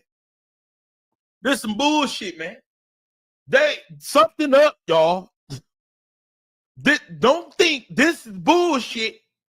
We laughing now, we gonna cry later. I'm telling you, something up. The world ended in something, man. I'm telling y'all. Hey, man, stop sending me dollars, bro. Stop doing that, man. Shout out to you for the dollar. We at 316, but stop doing that shit, nigga. I ain't no stripping ass bitch, nigga. Do I look like I'm on the pole singing tweet? Ooh, there goes my shirt, dropping under my head. Oh my. No, nigga. Don't owe my me around this motherfucker, nigga. I am not a dollar hoe around this bitch. $2 at least. $2 hoe. Don't dollar me to death around this motherfucker. Tupac is locked up for eternity. Man, that nigga on the island somewhere, man. Shut the fuck up. You don't know what you're talking about. We keep seeing man, took that nigga something going on around this bitch. This is not right. Two niggas that just got part. They got a full part. What the fuck has young boy done to get a full motherfucking part? I can see Larry Hoover. Fuck it. What has this dent head ass man done to get a full part?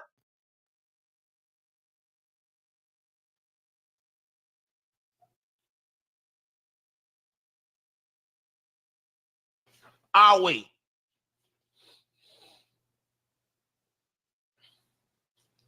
This nigga ain't no NAACP. This nigga ain't no Muslim. This nigga ain't nothing. What the fuck has this nigga done? Can somebody please explain? Listen. Pretty please with sugar and cherries and lollipops on top. Can somebody please explain to me?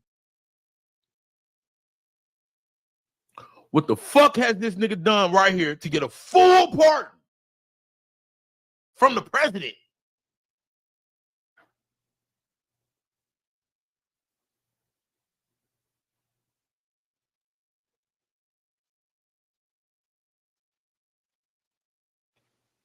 This nigga right here. Shout out to Miss Sexy Lexi for the $5, man. Where we at with it, man? We $312 away, man. We ain't get this far, y'all, for nothing. Y'all, we $311 away. Y'all run that 300. This nigga right here, y'all. This nigga right here, y'all. They should have put me on Streamer University, man. I would have. I'm cold. I'm cold. I don't know what the fuck I be talking about. I be on this bit. This thing right here. And I'm very shy. What the fuck this very shy ass nigga did to get a goddamn part full part? I'm very shy. I'm very shy too, motherfucker. I'm very shy. When that bitch pussy smell like fish fresh off that bitch period, she like, I wanna fuck. And I'm very shy. Anytime I'm around, I see any police car. And I'm very shy. First baby mama call my phone. And I'm very shy. I'm getting fines and shit from the city for trash cans and shit. And I'm very shy. Nigga, bitches getting fucked in their mouth. And I'm very shy.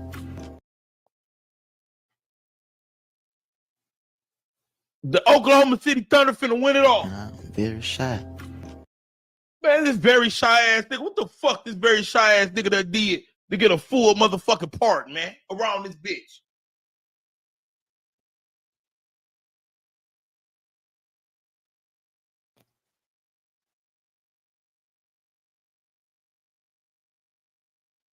That nigga, and I'm very shy. What the fuck?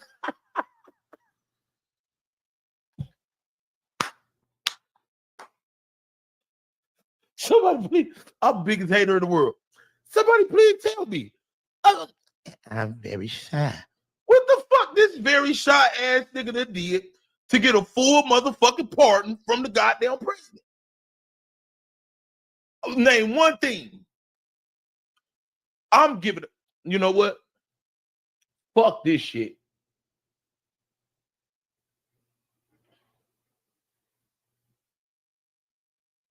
Damn.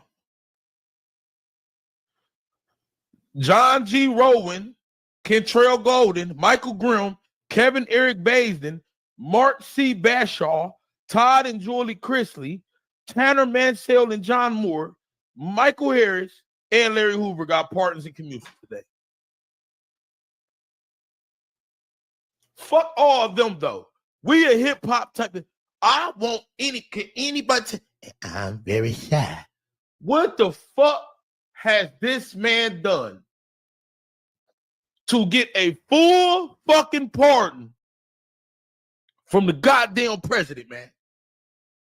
Name one thing and I'll shut the fuck up and I'll quit YouTube. It gotta be it gotta be something.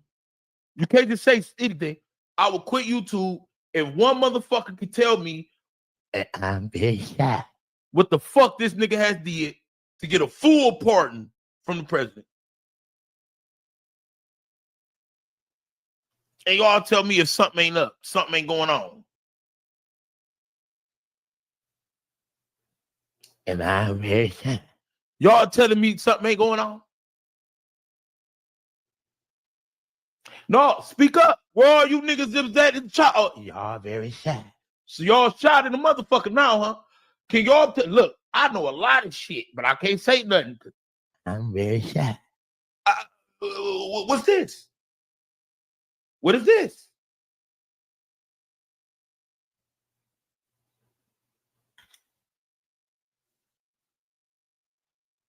And I'm very shy.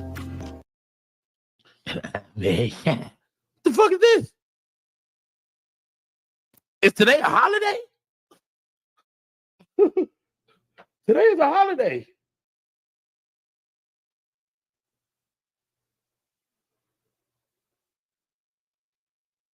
Who the fuck is this?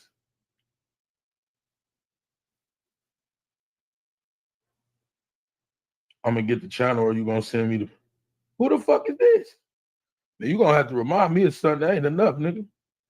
Shout out to Keisha for the $10 cash app. Keisha with the big titties and the fat ass booty. Shout out to Keisha for the $10. We at 301. We $301. It was a price for that.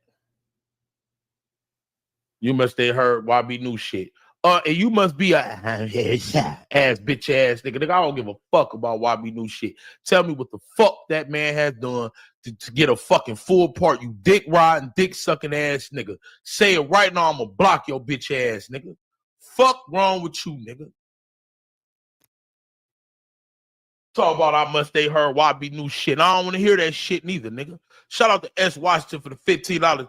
Much respect, AK. You asking the right question, so I'm glad I caught you live. Shout out to you, man. We $286 away from the motherfucking $1,000 goal. Can we get there, man? Or is y'all very shy? Don't be very shy around this motherfucker. Money talks, nigga. All right, then. The money talking this bitch. We $286 away. What y'all go do, nigga? Did y'all go put the money into this bitch? I'm very shy. To get this nigga part, y'all gonna part this nigga right here. King AK-47 Voice the Street, who gonna ask the right shit. I wanna know what the fuck this I'm very shy. Ass nigga that did. You get a full motherfucking part.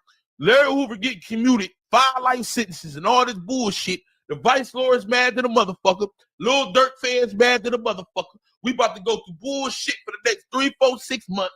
Oh, don't let Durk take. Wait till all Lil Durk and OTF fans wake up real good and they see that this nigga got a full pardon. Oh, we go.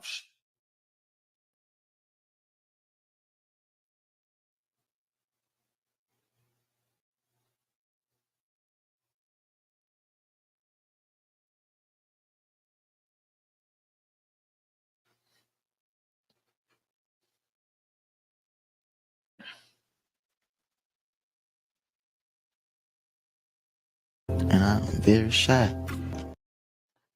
What the fuck has that nigga done right there? And I'm very shy.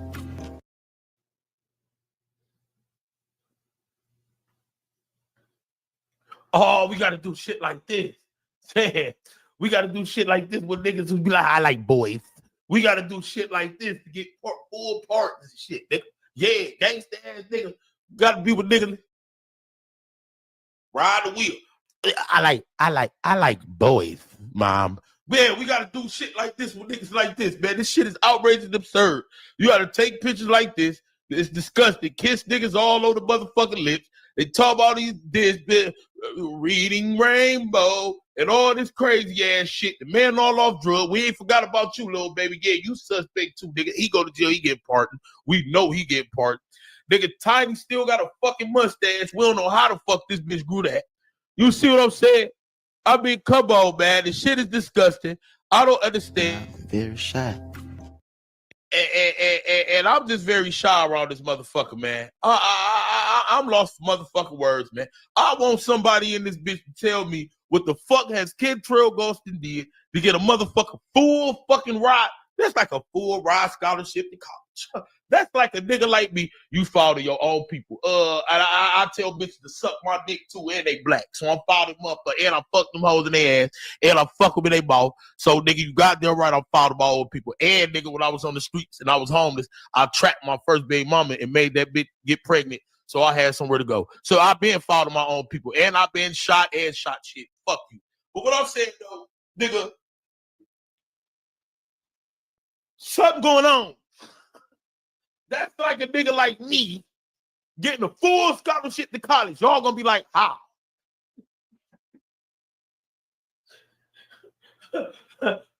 Hey, look, that's like a nigga like me getting a full ride, though. You see what I'm saying? Scholar at 34, scholarship to college. The first question y'all gonna ask yourself is, what the fuck has King AK-47 done to get a full? This nigga got a full part. Absolutely unheard of. The only black nigga too to get it. All them other people. That Colorado shit. Didn't I tell you all that nigga needed help? No, he didn't. Young boy knew what he ain't never need help. Nigga, look at what his mom and dad. He was calling, hey mom. Man, your mom's some raggedy ass hoe from back in the day with gold grills and shit. Fuck that all the drugs in it. You out here in Colorado with the Mormons talking about mom and dad and brother. Fuck is this shit? And we was watching this shit play the fuck out in our motherfucking face, nigga. Shout out to Oreo for the $2, man. We $384 away from $1,000, nigga. $284. Let's go back to that motherfucking Colorado shit, nigga. He was saying mom and dad, brother and sister, man. I'm looking like, what the fuck has happened to this NBA young boy? This shit is crazy. Now I see why. No, Larry Hoover ain't get no pardon. All the rest of the black niggas got fucking commuted, which is nothing. That nigga got a full pardon means everything gone.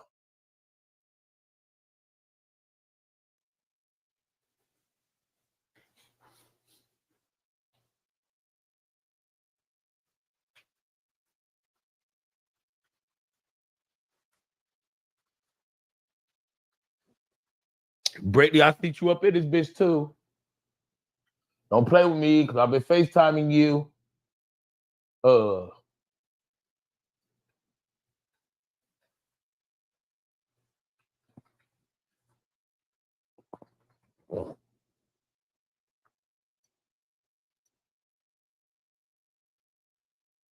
They to scrub the family off the internet. Get the fuck out of here. Where they at? Look at this shit, man. Nah, man. Excuse me. Who the fuck are these people? Why the fuck was they around this nigga, man?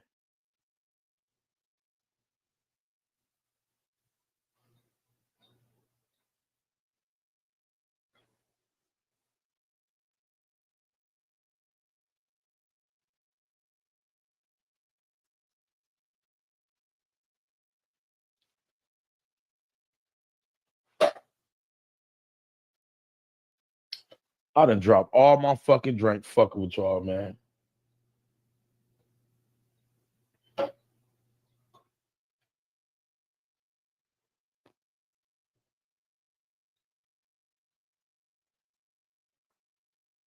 On live right now as we speak.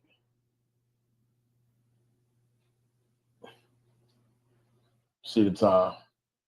Been on here an hour.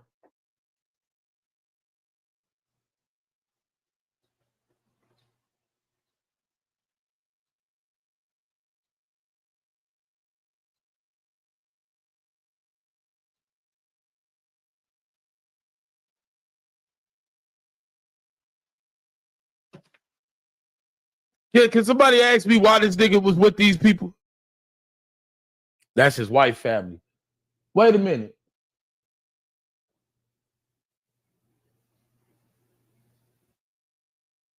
Wait a minute. Oh no, these ain't the people. That's his wife family? Hold on.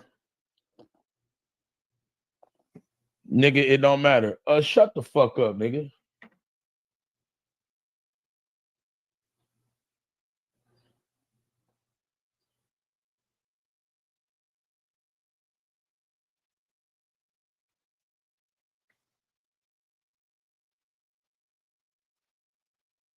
So I was wrong this whole time? That's his wife family?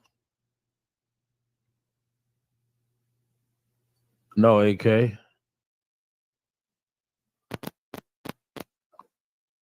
So these people is his wife's family.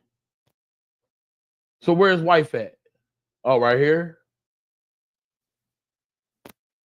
No, man, hold on. We got to do research. Fuck that. We got to do research.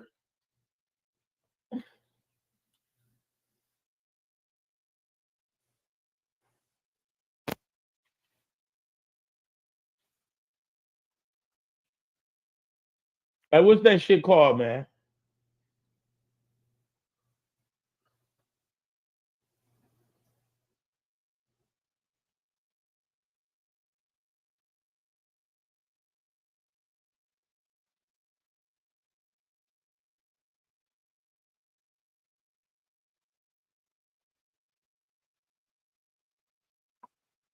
Hey, what's that shit called, man?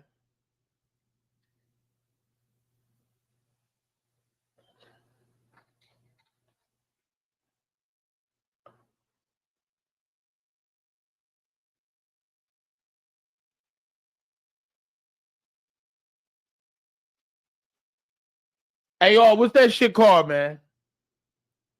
What is that document? Whatever the fuck that was. Well, he was getting his hair cut, all that shit. Type in NBA YoungBoy White. No. I ain't talking about that. Yeah, that ain't her family because he do, and I'm very shy. He took them other people. Where is the documentary of NBA YoungBoy with them damn people out there? And we was looking like, what the fuck is this? Where is that? Where is that? What is it? You just posted. No, I'm talking about the long ass shit, man. Remember that nigga drops like a video out there? No, it ain't no interview, man. It's like his life out there. It was like his life. Vlog.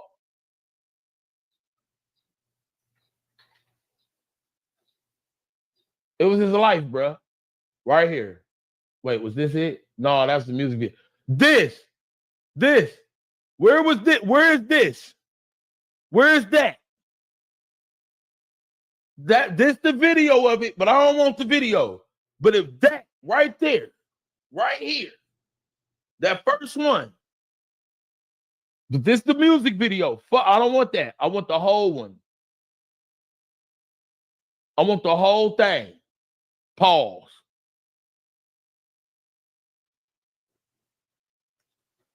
Wait, two bits. No, it's not the vlog. This is not the vlog. This is the music video. He made a music video out the vlog. I'll talk about the fucking vlog, nigga.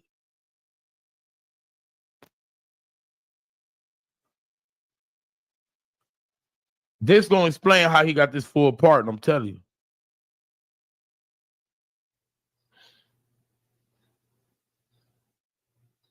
This not a, oh, this a vlog?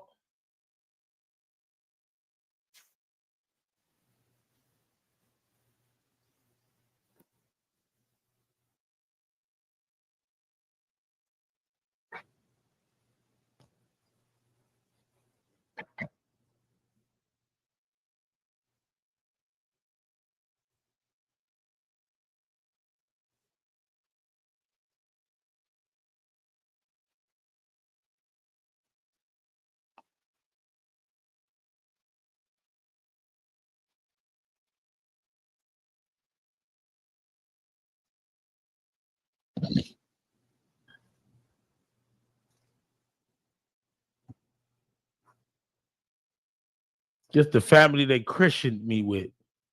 Why the fuck is this man around these people? Oh, y'all can't hear it?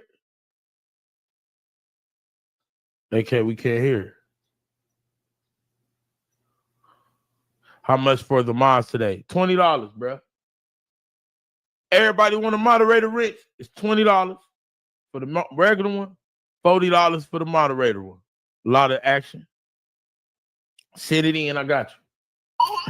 Why the fuck is this man around these people, man? This is not that girl family. It's not their family, man. They did something to this nigga and they christened them with these people, and all of a sudden, this nigga get a full-blown pardon with all these people. The only one, get the fuck out of here.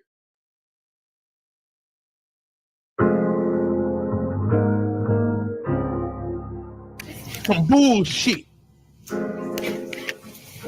Hey, put me an outfit on that match me.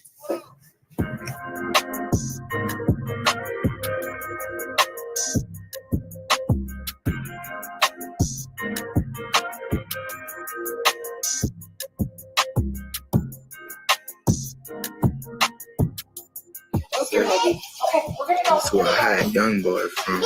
I'm strictly from trap right there. There's my grandma, there's my mom, there's my uncle.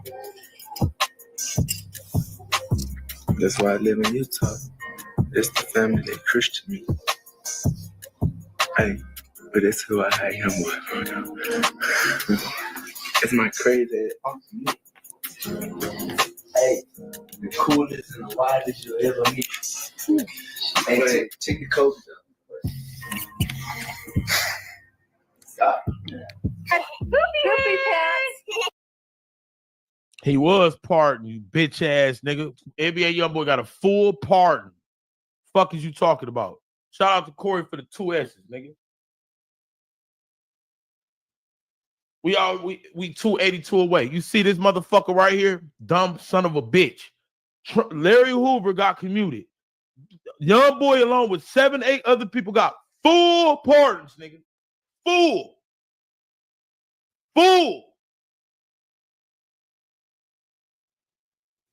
Goofy head. Goofy head.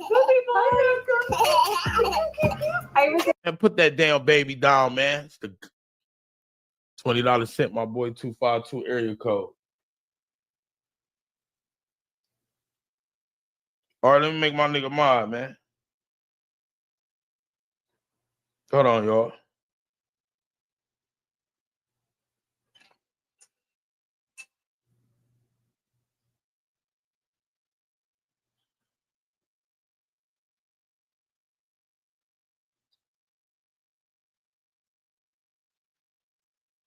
Welcome to the moderator team, gang. Them goddamn kids down, motherfucker.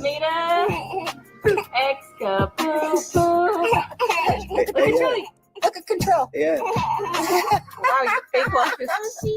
Oh, the shit on the screen. You don't want to do that. Look up at control. My mama trying. Molly, you're calling me. Okay, good job. Yeah. I guess we look up freaking out. Hey, bring me my damn job. I told him to tell her, come pick my brother up and bring him to the park. And when I FaceTime her, we can run a whole jet on the way to New York. And he knows I would. Hey, she be my head. See, come here. Please say bye, Charlie. Love you. Bye.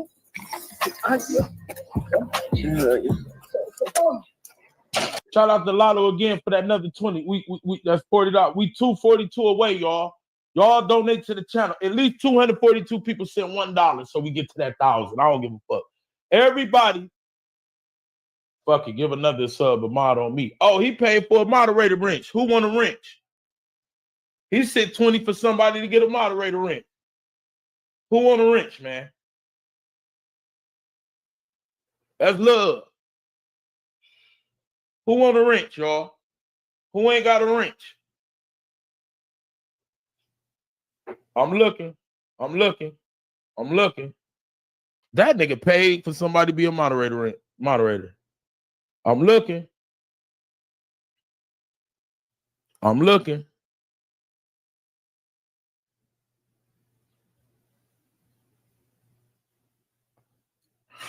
Damn, it's a lot of y'all.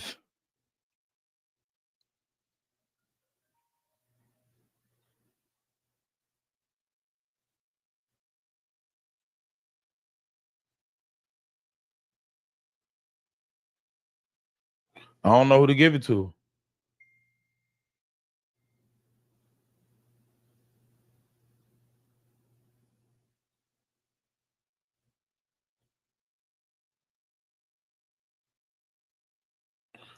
AME Gary, you got a wrench.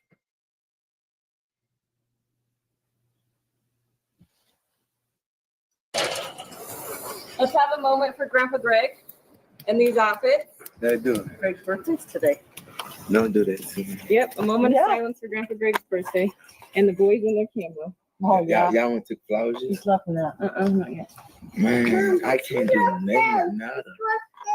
Grandpa Greg. Grandpa Greg. Okay, love you. Damn. I wish he was still maintaining for me because I know he'll have his man. This shit crazy. Okay, bye, love you. I love you too. Greg, that's my grandfather. He died on the interstate. Somebody called himself coming up the wrong way. He drive 18 wheelers and he couldn't get out the way, so my grandfather died. It was crazy. I was in jail. My mom wrote me a letter. And as I'm reading the letter, man, I read it one line. Boy, I dropped the whole letter, man. Say that shit fucked me up, man. Sorry to hear that, bro. Boy, he's so bad still to this day. Shout out to my boy, The Real Broadway, for the $55 cash. Shout out to my boy, The Real Broadway. They won, nigga, though. They won OG in this bitch for the $55 cash app, nigga. We 197, 87. We 187. Is that right? 113. Yeah, we 187 away from $1,000, nigga. And I'm modding 2 people up because he said 55. Who need a mod, man? I'm in a good mood, man. Fuck that. We $187 away. And Broadway ain't even pay for y'all wrenches, but goddamn it, shout out to Broadway for the 55. I'm giving 2 more away just because. Oh, we got more bread coming in. Hold on, what's this? Oh, he said fuck it, another 20. Oh, shit. So we got 3 wrenches to give out.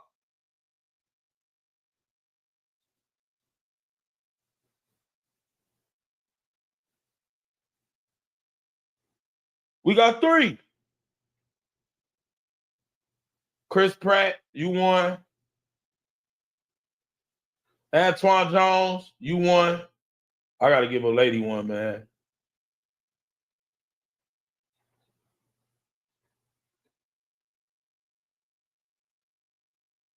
Tam, you won. Shout out to Sexy Lexi for the $5 super sticker. So that's what? 20, that's 160. Two, that's 167, then 162. We $162 away, man. Every 20 I get is going to a wrench. See how she to somebody. Bringing it up. That shit bothered me. That shit bothered me too to talk about it. See, I think about it. I got this side of the family. You know, this side. Hey, I got big responsibility, my nigga. Hey, I hold this shit down. Shout out to Miss Derry Temple for Mod. Love the channel. Day 1 sub. Oh, shit. Shout out to Smash for the $42 for our mod the Discord. I don't want to be a mod blessed. Damn, that's $52 more. We're $110 away, man. 3 more wrenches. So Miss Terry got to get one on. Where Miss Terry at? And we back. Y'all see, there's 3 days in a row. We're back. All right. Miss Terry get one, so 2 more people got to get one.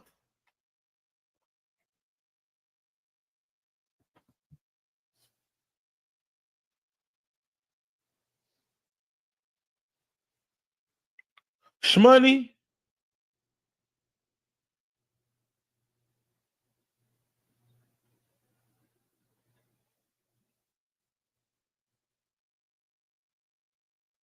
Oh, if you ain't got no picture, you ain't getting the shit. You got to have a fucking picture on this bitch.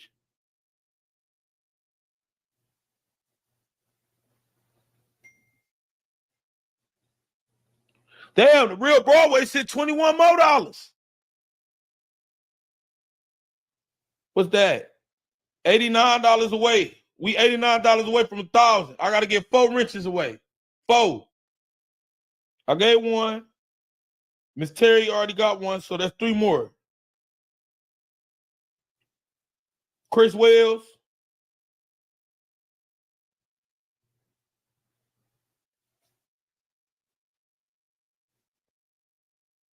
Drip Advisory. Y'all some cheap ass motherfuckers trying to get free wrenches off other motherfuckers, man. Y'all ain't got $20 to get a wrench, man. Chantel.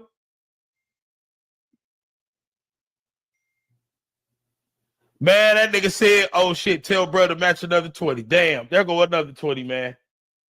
We 79, we $69 away from 1,000 now, man. I gotta get 4 more wrenches. Many, 3 more.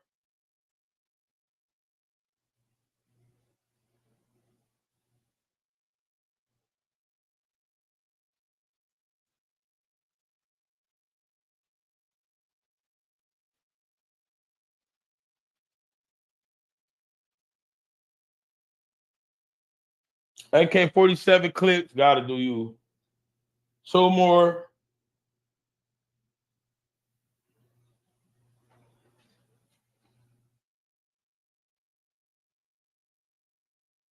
Nine on 1 Zay. One more.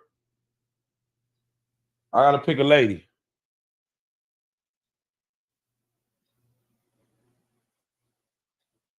Miss Jerry Temple, you already got yours. So I gotta pick one more. It gotta be a lady. Anna, you're done. You're lucky you're not blocked. You're done. You're done. Selena for life. There you go. Boom. All right. All right, y'all. We $69 away from 1,000, man. Let's get to that 69, man. $1,000 made online. Oh, we got more money, man. Damn. I know you don't share the women in your chat, but I gotta have Red Nose.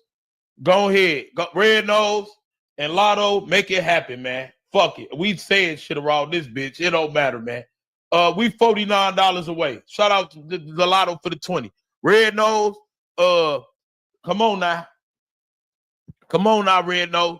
Red Nose and Red Nose. This is Red Nose. Lotto. This is Red Nose. Oh, shit. Shout out to So Safe for the $50. Salute to you, man. Oh, shit. We fucked up around this bitch, man. We done killed the $1,000 go. We $1. We made $1,001, man. We made $1,001 on this bitch. So Safe just killed it with the 50 piece. So Safe just killed it with the 50 piece. Shout out to everybody in the chat, man. And we still go keep going live. We still got another live tonight. Don't get it twisted. This was just some bullshit. This is just to get back in the game, baby. I feel good, man. I got me a y'all don't know. I'm gonna update y'all tonight though on what's been going on in my motherfucking life. You know what I'm saying? Shout out to my janky ass, sleazy ass cousin, man. That nigga done helped me through a lot. The slousiest, sleaziest, grimiest nigga in Columbus, and he run that bitch, nigga. Straight up, nigga. And he run that bitch. Shout out to Miss Sexy Lexi for the $2. We $1,003 in this bitch. Yeah, opinionated and granted 20 memberships in this bitch. Oh shit. What the fuck is the day? What the fuck is the day? Opinionated, my favorite motherfucking moderator, done granted 20 memberships in this bitch. That's because we back, nigga. And I need y'all to show out because we take it back over, nigga. This is what we do. And I ain't even in the algorithms, nigga. I done took off, nigga, 3 months damn near. 3. And still 3. This the AK chat. I remember this. This what I remember. Right here, nigga. This what we do. Y'all know how much she just spent on them 20 memberships? Let me get a mind. Nigga, fuck you. You ain't getting nothing, punk. Shut the fuck up and block his bitch ass. You ain't getting nothing, nigga. The old AK back, nigga. Straight up. And I ain't going no motherfucker wherever again in life, nigga, because I owe it to my motherfucking people. I was stressed out finna kill niggas, baby mama problems and all that shit, nigga. Fuck that bitch. Fuck that nigga. Fuck them kids. Every goddamn thing that come with it, nigga. Kiss my ass, nigga. The king is back, bitch, and I ain't going no motherfucker where again, nigga. And I done missed too much money and too much ducats, nigga. I was facing penitentiary chances around this bitch every motherfucking day. Stressed the fuck out, losing weight, nigga. Losing weight, nigga. Losing weight. Come back on here, face skinny, nigga, motherfucker. Nigga like AK, what's going on? Nigga, I'm back, bitch. Nigga, I'm still out there, nigga.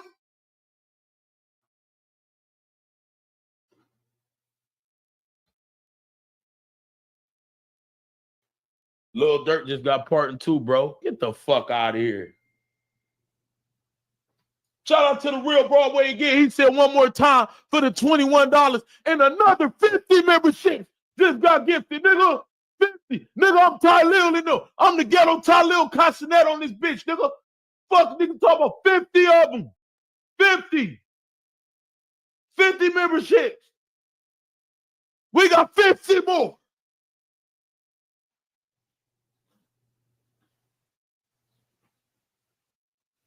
Shout out to Antoine for the $10, nigga.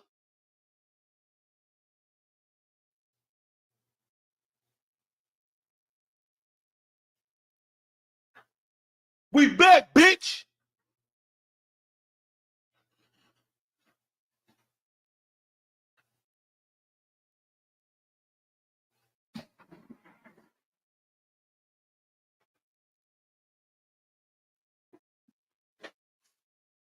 this shit off my screen. Fuck young boy, dead head ass bitch. We back, nigga. And I feel good. Then I knew that I would, nigga. Everybody a member in this bitch, nigga. Y'all know how much she just gave out 70 gifted memberships. Y'all know how much money that is? That like $200, $150, $200. Just gave away. Niggas buying moderator wrenches in this bitch for other people, man. This what we doing?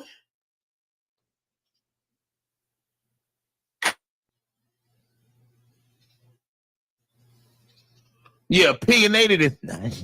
You see what I'm saying? I'm my favorite fucking moderator, man. I can call opinionated right now and be like, I'm fucked up. My favorite moderator. And I love your whole family. You feel me? Let me borrow 5,000. I'll give you 15 back.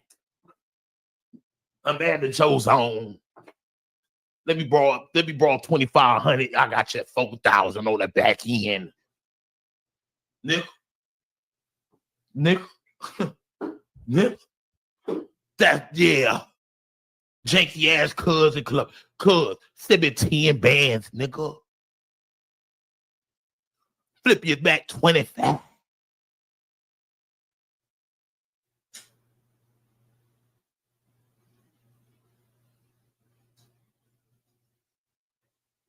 Bro, can I send you some Uggs?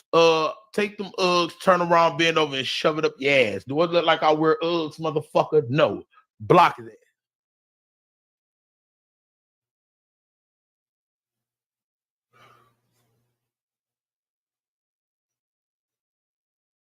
No cap. Between memberships and shit, about $2,000 done floated through this whole line today. Oh, I didn't even get the Cash App money yet. Cuz gonna send me that in a minute. I didn't even get that. I know it's a couple $100 on that. Yeah. Yeah. So yeah, man. You don't love me, AK? Hold on, man. Who the fuck is this? So Raw, turn around so I can see what you look like, man. I don't see no ass, no titties, no face, no nothing. Hell no, I don't know the fuck what you look like.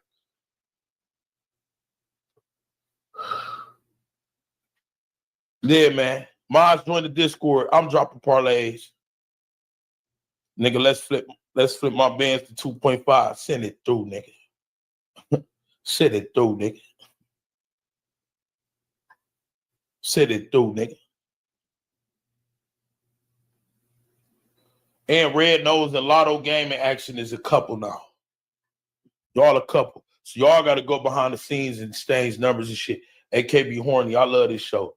Excuse me, bitch. I ain't said nothing about fucking on this motherfucker. Shut the fuck up.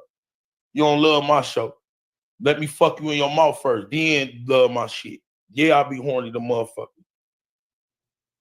I ain't said nothing about nothing. And here you go talk about AKB Horny. You horny.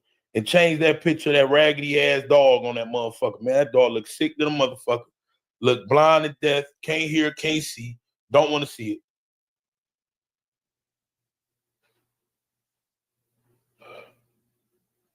Don't want to see it.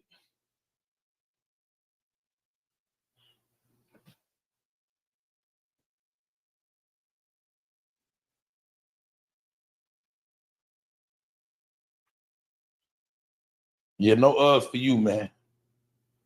What the fuck? I'm glad I was on YouTube. Hell yeah.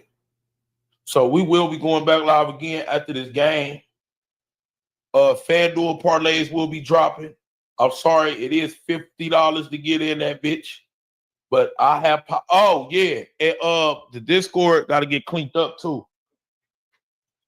Yeah, the Discord. I gotta talk to Noob and everybody, man. I don't like what's going on, man. I don't like what's going on at all.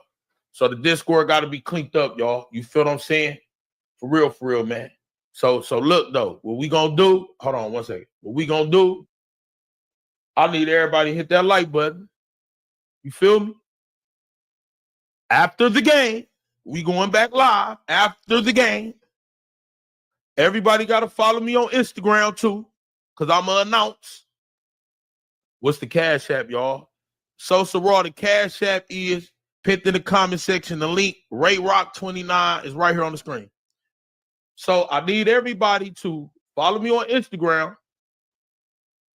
Don't end the game. Red Nose and Lotto, y'all both DM me on Instagram. I'm making y'all a couple right now. I'm exchange y'all numbers. Red Nose and Lotto, DM me on Instagram right now. Lotto Savage.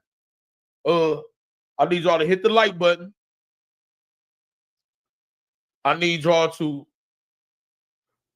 shout out to y'all. $1,000 made on this live. Love y'all to death. You see what I'm saying? If you want to get in the Discord, in the FanDuel part, it's $50 to get in. Anybody in that bitch who ain't paid getting booted. We will be dropping parlays on the Oklahoma City Thunder versus the motherfucking Timberwolves game tonight. I'm back on there. And if you need promo or whatever, hit me up on Instagram. If I owe you something, hit me up on this number 527-0127 and hit me up. But we will be back, all right? So I'm going to drop this motherfucking track right here. Y'all know what's going on. If you a bitch ass nigga, use a bitch still. And to you hoes is hoes. But to my motherfucking family, I love all you motherfuckers. I'll see y'all in a few hours, man. Y'all know what time it is, man. Hold on, let me make sure this shit. Okay. I'm like a drink that's come, motherfucker. Get the light,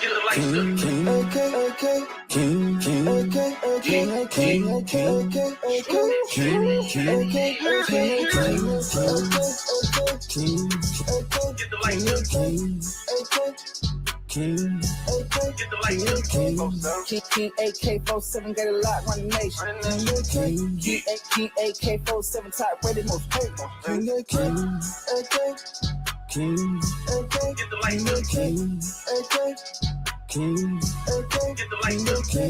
Fourth voice of the streets and the voice for the streets, they name it. Like, come and share, subscribe, you get blood if you pay. Get the lights to me. Get the lights to me. Yeah. Block it.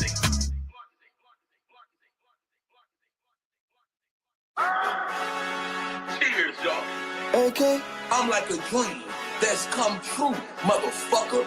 Get the lights to me. King AK. King AK. King AK. King AK. King AK. King AK. King AK. Get the lights to me. King AK. Get the lights to me. King AK-47 got a lot running nation.